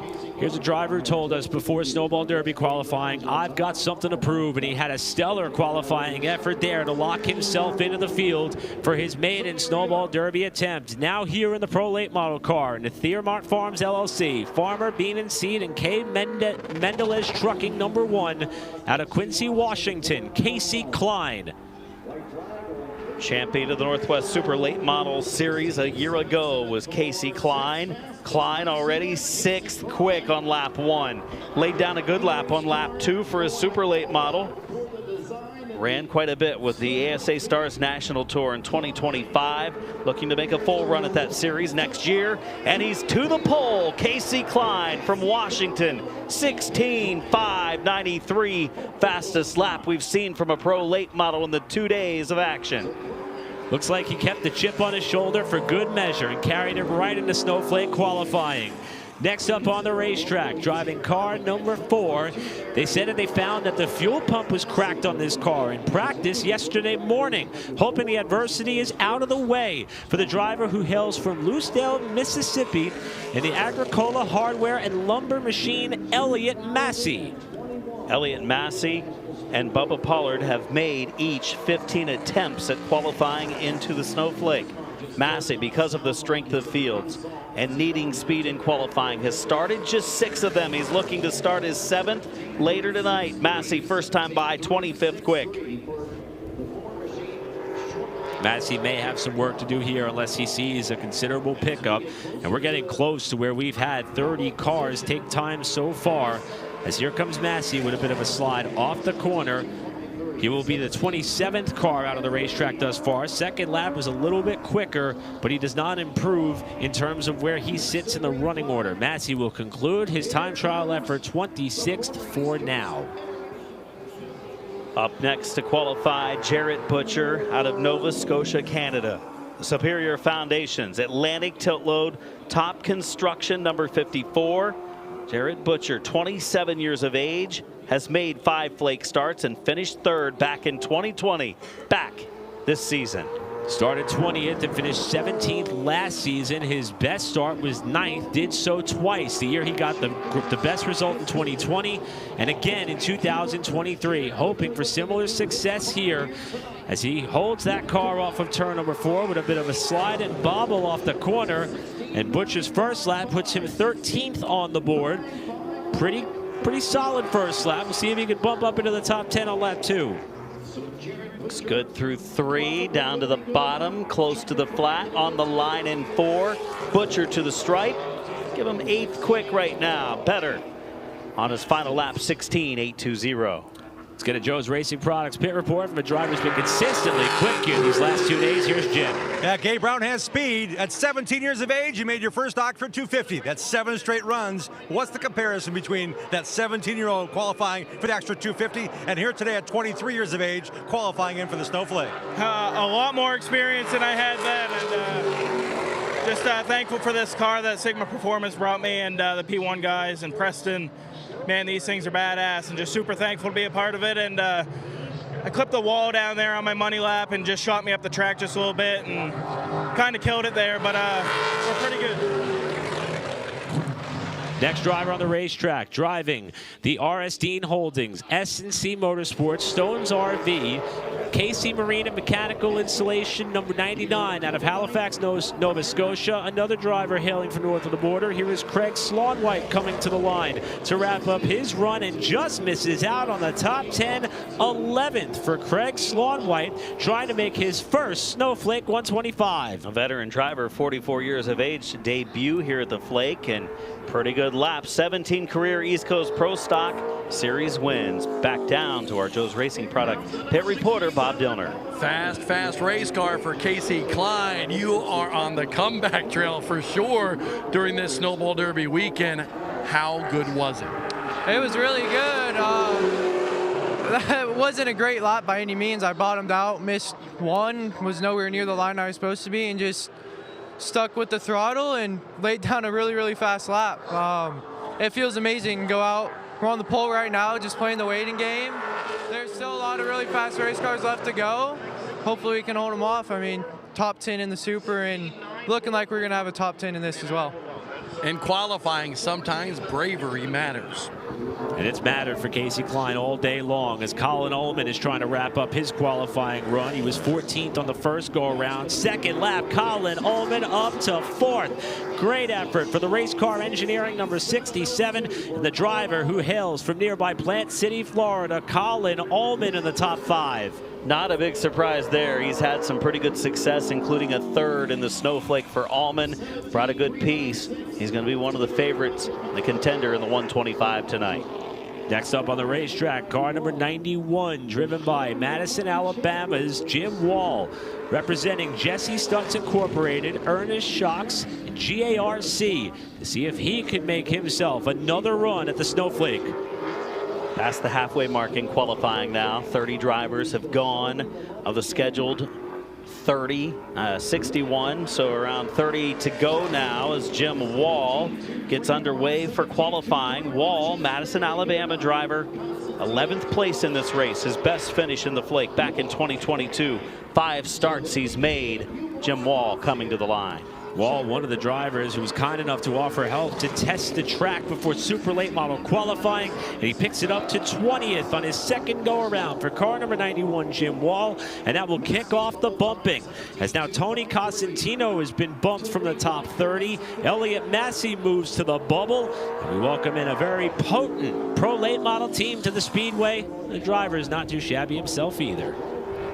Yeah, the number 51 of young driver Luke Baldwin, a champion this year, behind the wheel of his modified Parts Plus, American Communication Construction, Schaefer's Oil, Ford Performance for the driver from Gibsonville, North Carolina. Luke Baldwin holding the steering wheel for this car tonight, as he did to several victories in the Cars Tour in 2025. Team recently announced a partnership with Chevrolet and RCR for 2026. And Baldwin, with the Chevy emblem on the nose of the car, goes right to the top on his first lap with a 16.585, looking for more on lap 2. Right down against the line, works the wheel up to the wall, to the stripe. Quicker, 16.543 provisional pole right now for Luke Baldwin. What a couple of laps for the driver working it up on the wheel. Let's get a Joe's Racing Products pit report. Here's Jim. With Jared Butcher, a contender since you showed up here 5 years ago. You can finish as high as third in this race, but it came down to those 2 laps. How was it, Jared? It was okay. I think we have a better car than what it showed in those 2 laps. I mean, we haven't worked on it. We've been down here twice now, tested, and we haven't really changed very much. So we're really free in that run. I don't really know what everyone else is fighting, but I think we're going to do really good in this race. The KRC power steering, number 38 for the driver out of Marietta, Georgia, on the Speedway now, Cody Haskins, who lays down a pretty solid first lap. He's going to clock in 19th on the first go around. Might need just a little more, a 16.963 right now. He's not in the top half of the field quite yet. He's just slightly more, I think, to give himself a chance. He got just slightly more, put himself 16th with a 16.929. He's still going to be a little bit nervous for a while. We'll see where Cody Haskins ends up. Haskins will wind down his run and give us a chance to take a bit of a breath here for the moment. That run looks as though has bumped Spencer Bragg from the field. We'll remind everyone, Cody Brinson, whose time did not register on the timing and scoring monitor, he's currently 29th right now. So a couple more cars, and Brinson will also be in danger of getting bumped from the field as a very fast car and driver tries his hand on the racetrack, and it looks like he's doing everything possible to get some heat in those tires. He's going to take all advantage that he can on the warm-up lap. Dylan Capello in the 11 from Norrisville, North Carolina, the RBK. Burgess and Heating and Air, Western Mountain Incorporated, Super Bin Wash Quick, number 11. One of the favorites for the pole tonight, Dylan Capello. As Luke Baldwin climbs from the car, he may have to hold his breath for this effort, as on that first lap, Dylan Capello looking to make his 4th consecutive Snowflake after a great run last season where he started on the pole, is up to the top 5 already. He's looking for more here off of 4. Looks good to the line. Capello up 1 spot, 4th quick, 16.672 for Dylan Capello, a pole setter a year ago, and he's 4th quick tonight. Next driver out on the racetrack out of Windham, Maine, in the GT overhead doors, Roosevelt Self-Storage, Roby Contracting, and SOS Towing, number 29, Cole Roby. Debut for the Snowflake. He had a win at Monadnock this season, did Cole Roby. 11th quick in yesterday's practice. the driver from Maine, on the clock right now for his first official lap. And Roby will continue to exercise his car around this racetrack with our current pole sitter and pace setter, Luke Baldwin, standing by with Bob. Luke Baldwin has been anxiously looking at everybody taking time. You look like you have a good race car with that bow tie on the front end of this machine. So can it be beat, though? I'm not sure. I don't think it was a perfect lap, so I think it could, but man, these things are wild to qualify around this place.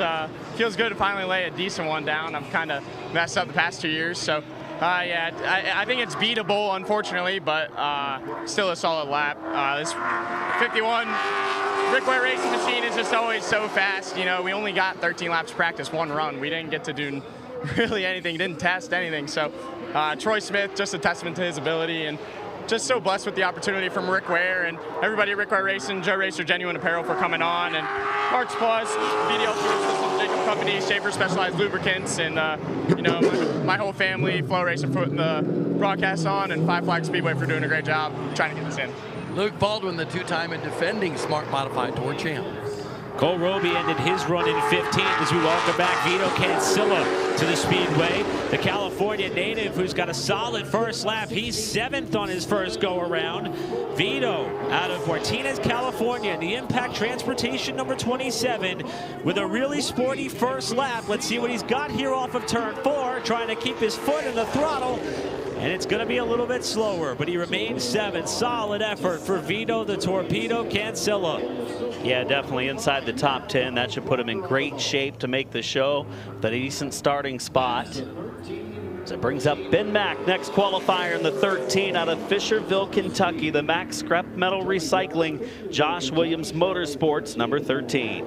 And as far as how things stand on the bumping side, we've already knocked out Tony Costantino, Elliott Massey, Spencer Bragg, Cody Martell, Cody Brinson. We saw Ryan Phipps pull his car up to the LCQ line. Now Donald Crocker sits on the bubble, with Mack trying to see if he could perhaps bump his way through, not only just into the field, but maybe high enough to feel secure about their chances. 31 drivers have now clocked in.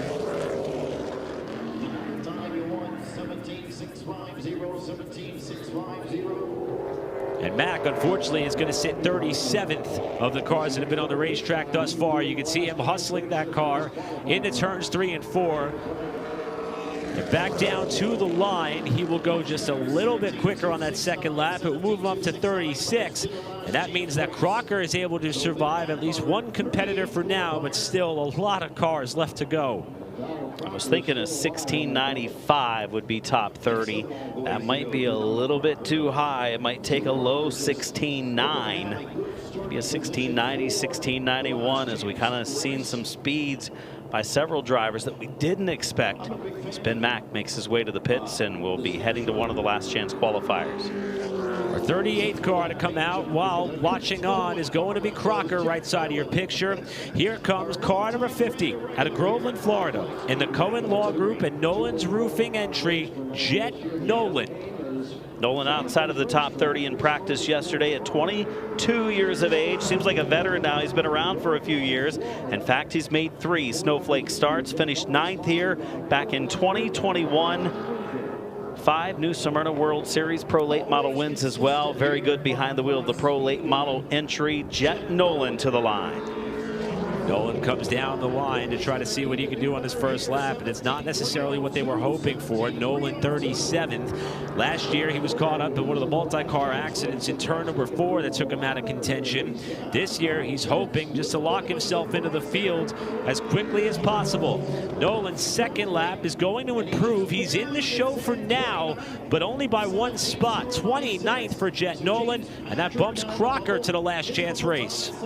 Yeah, that won't be good enough for Nolan. So many qualifiers yet to go. Over 20 scheduled qualifiers still to hit the racetrack. Just around the 2/3 mark through qualifying. Next up is the Platinum Repair Services Hot Rod Welding Family Parts Company out of Hondo, Texas. Car number 37, AJ Wernett. Made 1 attempt to qualify in the Snowflake. It didn't happen. First attempt since 2020 when he didn't qualify. Wernett looking for his first start later tonight. Burnett trying to navigate that car through 3 and 4. He's been racing for several years. He attempted to make the Derby in 2019, and he did run a Rogers Dabbs Performance Parts Southern Pro Series race here in April, most likely in preparation and preparedness for this race. That first lap was only good enough for 39th. Burnett is going to try to see if he can pick it up here this next time around, while James Patrick watches on. Burnett will go a little bit faster, but he won't get himself in the top 30. Patrick survives to fight another car. Next qualifier is one who was very fast in super late model trim, and now it's pro late model qualifying. The Race Cows Cascade Rain Gutters, number 55, out of Spokane, Washington, Hayden Plybon. Plybon trying to put himself in position to make his first Snowflake 125. He has 2 prior Snowball Derby starts. He's going to have a 3rd here tomorrow. Again, James Patrick sitting on the bubble. Jet Nolan 1 spot to the good. And Stephen Nassy right there in 27th position as we watch Hayden Plybon fight his car off the corner and come back down to the line. 38th quick, lap 1 for Hayden Plybon. Struggling on lap number 1 of pro late qualifying. See if Plybon has what it takes to propel himself up into the top 30. To the line they go, and it will happen. Plybon moves up in a pretty spectacular fashion here for Hayden Plybon that second time through. 16th quick, so puts himself in a decent spot right now. That should be able to hang on, and Plybon's lap 16.879 should be solid enough to get him in. One of the busiest drivers on the property, on the racetrack here, to see if he could back up his effort to race his own way into the Snowball Derby to try to defend his title from a year ago, as he did earlier. Did not have to fall back on the provisional. This entry supported by JC Motorsports, Mobile One, CB Partners, A-Rod Performance Parts and Fuels from Aledo, Texas, Caden Honeycutt. Looking for his 3rd Snowflake start tonight, 10th back in 2023. Honeycutt, first lap, up into the top 10. 10th quick for Caden Honeycutt. Can he have enough for the pole? Here's Honeycutt hooking that apron there with the left front tire.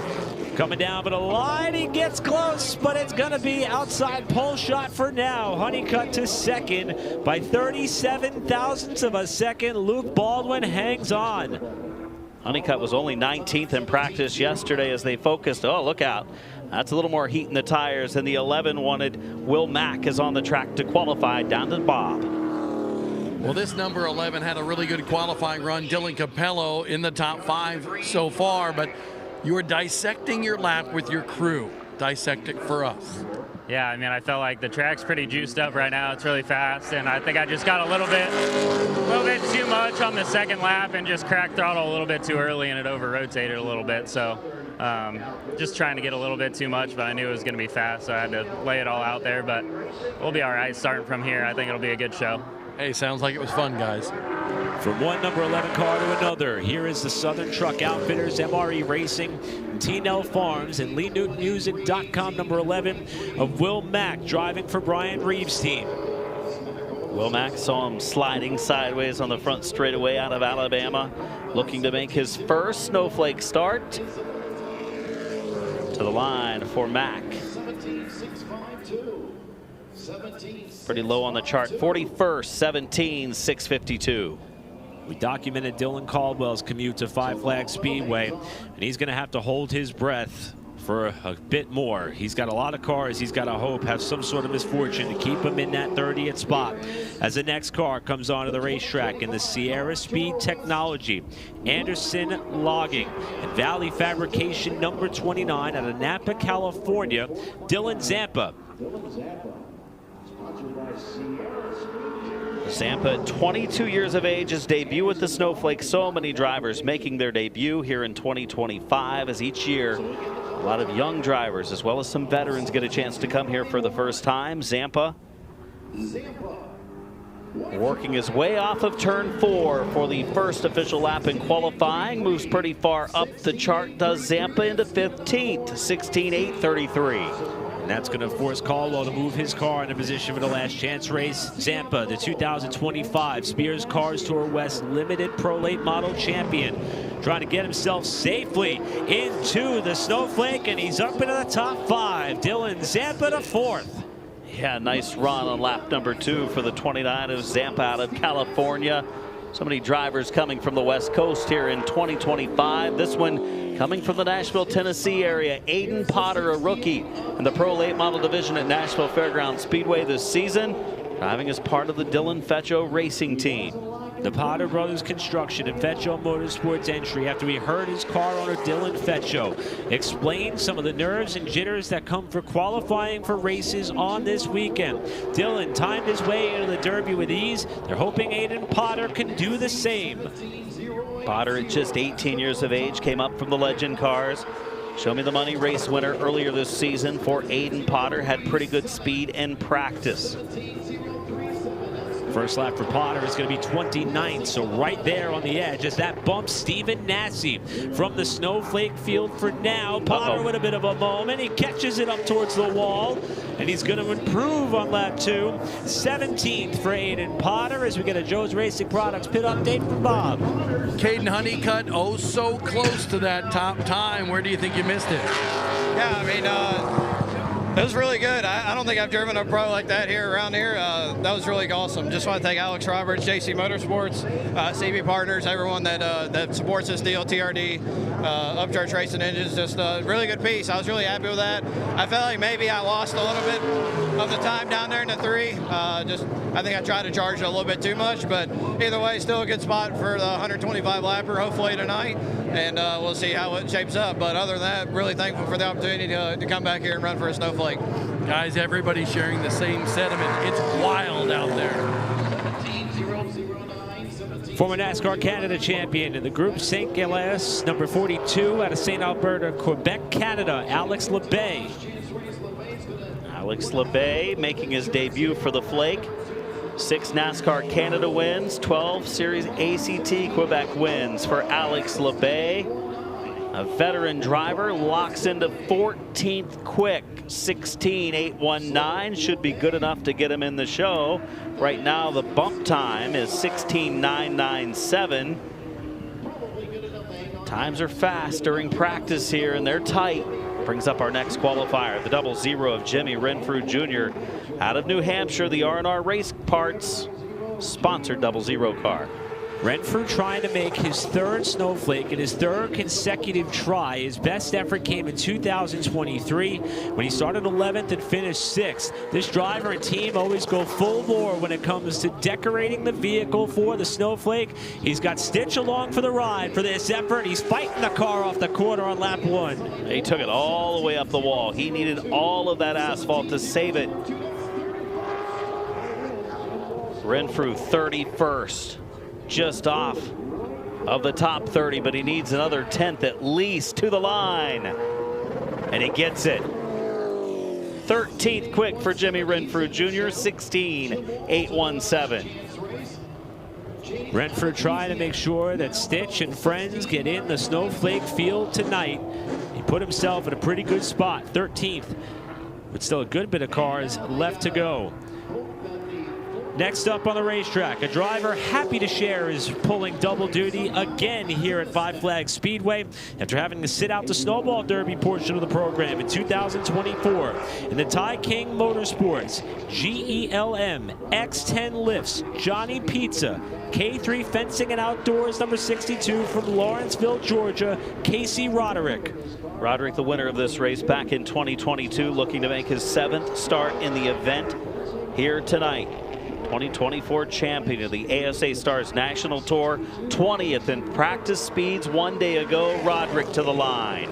And Roderick is going to bump Jade Avedisian from the top 30 on his first time around. Roderick to 19th spot after a spectacular crash for this driver in the Snowflake last year, where he was fortunate to walk away under his own power, hoping for the opposite end of the spectrum this season, and he times his way up into the top 10 to 8th. So Roderick in 8th spot for the moment as Avedisian straps back in to prepare for one of the LCQs.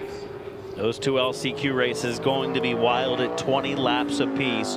60 of DJ Shaw out of Center Conway, New Hampshire. The Bar Harbor Bank and Trust sponsored number 60, Shaw. Looking to make his second Speed Snowflake start here tonight. And his first since 2013. That year he started 28th and finished 11th. Did the multi-time Pass North Super Late Model champion and two-time American Canadian Tour champion with Nicholas Noggle, the next to learn his fate as Shaw comes down to complete lap number 1. 11th in this race a couple of years ago. Shaw in the 60, trying to lock into the top 30 in qualifying. Shaw 39th on lap 1. Needs a lot of speed, at least 2/10 to give himself a chance. And he's going to get it up to 26th for DJ Shaw. That will not lock him into the field just yet. It bumps Noggle from the field for now. Shaw's going to have to sweat out this one, as we still got a healthy amount of drivers left to tackle this racetrack, including another one who was kind enough to offer up his talents to test the Speedway before we kicked off Snowball Derby qualifying. In the BKC Motorsports, Brian Cagle Grading, Southland Paving, and Sellers Shock Repair number 82 out of Eatonton, Georgia. Rafe Slate on the clock. 24-year-old making his debut at the Snowflake. 2 Baby Rattler top 10s in his history when it comes to pro late model racing in the Southeast. Rafe Slate to the line to get underway for qualifying. And Rafe is in. That's going to kick Luke Yarbrough out of the field for now, with Rafe running into 24th position on this opening go-around, looking for a little bit more assurance to lock himself into the field if he can get a little bit more pace this second time around. And he's going to do that, up to 14th for Rafe Slate. Great effort for him. He is in his first Snowflake 125. Good laps for Rafe Slate. Nice looking number 82 car. Here's the number 3 up next. Chris Munson out of Chelsea, Michigan. The Munson Builders, John Beach Racing, Finish Line Gutters sponsored number 3 car. Munson, also someone trying to make his first Snowflake after attempting the race last season, but was unable to make it into the field in 2024. He kicked off the year with a World Series of Asphalt appearance in a Pro Late Model at New Smyrna Speedway. And now one of the winners on the Cars Tour on the Pro Late Model side, TJ DeCare, sits patiently, hoping he could somehow manage to hang on to this 30th spot and not fall back to one of the last chance races as Munson wraps up his first lap, and it is 49th of the 50 cars that have been on track so far. Still a lot of good cars yet to go in our final 10 qualifiers or so. TJ DeCare is going to be in some trouble here because there's still some real fast race cars in line at the end of pit road, as there goes Munson by for a second time. One of the older drivers here in competition this weekend at 50 years of age. Munson 48 quick. So DeCare is able to sweat out Chris Munson for the time being. Next car that's going to roll out on the Speedway, a driver representing Jim's Automotive and Brandon Oakley Race Cars. A driver who hails from Muncie, Indiana. Adorning car number 83 is JP Crabtree, who had a moment there coming off 4. Picked up the JAG Series win of CRA at Anderson Speedway in Anderson, Indiana, in that high-banked quarter mile earlier this season. Crabtree, longtime competitor in CRA over the years with Street Stocks, Late Model Sportsman, and the Pro Late Models. Crabtree's first lap is going to put him 30 seconds, so DeCare was able to survive that lap. Crabtree looking for a pickup here on lap number 2. Is this what's going to knock TJ DeCare to the last chance race? It is, but not by much. Crabtree to 29th. Smith to the bubble. DeCare kicked back to the LCQ. Yeah, 29th quick right now with quite a few good cars yet to go. Might not end up being enough for Crabtree, but it should put him in a decent starting spot in the last chance races. Another one of the very festive vehicles here on the property. Even put Mother Nature on the hood of the race car in terms of the Grinch so far here this weekend. The drivers out of Monroe, Georgia, the Expo Homes LLC, Precision Planning Incorporated, Tamara Wade, and Remax True number 67, Zach Dixon on the clock. The 26-year-old has Hunter Robbins turning the wrenches on the car as the crew chief this weekend. And Dixon was fast, 6 quick in practice yesterday for the 67. Made his first start of this race a year ago, finished 15th, qualifying lap 1:36 for Zach Dixon. Needs more speed. Raced across several different series in 2025, but this is the ultimate way to cap off your season. If he can lock his way to the show, can he pick it up to the top 30? He, in fact, will. Dixon to 23rd right now. That's going to be good enough for now. I'm going to have to do some quick math, see how many cars we've got left. But Dixon is in the show as things stand. Smith bumped Crabtree to the bubble. Jace Hale, young driver from California, the Hale Construction, Burco Redwood, Collins Electric, North Gamma Rebar, number 15, Jace Hale. Debut for the Snowflake. Oh boy, he got loose there in turns 1 and 2. Way up. Hale, the 2025 Spears Cars Tour West Pro Late Model champion, winning 3 races across a 10-race slate for Hale, who also came out and ran the throwback event for the Cars Tour in a unique channel lock scheme. First lap with that bobble, not what they were looking for, 49th. Let's see if Hale has the pickup and pace this second time around. He'll pick it up, but by how much? To 26th for Hale. He's in right now.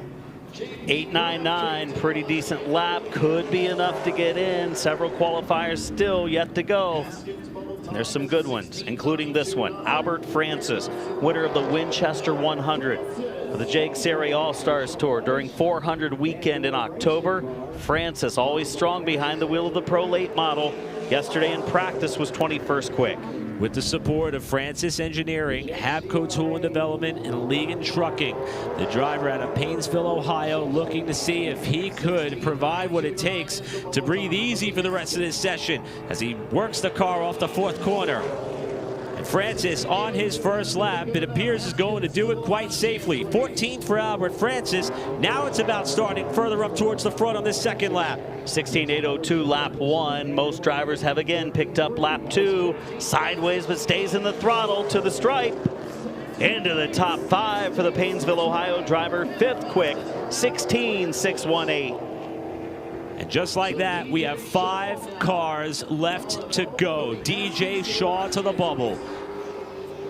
The next driver on the racetrack. Misfortune for the Derby in his efforts to try to make that race, trying to turn it around here in the Pro Late Model. This is the Jones Utilities Construction number 44 from Fredericksburg, Virginia, Connor Jones. Jones in practice yesterday, 31st quick.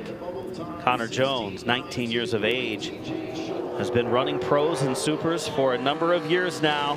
2023 champion of the World Series for Pro Late Models. Here's Jones coming to 1. And the first lap for Connor Jones, we'll see what kind of position it puts him in here. And it is not going to be good enough that first go around. 47th for Connor Jones. Needs quite the pickup here if he wants to lock himself into the field. Does lap 2 make it happen for him? He is going to improve on this second lap. Adam, if you find him before me, go ahead and shout it out. With these many cars, it's hard. 15th quick for Connor Jones. Oh no! And a hard crash for Buddy Shepard. And that wreck looking eerily similar to what happened to Mike Hopkins, about the same part of the racetrack where Hopkins' car came to rest. It is Buddy Shepard who has slammed the wall. Yeah, big hit. And as you mentioned, much around the same spot of the racetrack that Mike Hopkins had his issue when the car bottomed out going into turn number 3 of Super Late Model qualifying. Shepard a hard hit to the left rear of his car, ending his chances to start both races. He locked into the Derby earlier during qualifying, but a big hit for the Pro Late Model. And boy, how cruel can this sport be sometimes. It wasn't that long ago that Buddy was standing by with his family in preparation to climb in his car, as you said, Adam, after being able to celebrate, locking himself into the big show tomorrow. And he now has a badly, badly damaged car that he will have to haul back to Bakersfield, California. And it will not necessarily mean a snowflake start for Buddy Shepard. I don't believe he's going to be able to have any opportunity to get that car back and ready for one of the LCQ races. No, big hit for the 22 of Shepard. We're so close to the end of qualifying with some of the names coming up, including Jake Finch in the Ronnie Sanders car, Chase Burgesson in the 22B, Bergeson, Kitts Miller in the 25K as well. So a few good cars yet to go this qualifying run. 2025 Spears Cars Tour West Super Late Model winner at Colorado National in July. Also made several starts across the Cars Tour West Pro Late Model Series, scoring 4 top 5 finishes in 6 starts, including a runner-up effort in the season opener. Appears as though his day is going to end early, but his weekend will continue on into the 58th annual Snowball Derby come tomorrow as he is in that show. But the track crew is now back hard at work at an accident scene that they have already visited once before tonight. What a field of pro late models. Again, the most that have started in many years for the Snowflake 125 coming up later tonight, brought to you by Alan Turner, longtime sponsor of the race here at Five Flag Speedway. Luke Baldwin has laid down the fastest so far, 16.543. Caden Honeycutt got extremely close at a 16.580. Man, Casey Klein, 2 good qualifying efforts for him this weekend to get him into the Derby and the Flake. Dylan Zampa and Albert Francis rounding out the top 5 currently. As cleanup continues, hopefully not a lot of liquid coming down the racetrack and into the racing groove, as we would like to get right back into qualifying. Remember, we have 2 last chance qualifiers coming up, and those are going to probably be wild. A lot of drivers making their debut here at the Flake. They're pro late models, and they're going to try to finish in the top 2 of each of those races. There'll also be a couple of provisionals as well. Well, we're going to get an opportunity to take a look at what happened to Buddy Shepard on his qualifying run down the backstretch. I believe this is right as he came out of the pit lane and just lost it going into 3. Had a weird look to it. He was going into the corner a little bit high, but he was in the gray of the racetrack. You know, we talked pretty much all night long with the frigid temperatures, the unique track conditions. Having heat in the tires and getting heat in the tires, pivotal to your success, not only in terms of a solid lap time, but a stable handling race car. And that didn't even seem like that Buddy had an opportunity to think about how he was going to go about it, as that car is now being hauled back to the attention of his crew. 3 cars left to go in the session. Chase Bergeson, Isaac Kitzmiller, Jake Finch, the last 3 cars. With Presley Johnson currently sitting on the bubble, Evan Shotko in 29th, Jace Hale 28th, from Cole Roby in 27th above. Unofficially, those drivers could breathe a sigh of relief, because after the accident with Shepard, from Cole Roby upwards, they are locked in to the 2025 Alan Turner Snowflake 125. Jace Hale may have to ride this out all the way till the last car hits the track. The 3 cars that remain have been very strong. Yeah, and Jace Hale rated a 16.899, Shotko 16.90, and Johnson a 16.90, hanging on to 29th and 30th. And we've had some surprises here in qualifying. Drivers really stepping it up from yesterday and putting down those good qualifying laps. And as expected, the field is tight, so you've got fast time at a 16.543, and you've got 30th. The 16.906. It's a little more than the 3/10 or so that we expected. I think it's just that lap that Luke Baldwin laid down. So Luke Baldwin and company going to have to dodge at least just three more cars to be able to hold on to that pole award and collect the $1,000 that are up for grabs for the pro late model drivers ahead of the Alan Turner Snowflake 125. And I stopped myself short there because that was almost the first time that I would have said Snowflake 100. So we didn't do that one yet, but it'll happen. It'll happen. You might. I will. No, honestly, the race has been the 100 for so long, and changing to the 125 this year, adding a little more as far as laps and maybe a little more strategy as far as when do you need to go 110% behind the wheel. Do you need to save a little bit longer in this race later tonight? So they've gotten Shepard's car up off the racetrack. We'll wait for official word for the session to continue and It's not going to take that much longer. From 122 car to another. This one also with a rather festive and unique Christmas-themed paint job. This driver hailing out of California.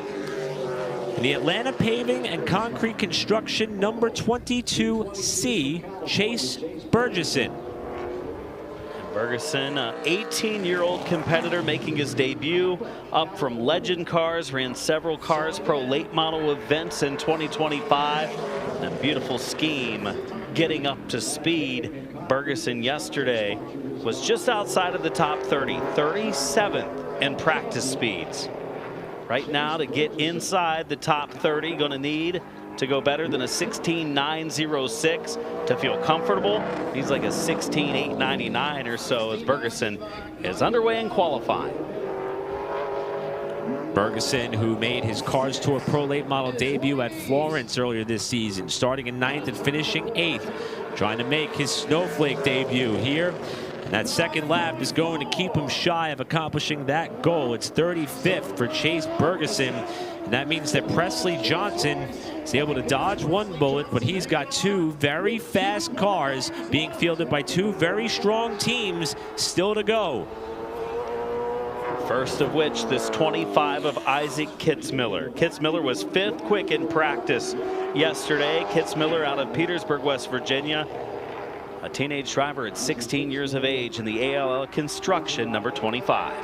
Kitzmiller, who wrapped up the 2025 ARCA Menard Series East Championship not that long ago. Looking for a chance to solidify himself in this field after what was a very busy 2025. Again, Presley Johnson on the bubble. Evan Shotko holding his breath as well. And Kitzmiller's going to get himself in on this first lap. He's 16th. Yeah, I like the line he ran on his first lap. Kind of took the arch into turn 1, brought it across to the bottom. Maybe didn't come out of turn 4 last time as low as I thought he would like. We'll see what he does on lap 2. Kitzmiller slower on the second lap. I think he stayed a little further off the bottom. Consistent laps for the driver of the 25 from West Virginia. And a spin for Jake Finch coming out of the pit lane. The last car to go in the Phoenix Construction and pitboxes.com number 18. Finch has himself a moment as he tries to exit the pit area, as Evan Shotko is the car that is on the bubble with 1 to go. Jace Hale could celebrate that he is in the field tonight. Will it be Shotko or Finch? And can Baldwin hang on for the pole? You want some late qualifying drama? How about a spin coming out of the pits as you're trying to put some heat in the tires? To a pole, perhaps. Jake Finch is capable. He's been so good behind the wheel of Ronnie Sanders, number 18, and he's on the clock coming this time, trying to lay down some laps. Finished second on debut in this race, did Jake Finch. The question now becomes, is he going to be in a position to capitalize on the opportunity to race his way into this field with Evan Shotko looking on to see if he's got to get bumped to one of the last chance races as Finch comes to the line to complete the lap. And it's going to bump Shotko. Finch well up into the top 30 right now. He's 11th. Watch this on lap number 2. That's a solid first lap. Did he leave a little left for lap number 2? Looks really good off of 4. Finch, the Floridian, to the line. Move him up to 7th quick. 16.626 for Jake Finch. And that will do it for Nova Motorsports pole qualifying. Finch the last car to take time, and that means that Luke Baldwin and Rick Ware Racing have solidified themselves as the pole sitter for tonight's Alan Turner Snowflake 125 with a lap of record of a 16.543, and they get $1,000 to boot. Wow. 30 drivers locked in. Some pretty good ones on the outside looking in. There's our top 10. Baldwin, Honeycutt, Casey Klein, who probably had one of the best combined efforts across both different series that qualified tonight. Dylan Zampa, Albert Francis, McKee, Finch, the last car out. Capello, Brown, and Roderick. Our pole sitter is down with Joe's Racing Products pit reporter Bob Dillner. And he walked all the way down pit road, smiling from ear to ear. How was that wait, by the way? That was probably the worst 30, 40, however long that was, minutes of my life. That was that was nerve-wracking because, you know, there's a ton of good cars left to go, and it seemed like track was picking up speed, and I think I might have got a little bit lucky when the wreck happened and the track had some time to cool down. So, yeah, it's amazing to be able to drive this fast race car. I mean, only 13 laps, like I said earlier. That shows how good Troy Smith is at his craft, and everybody at Rick Ware Racing. It's just all the credit goes to them because, like I said, I didn't run a perfect lap. I didn't do probably everything I could. There are people in this pit area that could have probably gone a 40 in this thing. So, yeah, it's special. Now you're in control of the Snowflake 125. You get to run this race from that pole spot. That's got to feel pretty good. What's the outlook? Yeah, no, it feels great. Just going to try to stay out front, set a pace, and, you know, pay good attention to how it trends and get ready for the tire stop. And, yeah, pretty much just try to keep everybody behind me and not burn my stuff up. Probably lucky that I only got 13 laps of practice because last 2 years I've gotten so much I think I dialed us out. So good thing is this race car is as good as it is on loading, and you know, hopefully it'll be good for 125. He's in the best spot to lead this field throughout the race. 125 laps this year for the Snowflake race. Thanks, Bob. And the role that Rick Ware Racing has been on continues here down to Pensacola, Florida, with the pole shot for Luke Baldwin and company. They get to sit back, relax, and watch the two 20-lap LCQs along with the rest of us. Oh, they're going to be fun. 2 more races to go before the Alan Turner Snowflake 125 coming up to round out our night or early morning, just, you know, depending on how you look at it. I'm going to be ready for some breakfast. Hopefully it's ready in time. That's right. We're coming up on the 12 o'clock hour here in Pensacola. For those of you who have been sticking with us, we appreciate it. The best news yet, we got more to come. Last chance races for the pros in the Alan Turner Snowflake 125 coming up around the bend here at Pensacola.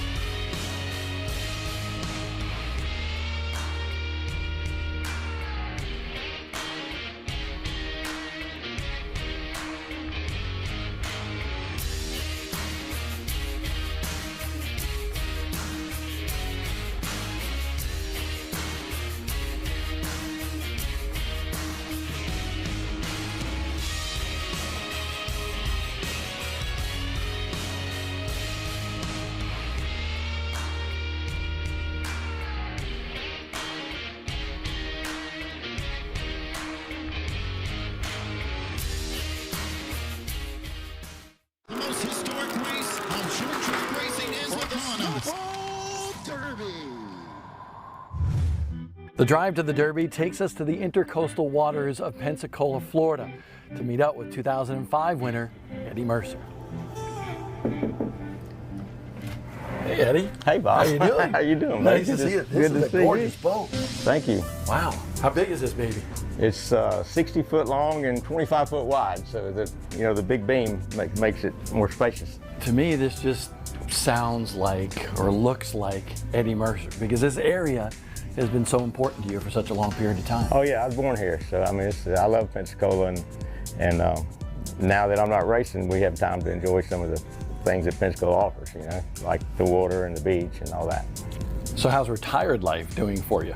It's good. I've sold all my dealerships and sold my golf cart store, and we're just messing with a little bit of commercial real estate, but just to dabble, because I've always been a hands-on guy. I've got to do something, and so I'm having a little trouble doing nothing, you know. I know you get over to the racetrack. Oh, yeah. Seen you over there hanging out with Jake and James and everybody. But how much do you miss the competition side of being at Five Flags Speedway? You know, I miss it enough that I wish somebody would start a senior series.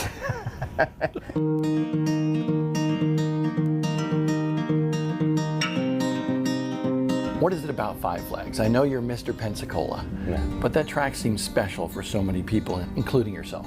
Yeah, you know, the track induces competition, you know, really well. I mean, it's on any given day somebody can hit on it. My dad was a track electrician. I remember when I was a kid, like maybe 6, 7 years old, my dad and Tom Dawson, I guess they weren't good at math, but they went out there and measured, took a string and chalk and went all the way around the track to see how many poles it would take to put a guardrail around there, because Tom was thinking about getting a NASCAR sanction. And I thought, well, why don't they just measure it and do the math, you know? And I was 6 or 7, you know, but we did the whole track, and I would go and figure out where I thought the mark would be, and I got pretty good. I could get it within an inch or two of just guessing at it, you know, but counting the poles. But that's how far back I go with Pensacola. But the competitor's side, it's just, you always knew that, you know, there's no cakewalk here. Five Flags is synonymous with my life, you know. It's just, I've been never went to a football game, never went to a prom, you know. I always had to go to the race. The stories that are from that place are immense. If that track could talk, what do you think it would say? Pave me? No. No, you know, I'm glad that Tim has resisted paving the racetrack, and Garvey and St. Amant never wanted them to pave it. And I thought they were nuts, you know, but, you know, I'm a little slow, but I figured out, you know, my advantage in Pensacola was knowing how to take care of tires, you know. Having the respect for the track and the surface and knowing how to manage your car is the key to winning at Five Flags Speedway. A buddy of ours, Elgin Trailer, recently told us you're the winningest driver ever at Five Flags Speedway. But it took a while to get that Snowball Derby win. Yeah, it did. I felt like, you know, we give more away than, you know, we were competitive, and, you know, I remember Robert Hamke told somebody, and I happened to be standing there, and he said, "This guy's done everything but win this race." And I thought, well, that's not a very good thing to say, but it's true, you know.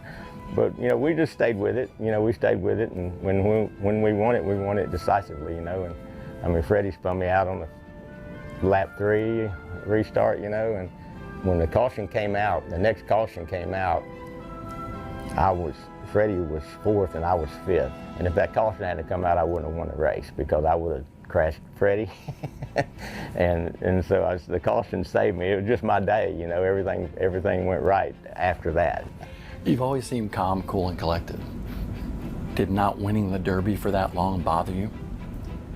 Well, it did. I used to get so tight, Bob, you know, for that race. You know, I'd prepare really hard, you know, and we would be good, you know, and we 5 poles and led most laps, and, you know, we had some of those records, maybe still had them if Derek Thorne hadn't come along, you know. But I'm happy to do what we've done and have that success. But when the year I won it, a calm was over me, you know. Before the race, I had some little kid that was a fan riding around the golf cart in the pits, you know.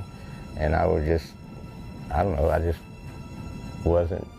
I was just calm. And when Freddie and I got together, whatever happened there on that for 3 laps in. I was mad, and when the caution come out and we lined up and I was 5th and Freddie was 4th, the calm come back over me, because I thought, man, I got a good car here, I mean, you drive from last to back to 4th, in a 40-lap run or something. We're in good shape, so I had good equipment. Just a lot of things lined up, but for as far as my psyche, I guess I was tired of fighting it. I was just going to enjoy it, come what may, and trophy came.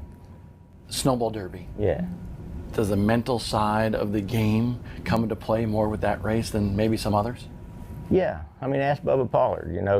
Bubba's just where I was, and it's funny. Somebody put something on there to becoming Eddie Mercer, and I thought, well, damn, I hate they said that about him. Because I don't know if that's a compliment, but he's kind of where I was. He's been very competitive, but way better racer than I ever was. But he hadn't got that one, and I always use the Dale Earnhardt analogy when I won it, It took Dale Earnhardt 20 years, took me 20 years, James Finch been my best friend and supporter for years and years and years, and he told me, a lot of what I was doing wrong mentally, and James is pretty smart, if you ever talk to him, he'll tell you how smart he is, He will. Yeah, he will, but I love James, and he was a big part of my racing. I couldn't have done it without him, He never bought me a tire, but he'd buy me a motor. It's probably better off. Yeah, exactly. He liked motors, so. My race, this is all I ever want to accomplish racing. I don't care about Busch racing or Daytona 500 racing. That's all fun if I get to do it. I love it, but this means more to me than anything. In 05, that moment when you cross under, you get the checkered flag, you get to victory lane. What is that emotion like after all those years, Eddie? It's still big, man, but just so many people, that supported me, took a lot of crap, for us wrecking or not winning or whatever, but stop for a second. I don't know why I do that, but it's okay, buddy. Why is it so emotional? Well, just because of how much goes into it, because of the history of the race, because my dad coming out there on a walker by a police escort to celebrate victory lane with me, it's just a lot of stuff like that you can't script it in life, it just happens. You got to deal with it at that moment, and of course that was something good to deal with, but I was glad my dad made it. He didn't live for another Snowball, so I won it last year of his life, so that's a big deal, People don't realize how big this race is, how much goes into this race. Oh yeah, yeah. And like me, we're an independent team. We didn't have a North Carolina connection. All my help was volunteer help. James bought us a pit crew one year from Charlotte, and they come down there and they were terrible. They went to the Navy Museum the morning of the race and got there 12:30, and the year we won it was the year after that, and my guys that volunteered and raced with me every week, they pitted my car, and we kicked their ass all day long, pit stops on the racetrack. It was just our day. But all those people give up so much, and I'm the only guy getting to stand there and hold that trophy, but they all earned it, and that's the things that, when you reflect back on it, you thought, man, well, all those nights that we were 12 o'clock to Waffle House and 7 o'clock at work, and, I love that mural on the side of the grandstands because I think it says a lot about those Pensacola drivers that have won the Snowball Derby. Yeah. What does that mean to you, not only to win it, but to win it in your home area? Well, I'm really proud of that mural, but it also showed me how good Bickle was. It does. He's got the 5 below. Yeah. And, well, it's big, and when you look at the talent that we've had here, Wayne Nedeck, and of course he won it, Dickie won it, but Scott Carlson, Scott's a friend of mine, and we started Fast Eddies together, and Scott's I always thought was really much better racer than me, and it never come together for him, you know. But so to me, the Snowball Derby was not just about who won it, but about who didn't, you know.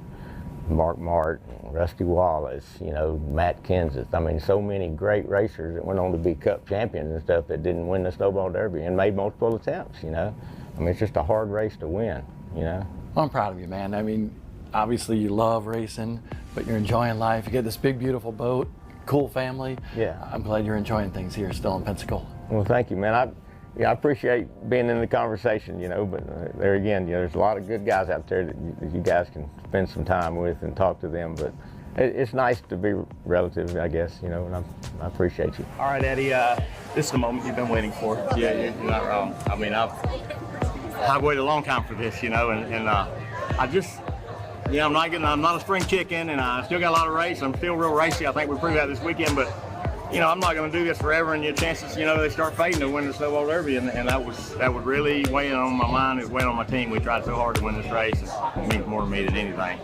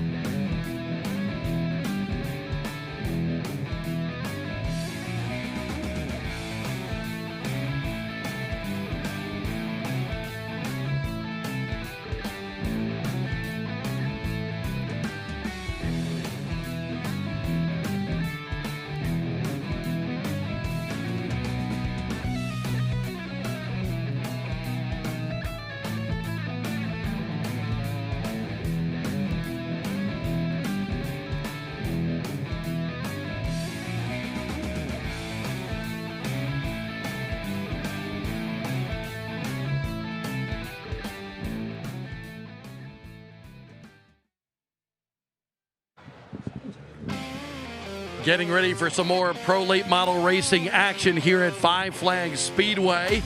The last chance races coming up for the pro late models before the Snowflake 125. But first, we want to update you on Buddy Shepard. He's in the Snowball Derby, qualified in the top 30, but a hard lick there during qualifying for the pro late model. Buddy Shepard, what happened? A lot of throttle things snapped on me, so I'm not really sure. I need to get more in depth with it on jack stands over there. So definitely sucks for these guys. We thought we had a really fast pro late model. We were, you know, top 10 yesterday, and we didn't even put tires on yet. So we were really, really happy with that car, and just bad luck, I guess. I'm glad you're okay, because I heard it. You know, my cameraman Daryl and I were listening to it, and that seemed like a really hard lick.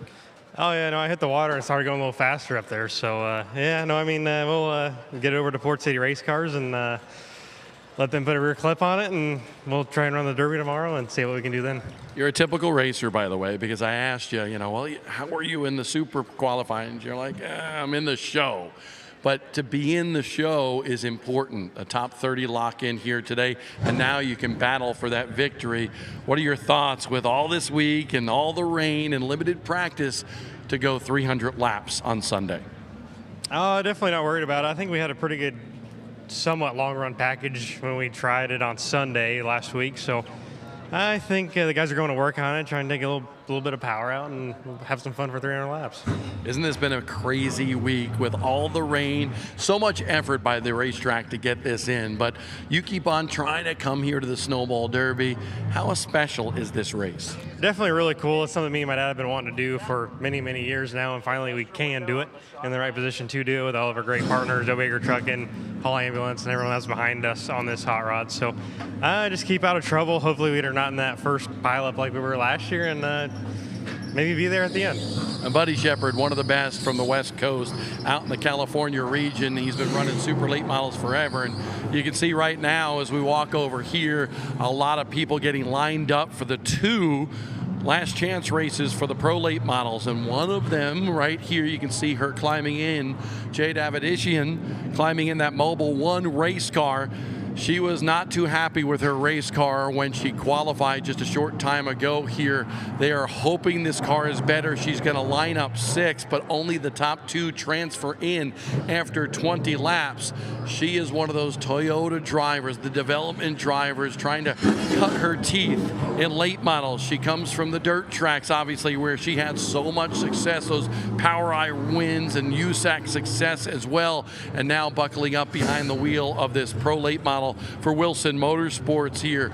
The only pro late model that Donnie Wilson has in the field. Can she make it up 4 spots in that last chance race and lock herself into tonight's Alan Turner Hyundai Snowflake 125? That's one of the big questions, but there are many questions here as cars are pulling out for last chance race number 1.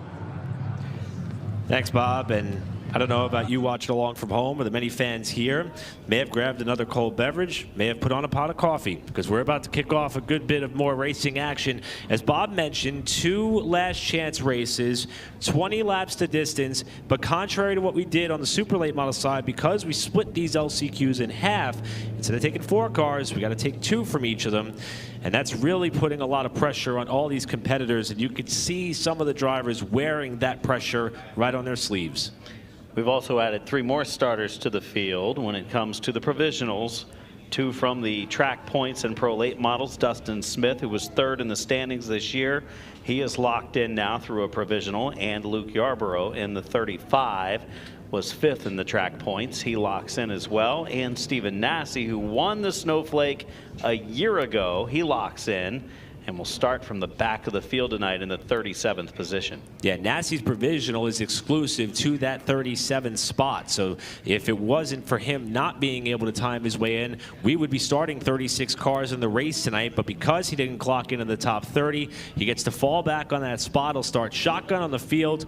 But time and time again, we seem to find Steven working his way up through the field.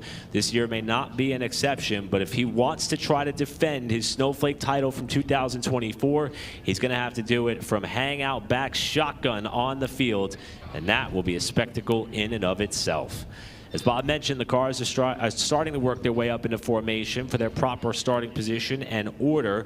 And again, the agenda is as follows. These 2 LCQ races, there'll be a brief moment for everyone to reset, catch their breath. Then we will have in-car driver introductions is the plan from the Speedway to help the program move a little bit further along. And then we will in fact run, against perhaps all odds, the Alan Turner Snowflake 125 with that added 25 laps being a big talking point amongst the competitors, and the reception of the additional laps has really been positive. The belief that you're now tasking these drivers, especially on these Hoosier F45 stars, to have to figure out how to pace themselves through this race and maybe not go as full bore as they may have in the past. It's an interesting dynamic that a lot of these teams and drivers are going to be figuring out for the first time in this event's history. And it's so tough not to go fast. Yeah, if you're starting toward the back, you don't want to get caught a lap down.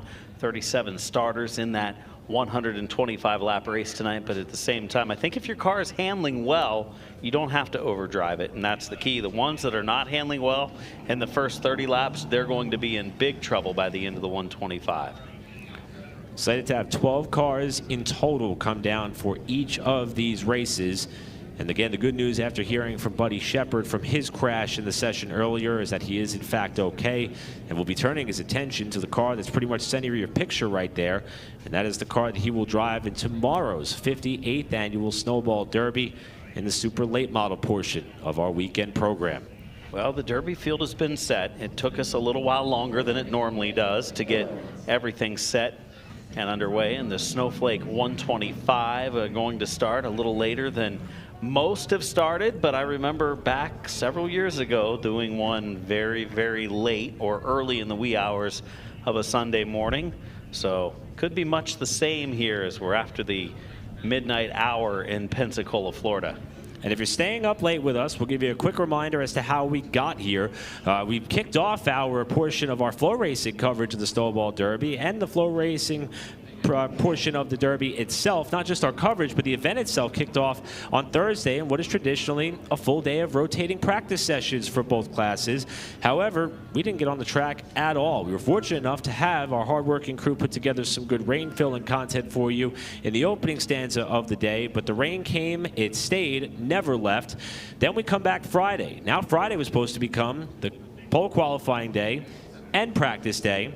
Well, we only got one session in for each of the groups, and qualifying got pushed to today. So far, we have squeezed, after hitting the track after 8 o'clock Central Time, we have set the field for the Derby, we've qualified the pros, we're going to finalize the field for the Snowflake 125, and then we're going to give out a check, a piece of hardware, and a checkered flag once we get that 125 lap race in. And then tomorrow, as tradition has had it, all attention will be on the Derby. A tremendous amount of work and effort has been done by so many people involved. And from the top with Tim Bryant and his team, their patience, persistence, and diligence is certainly on full display with getting this in here tonight, because they've already had to unfortunately push a lot of the support divisions to Monday, which you could also watch on Flow. But right now, we appear on task to try to get today's portion of racing action complete. We'll go down to our Joe's Racing Products pit reporter, Bob Dilder. Cody Haskins going to have a little bit of a bird's eye view for the first race. He's sitting on the inside of the pit wall going into turn number 1. But Cody, you start second in that second race. What are your thoughts on your race car and 20 laps? I think we'll be okay here. We came and tested last week and was a lot better than what we are. We just kind of missed it. I didn't get to mock up. It's me and 2 other guys trying to handle 2 cars here, so it's been a little bit of a struggle. So, car owner, crew chief, he's up in the motorhome. Hope he's doing better. He had some gallbladder issues and whatnot. So we'll see what we can do here and see if we can make it into this race. Definitely thoughts for him, but let me ask you, starting on the outside of that front row, maybe not the best place to be for the start of this race, but what's the game plan? Because you got a good spot to get, if you can get in that inside line, maybe you can go on the protect. Yeah, definitely just rely a lot on the spotter there to try to clear me and get me down. And I don't know, Dustin Smith, I don't know if he's going to run it because he's got a provisional and then Nassie's behind him. So we'll just see how it pans out as soon as we get going. Well, good luck. It's going to be a crazy battle out there for 20. Oh, yeah, absolutely. Thank you, sir. Cody Haskins, good guy, been around the industry for a real long time, been running pro late models and all sorts of stuff, but Cody is part of the spirit that is the Snowball Derby week. He mentioned just 2 guys down here with him working on that race car tooth and nail, didn't have a mock qualifying run in limited practice. Those are the special things that you hear down here each and every week. Yeah, there's the big teams like Wilson Motorsports, but it's guys like Cody Haskins that really makes this weekend special. Indeed, Bob. There are so many facets and angles that a lot of these drivers and race teams and stories that are developed. And, Adam, I would liken it to a Daytona 500 event where you do have from time to time that Cinderella story that breaks through to not only contend to win the race but just to make the race, ends up making their entire year. For a lot of these drivers and teams, it's no different. This is their Super Bowl. This is the mecca of short track racing. Getting in the race alone could be a win for some of these really small family run teams. Oh yeah, no question. I mean, I think what we saw just in qualifying with some of the laps that were laid down. I mean, Luke Baldwin saying he didn't have a chance to adjust himself out of a really fast race car. He said if we'd had a few sessions, I might have said, hey, let's make this change, see if we can make it better. And he obviously has a really fast race car. He's not necessarily a Cinderella story because we know how talented Luke Baldwin is, but you're going to watch guys like throughout our top 30 that qualified in tonight, and who's going to step up and be that guy to impress tonight in the Alan Turner Snowflake 125. But before we get there, To the approval of the crowd, it will be 20 laps for LCQ number 1, with the second last chance race lining up in proper formation on the pit side. 12 cars scheduled to come out to start this last chance race, where only the top 2 finishers will advance on to tonight's Alan Turner Snowflake 125. Typically just one last chance qualifier that goes 50 laps for the Snowflake 125 this year. Because of the large car count, 2 last chance qualifiers with about 12 cars scheduled in each. Here's a look at the starting lineup. Evan Shotko is going to start on the pole, and when they start this race, Shotko and the car alongside DJ Shaw are in tonight's running. If they could stay in those spots, they'll make up your front row. Talented driver from the Midwest and CRA, JP Crabtree out of Muncie, Indiana, starting 3rd. Chase Ferguson on the outside looking in to start this race in the 4th starting spot. Scheduled to start in the inside of row 3, Luke Yarborough, Jade Avedissian in row number 3. Yeah, Yarborough, one of the drivers that didn't have to start this last chance. He makes it through a provisional. Corey Deucer, the spin to save his car. As he jammed on the gas, he's going to try to race his way in through the last chance. Dylan Caldwell outside of the 4th row. James Patrick in the 11, Ryan Phipps in the 5, Cody Martell and Elliott Massey rounding out the 12 in our field. So Shotko, Shaw, Crabtree, DeCare, Avedissian, Deucer, Nolan, Crocker. Then it's Martell, Massey, Cosentino, Mack, the 12 scheduled starters to kick off this first last chance race. For some drivers, this will be the end of their racing season. For others, they will have to figure out if they can focus forward and turn their agenda on the night as to how they could win the Snowflake 100 or 125, strike 2, from towards the back of the pack. Who's it going to be? 20 laps will be the distance. Normally a 50-lap affair for these last chance qualifiers. So there won't be as much time and tire wear and car fading. They need to go fast and go fast right away. The 2 drivers that make it out of this one, the 2 drivers that make it out of the next one, they do have the option of adding a set of fresh tires, as they had to run the extra 20 laps to make it into the show. Evan Shotko, the pole sitter, trying to make his 2nd Snowflake in his 2nd attempt, but we have not seen Evan down here for this race since 2022. That day, however, he had some misfortune finishing outside of the top 30 in the race. Alongside DJ Shaw, we've documented his successes in the American Canadian Tour over the last few seasons, including finishing 2nd in points. The 2-time American Canadian Tour champion, trying to make his 2nd Snowflake and 1st since 2013. Those are the individual stories of your front row, with 12 cars total, hoping to fight it out to see if they can lock themselves in the big show tonight with the next 12 cars watching along with all of us. 2 by 2 as they head to turn 3, 20 laps the distance. The top 2 will make it into the Alan Turner Snowflake 125, and we are underway as Evan Shotko, the Coopersville, Michigan driver, leads to 1. Already door banging behind him. That was Avedissian in the 24, bouncing off of TJ DeCare in the 47. It was quick to get down to the bottom. Crabtree a little loose on the binders, trying to get 2nd away from Shaw, who gets kicked up wide. Bold move for Crabtree. Takes the spot away, the 2nd and final transfer spot for the Muncie, Indiana driver. Misses turn 2 a little bit, gets back to the bottom because here comes the fast race car of Jade Avedissian running 3rd. Jade was very uncertain about the pace in her qualifying run and explained so to us afterwards, having to shift her focus to this last chance race rather quickly. Shaw has stabilized the 60 car in 4th spot. DeCare the 47 behind him. It's still Shotko and Crabtree holding down the top 2 transfer spots. That's Deucer, who had the glove save and a beauty in the spin and qualifying outside of the 14 with Jet Noland, who is inside. I think Corey Deucer has a decent race car, but he's caught in that 2nd groove, not where he wants to be, going in the wrong direction. There's the top 3, the 50. Leading the way, Evan Shotko. behind him. The battle for second place will probably heat up, and right here it could take place. Opening up the bottom there momentarily was Crabtree. Avedissian tries to fill the spot. And Jade wastes no time to get the fender to the inside of Crabtree. Off of 4. Jade Avedissian, 2-second spot, and in the Snowflake 125 for now. Can Crabtree respond? Just not able to keep his 83 car on the bottom. That opens it up to the inside. Shaw peaks low. DeCare is there in the 47 as well. Shaw up the inside as we're going to have a caution. Caution is out.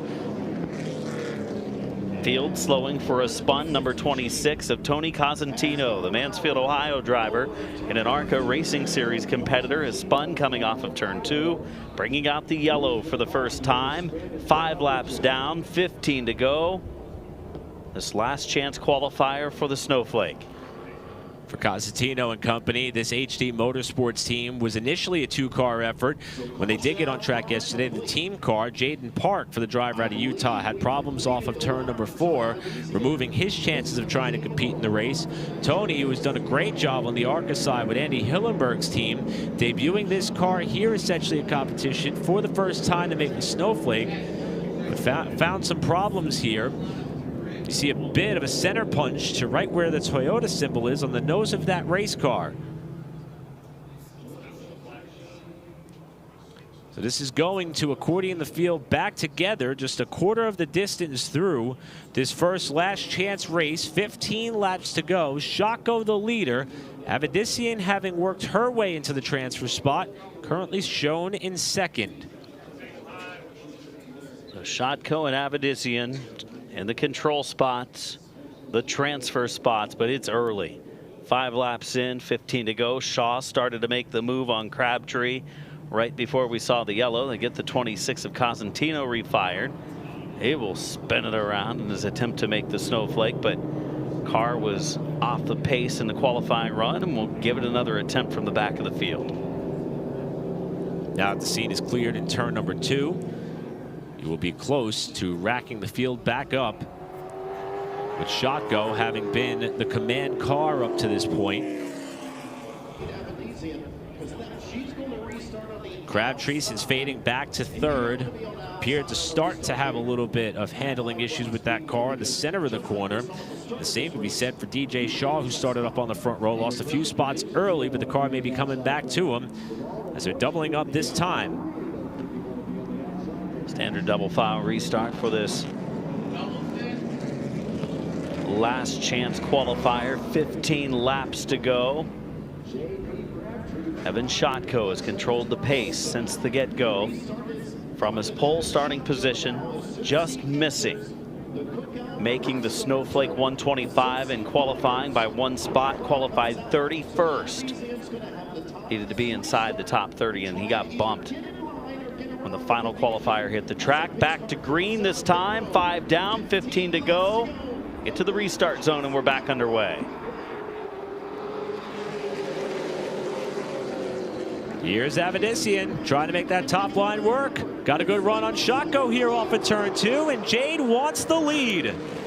This is an opportunity, though, for Crabtree. If he could get to the bottom, but he couldn't stay close enough. She drops to the inside, had a brief moment when she looked to the inside of the leader. Shotko had a good run off of turn 4, though, was able to hold her off. Looks like Jade was inclined to try to do a bit of a cross-under move off of turn 4, but couldn't quite get the power down fast enough to draw alongside the 50, who was in sole possession of the lead once more. Avedissian second. Probably trying to build a buffer between herself and being out of the Snowflake 125 as she continues to pressure the back of Shotko, and they're both pulling away from Crabtree and Shaw, who are tied together for 3rd. Yeah, those two pulling away right now from Crabtree, looking like they have the 2 fastest cars on the racetrack. She missed it just a little bit in qualifying. Said it didn't feel great. She wasn't so sure how it would be in the race. It seems pretty strong in race conditions. Trying to make her way into the Snowflake 125. Here's a battle for 3rd. Shaw to the inside of Crabtree. Might have been a little bit of contact between these two as Shaw got underneath of Crabtree's number 83, and Jet Nolan in the 50. Got around DeCare a couple laps ago, has caught these two that are banging doors on the front stretch. Nolan's got to go. The top two are breaking free, and he's pinned behind this battle for third. Yeah, and Shaw was like, man, I got to stay in the throttle here, pushing up the 83 of Crabtree on the exit of turn number 4. Crabtree squeezing down in front of Nolan, but couldn't quite do it. Jet Nolan picks up the spot, but again, as you mentioned, running out of time, and on the left side, Jade Avedissian has taken over the lead from Shotco. Despite the top two being a second and a half clear of this battle for third, Jade Avedissian has decided now is the time to try to move up, and she has taken over the lead from Evan Shotco with 8 laps to go. Should the caution flag fall from this point forward, she would be in command of the potential ensuing restart. Shotco to second, Shaw holding on to third. Yeah, that's the advantage of having the lead at this point. If you get the yellow, she will be on the inside lane, not caught in that second groove. There's a move from Deucer. He's got a pretty good car. He's picked up the 5th spot. Crabtree now fading back. DeCare is there. Martel is there in the 99 as well. Oh, DeCare right to the back bumper of Crabtree, with Martel now trying to pounce to the bottom side of DeCare in the 47. That's to turn 1.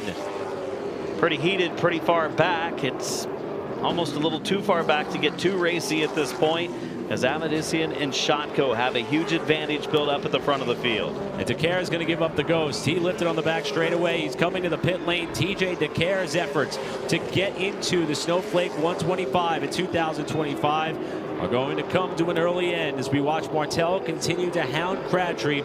But this is out of the top 5, more importantly out of the top 2.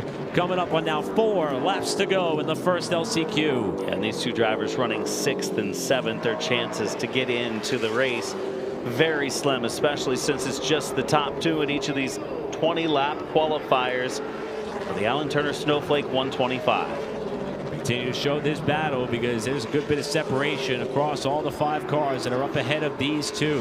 Avedissian the leader. Oh, Crabtree up the track, loose there on the top lane of the 83, and Martel is going to take over the spot. So move Martel up to 6th.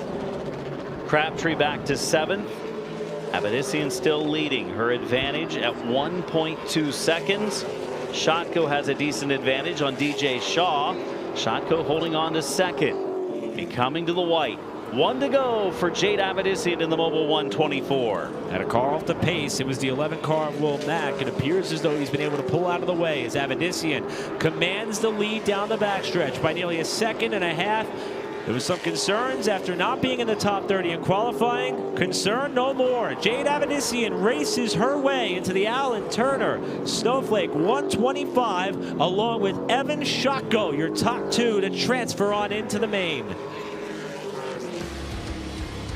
There's the rundown. Avedissian and Shotco into the main event tonight.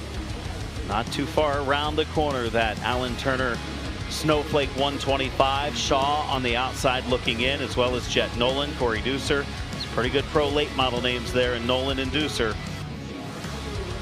Martel, Massey, Crocker, along with Tony Cosentino, JP Crabtree, Will Mack, and TJ DeCare, unofficially all on the outside looking in for this hardy field of pro late model competitors, with one more last chance race to come. Of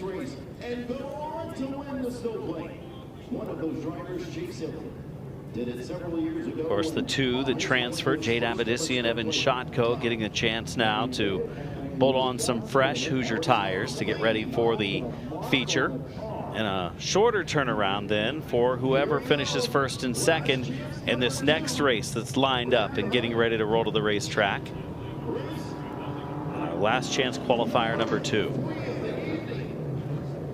This LCQ will be very similar to the first one, with 12 scheduled starters to come down. Top 2 going to be transferring on to the main event. That will be the next item on our agenda.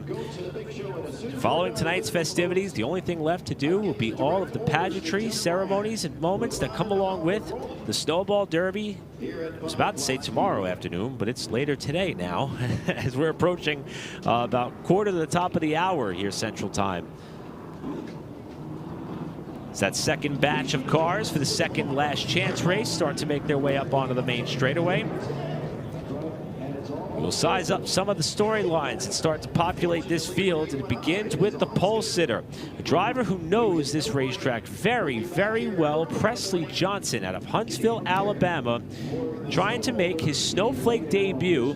He has 4 prior Pro Truck Snowball Derby starts, including a 4th place finish back in 2023.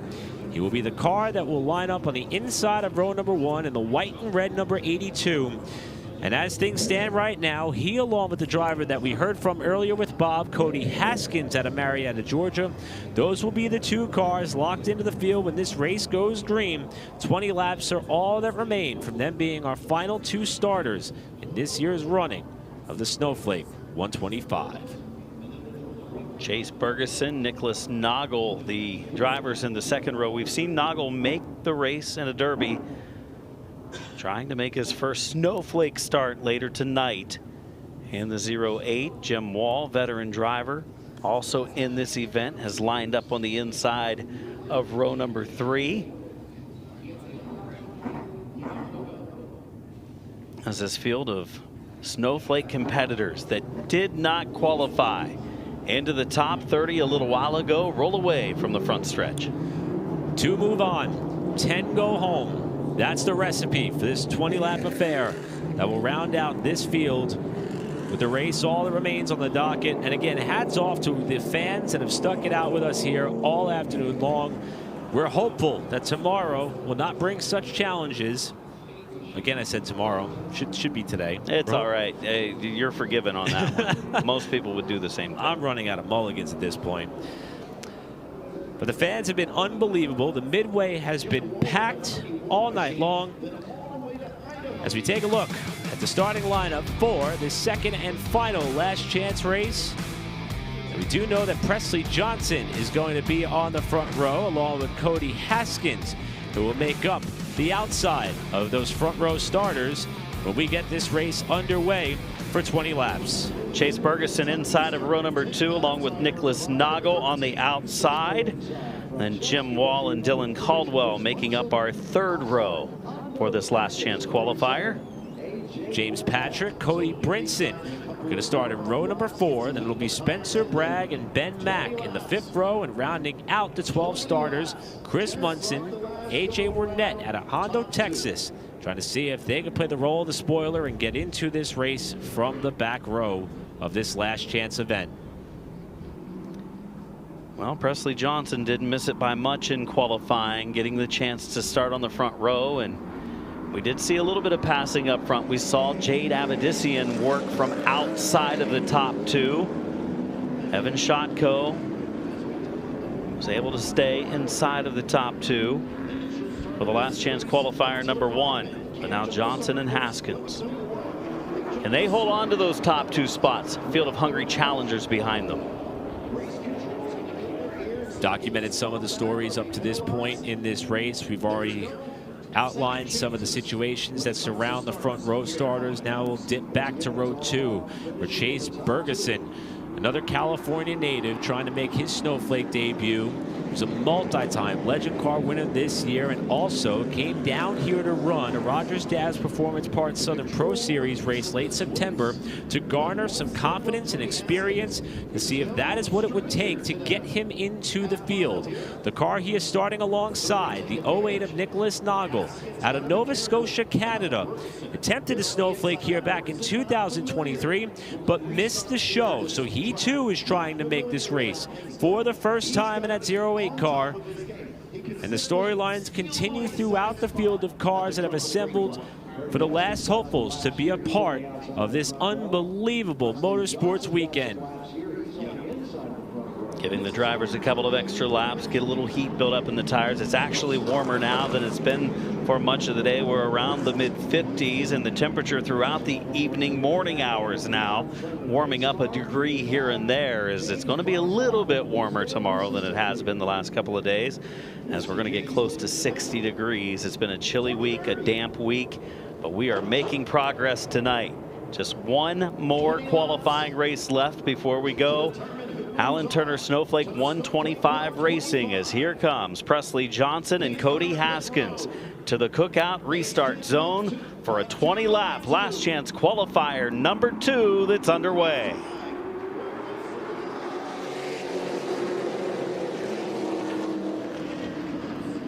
Oh, Haskins is going around on the top side of the track and into the wall hard. Yeah, the car got out of shape in the outside lane. Terrible break for Haskins, who spoke with our own Joe's Racing Product pit reporter Bob Dillner a little bit ago, and that car backed into the wall hard, much like we saw a couple that took place earlier in qualifying. The first slowdown on the opening start of this last chance qualifier.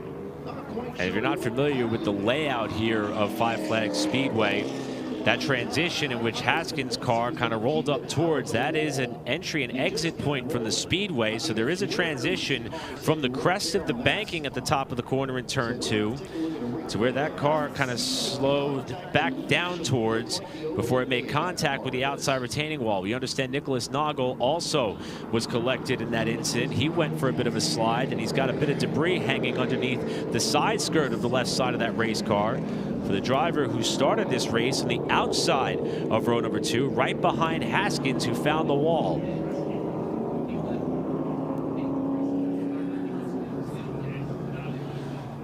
Well, as they attend to Haskins, let's go back and see what happened to the driver who started this race in second spot. Car just came around on him real quick and a hard back into the wall in turn 2. Again, Noggle going around as well and had some debris he was bringing along with him. A rather square shot for Haskins. Noggle able to continue on. Johnson still scored as the leader, as the second LCQ kind of gets turned a bit on its head here before we get through the first couple of corners. First race got the first 5 laps in before a yellow flag came out. This one, a rough start. Couple of spins on the first lap. So the track crew will now tend to Cody Haskins' car as Cody climbs from the machine, obviously dejected after what sounded like an optimistic approach to the task at hand to get this car on the show.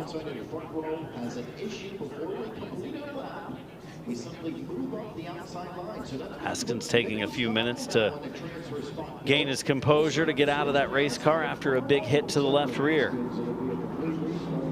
So we have the Snowflake 125 feature still coming up early this morning, just about 1 o'clock Central Time, AM here in Pensacola, Florida.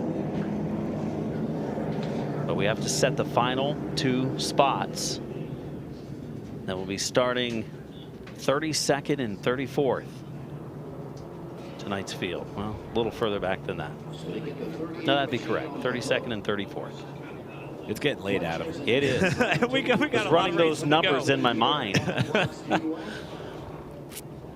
Well, the weekend is over for Cody Haskins and the track crew here at Five Flags Speedway, who have pretty much been on it all day long, especially for the last few days in terms of trying to prep this track for on-track activity. And the number 38 car will be returned to its rightful owners in the infield, and they will dissect what they will need to do to get that car back on the hauler and back to the hometown for the driver of the number 38, whose efforts to try to make his first Snowflake and his first attempt come to a close in 2025 already.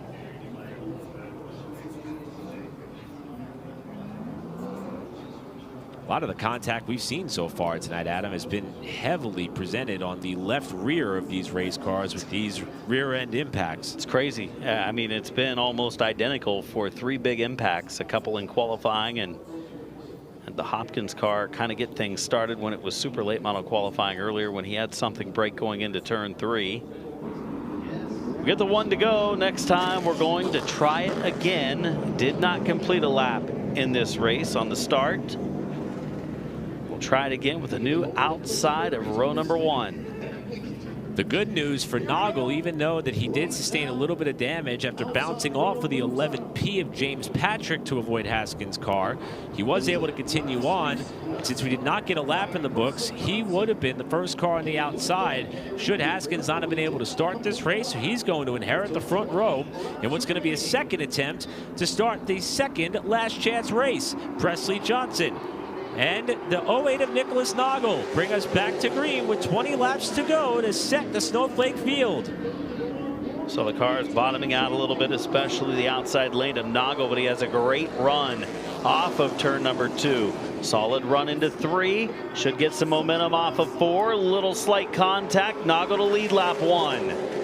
This field really tightly bunched here across the front 4. Noggle to the point on the outside. Burgesson gets a shove aside from Jim Wall while Caldwell watches along in the 40. Patrick up the inside of the 40. They touch it 3 and 4. Patrick, a champion here at the track this season in Outlaw Racing, running that inside lane. Up ahead, Jim Wall from the 5th starting position to 3rd. Burgesson drops back a spot into the 4th position, and 5th place up for grabs in 3 and 4. Caldwell with another bit of a slide of the right rear tire on the exit of turn 4 as James Patrick in the red 11 gets up into the top 5. So it's Nicholas Noggle the leader, Presley Johnson second, Jim Wall trying to get there, Chase Burgesson closing. Noggle leads the way, but they're not separating like we saw them in the last chance qualifier number 1. Field parity in this one seems to be a little bit tighter.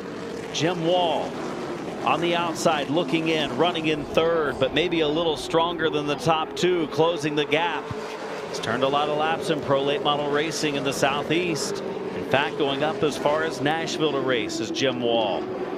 Maybe some of that experience is paying off now, closing the gap for 2nd place. Presley Johnson holds it. Jim Wall wants it. And here comes Burgesson closing in on Wall now as well. Burgesson has been holding about the tightest line in 3 and 4, getting so close to the inside retaining wall once it appears on this end of the racetrack, as here comes Wall for 2nd. Good run down the backstretch, had the bull run off of 2. Johnson outside now of the top 2, in fact, falling back to 4th. Burgesson comes along in the 22. Johnson back to 4th. See if Johnson is able to kind of stop the slide in that 4th spot, as now Wall holds the transfer position. He may want a little bit of a buffer between himself and the 3rd place car. He's catching Noggle the lead last time around, 0.3 of a second, and Burgesson is following him right up there to it. Only the top 2 move on, and here comes Burgesson with a lunge to the inside. Burgesson has a really good raced car, was able to turn down onto the flat, saw some sparks fly as he hit the flat part of turn number 4 down along the inside retaining wall. Noggle might just have his hands full real soon. Wall has 2nd. He would probably just ride and be patient. However, he's got the heat breathing down his back. Some contact, and for the lead, Jim Wall. Wall on the bottom in the 91. Noggle in the 08 outside. Now he's going to get pinned up to that top side. Here comes Burgesson. Noggle tries to shut the door. There's contact in 3. Tried to defend the spot, but already there was Burgesson. Can Noggle hold him off? He does right now. Now he can get to the bottom lane and try to protect, but I don't know how long he can hold off the 22 of Burgesson. Meanwhile, Jim Wall is trying to check out at the head of the field. Wall is the leader. Burgesson looking low again. James Patrick as well as Presley Johnson reeling in this mix. It could be a 4-car battle for the final spot in the Snowflake as Burgesson gets a good run off too. Burgesson's car is handling extremely well through the corners. Was able to close that gap so quickly and make a run, especially down in turns 1 and 2. We'll watch them again as they go into the 1st corner. Burgesson gets into the turn and just closes the gap so quickly on Noggle. So far, I would say that Burgesson has been quite respectful of the back bumper of that 08 car, but that respect is going to start to wane with opportunity to get into the show dwindling. 6 laps to go. Wall is gone. Burgesson on the bumper of Noggle for 2nd, the only spot that still matters right now. Oh, closing again in turn 3, looking toward the bottom of 4. The opening is there, but unfortunately for Burgesson, The yellow lights have flashed on as the field slows for our second caution of the race. And it is for a problem for Spencer Bragg in the red and white 08, who was spun off turn number 2. Bragg was running unofficially in about 7th at the time.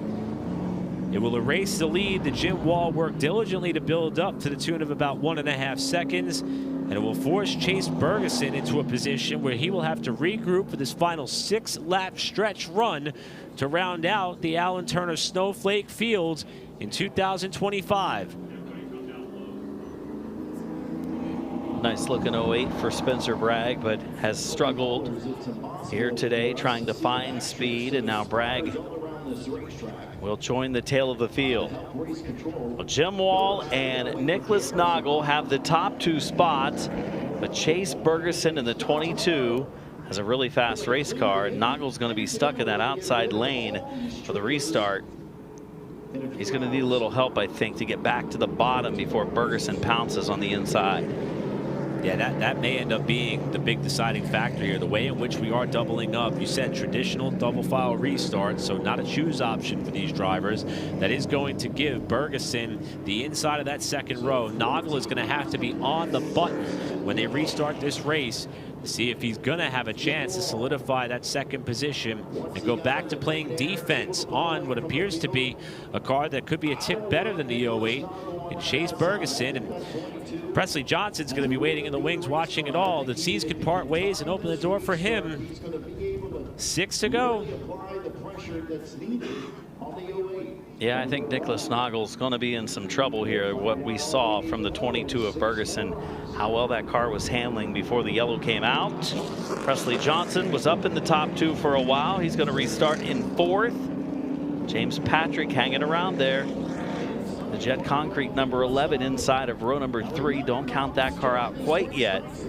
Pretty good race car. Anything can happen, especially a restart this late in the race. 6 to go. These drivers hungry to try to get into the 125. Jim Wall in the 91, the control car. Nicholas Noggle's been pretty much up in the top 2 since this race got restarted after the opening lap crash. 6 laps, 2 cars to transfer.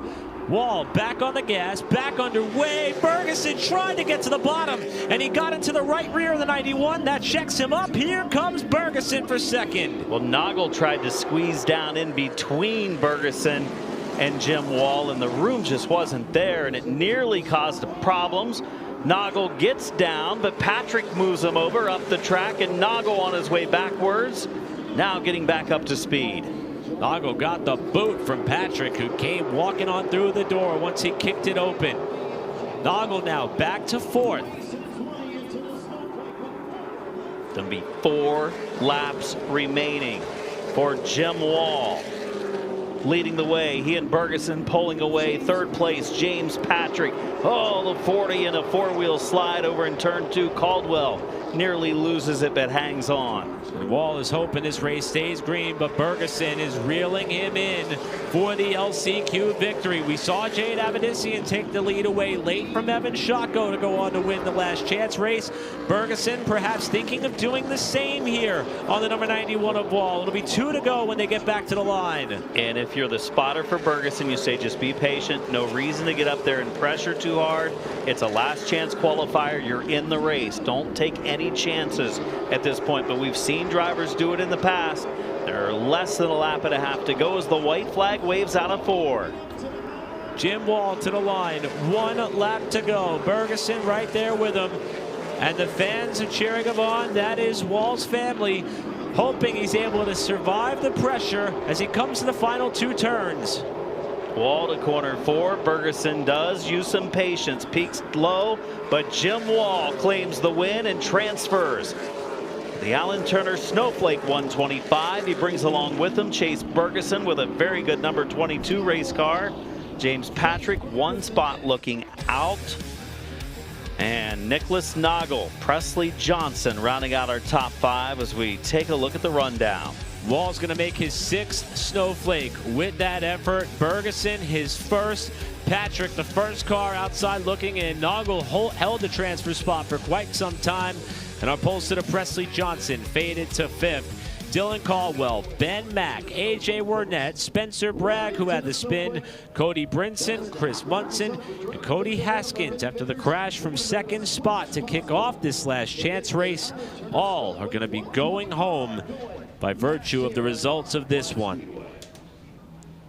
So the field is now set for the Alan Turner Snowflake 125, which is on deck. The premier race of this portion of our program is all that remains on the docket for what was set forth to accomplish tonight.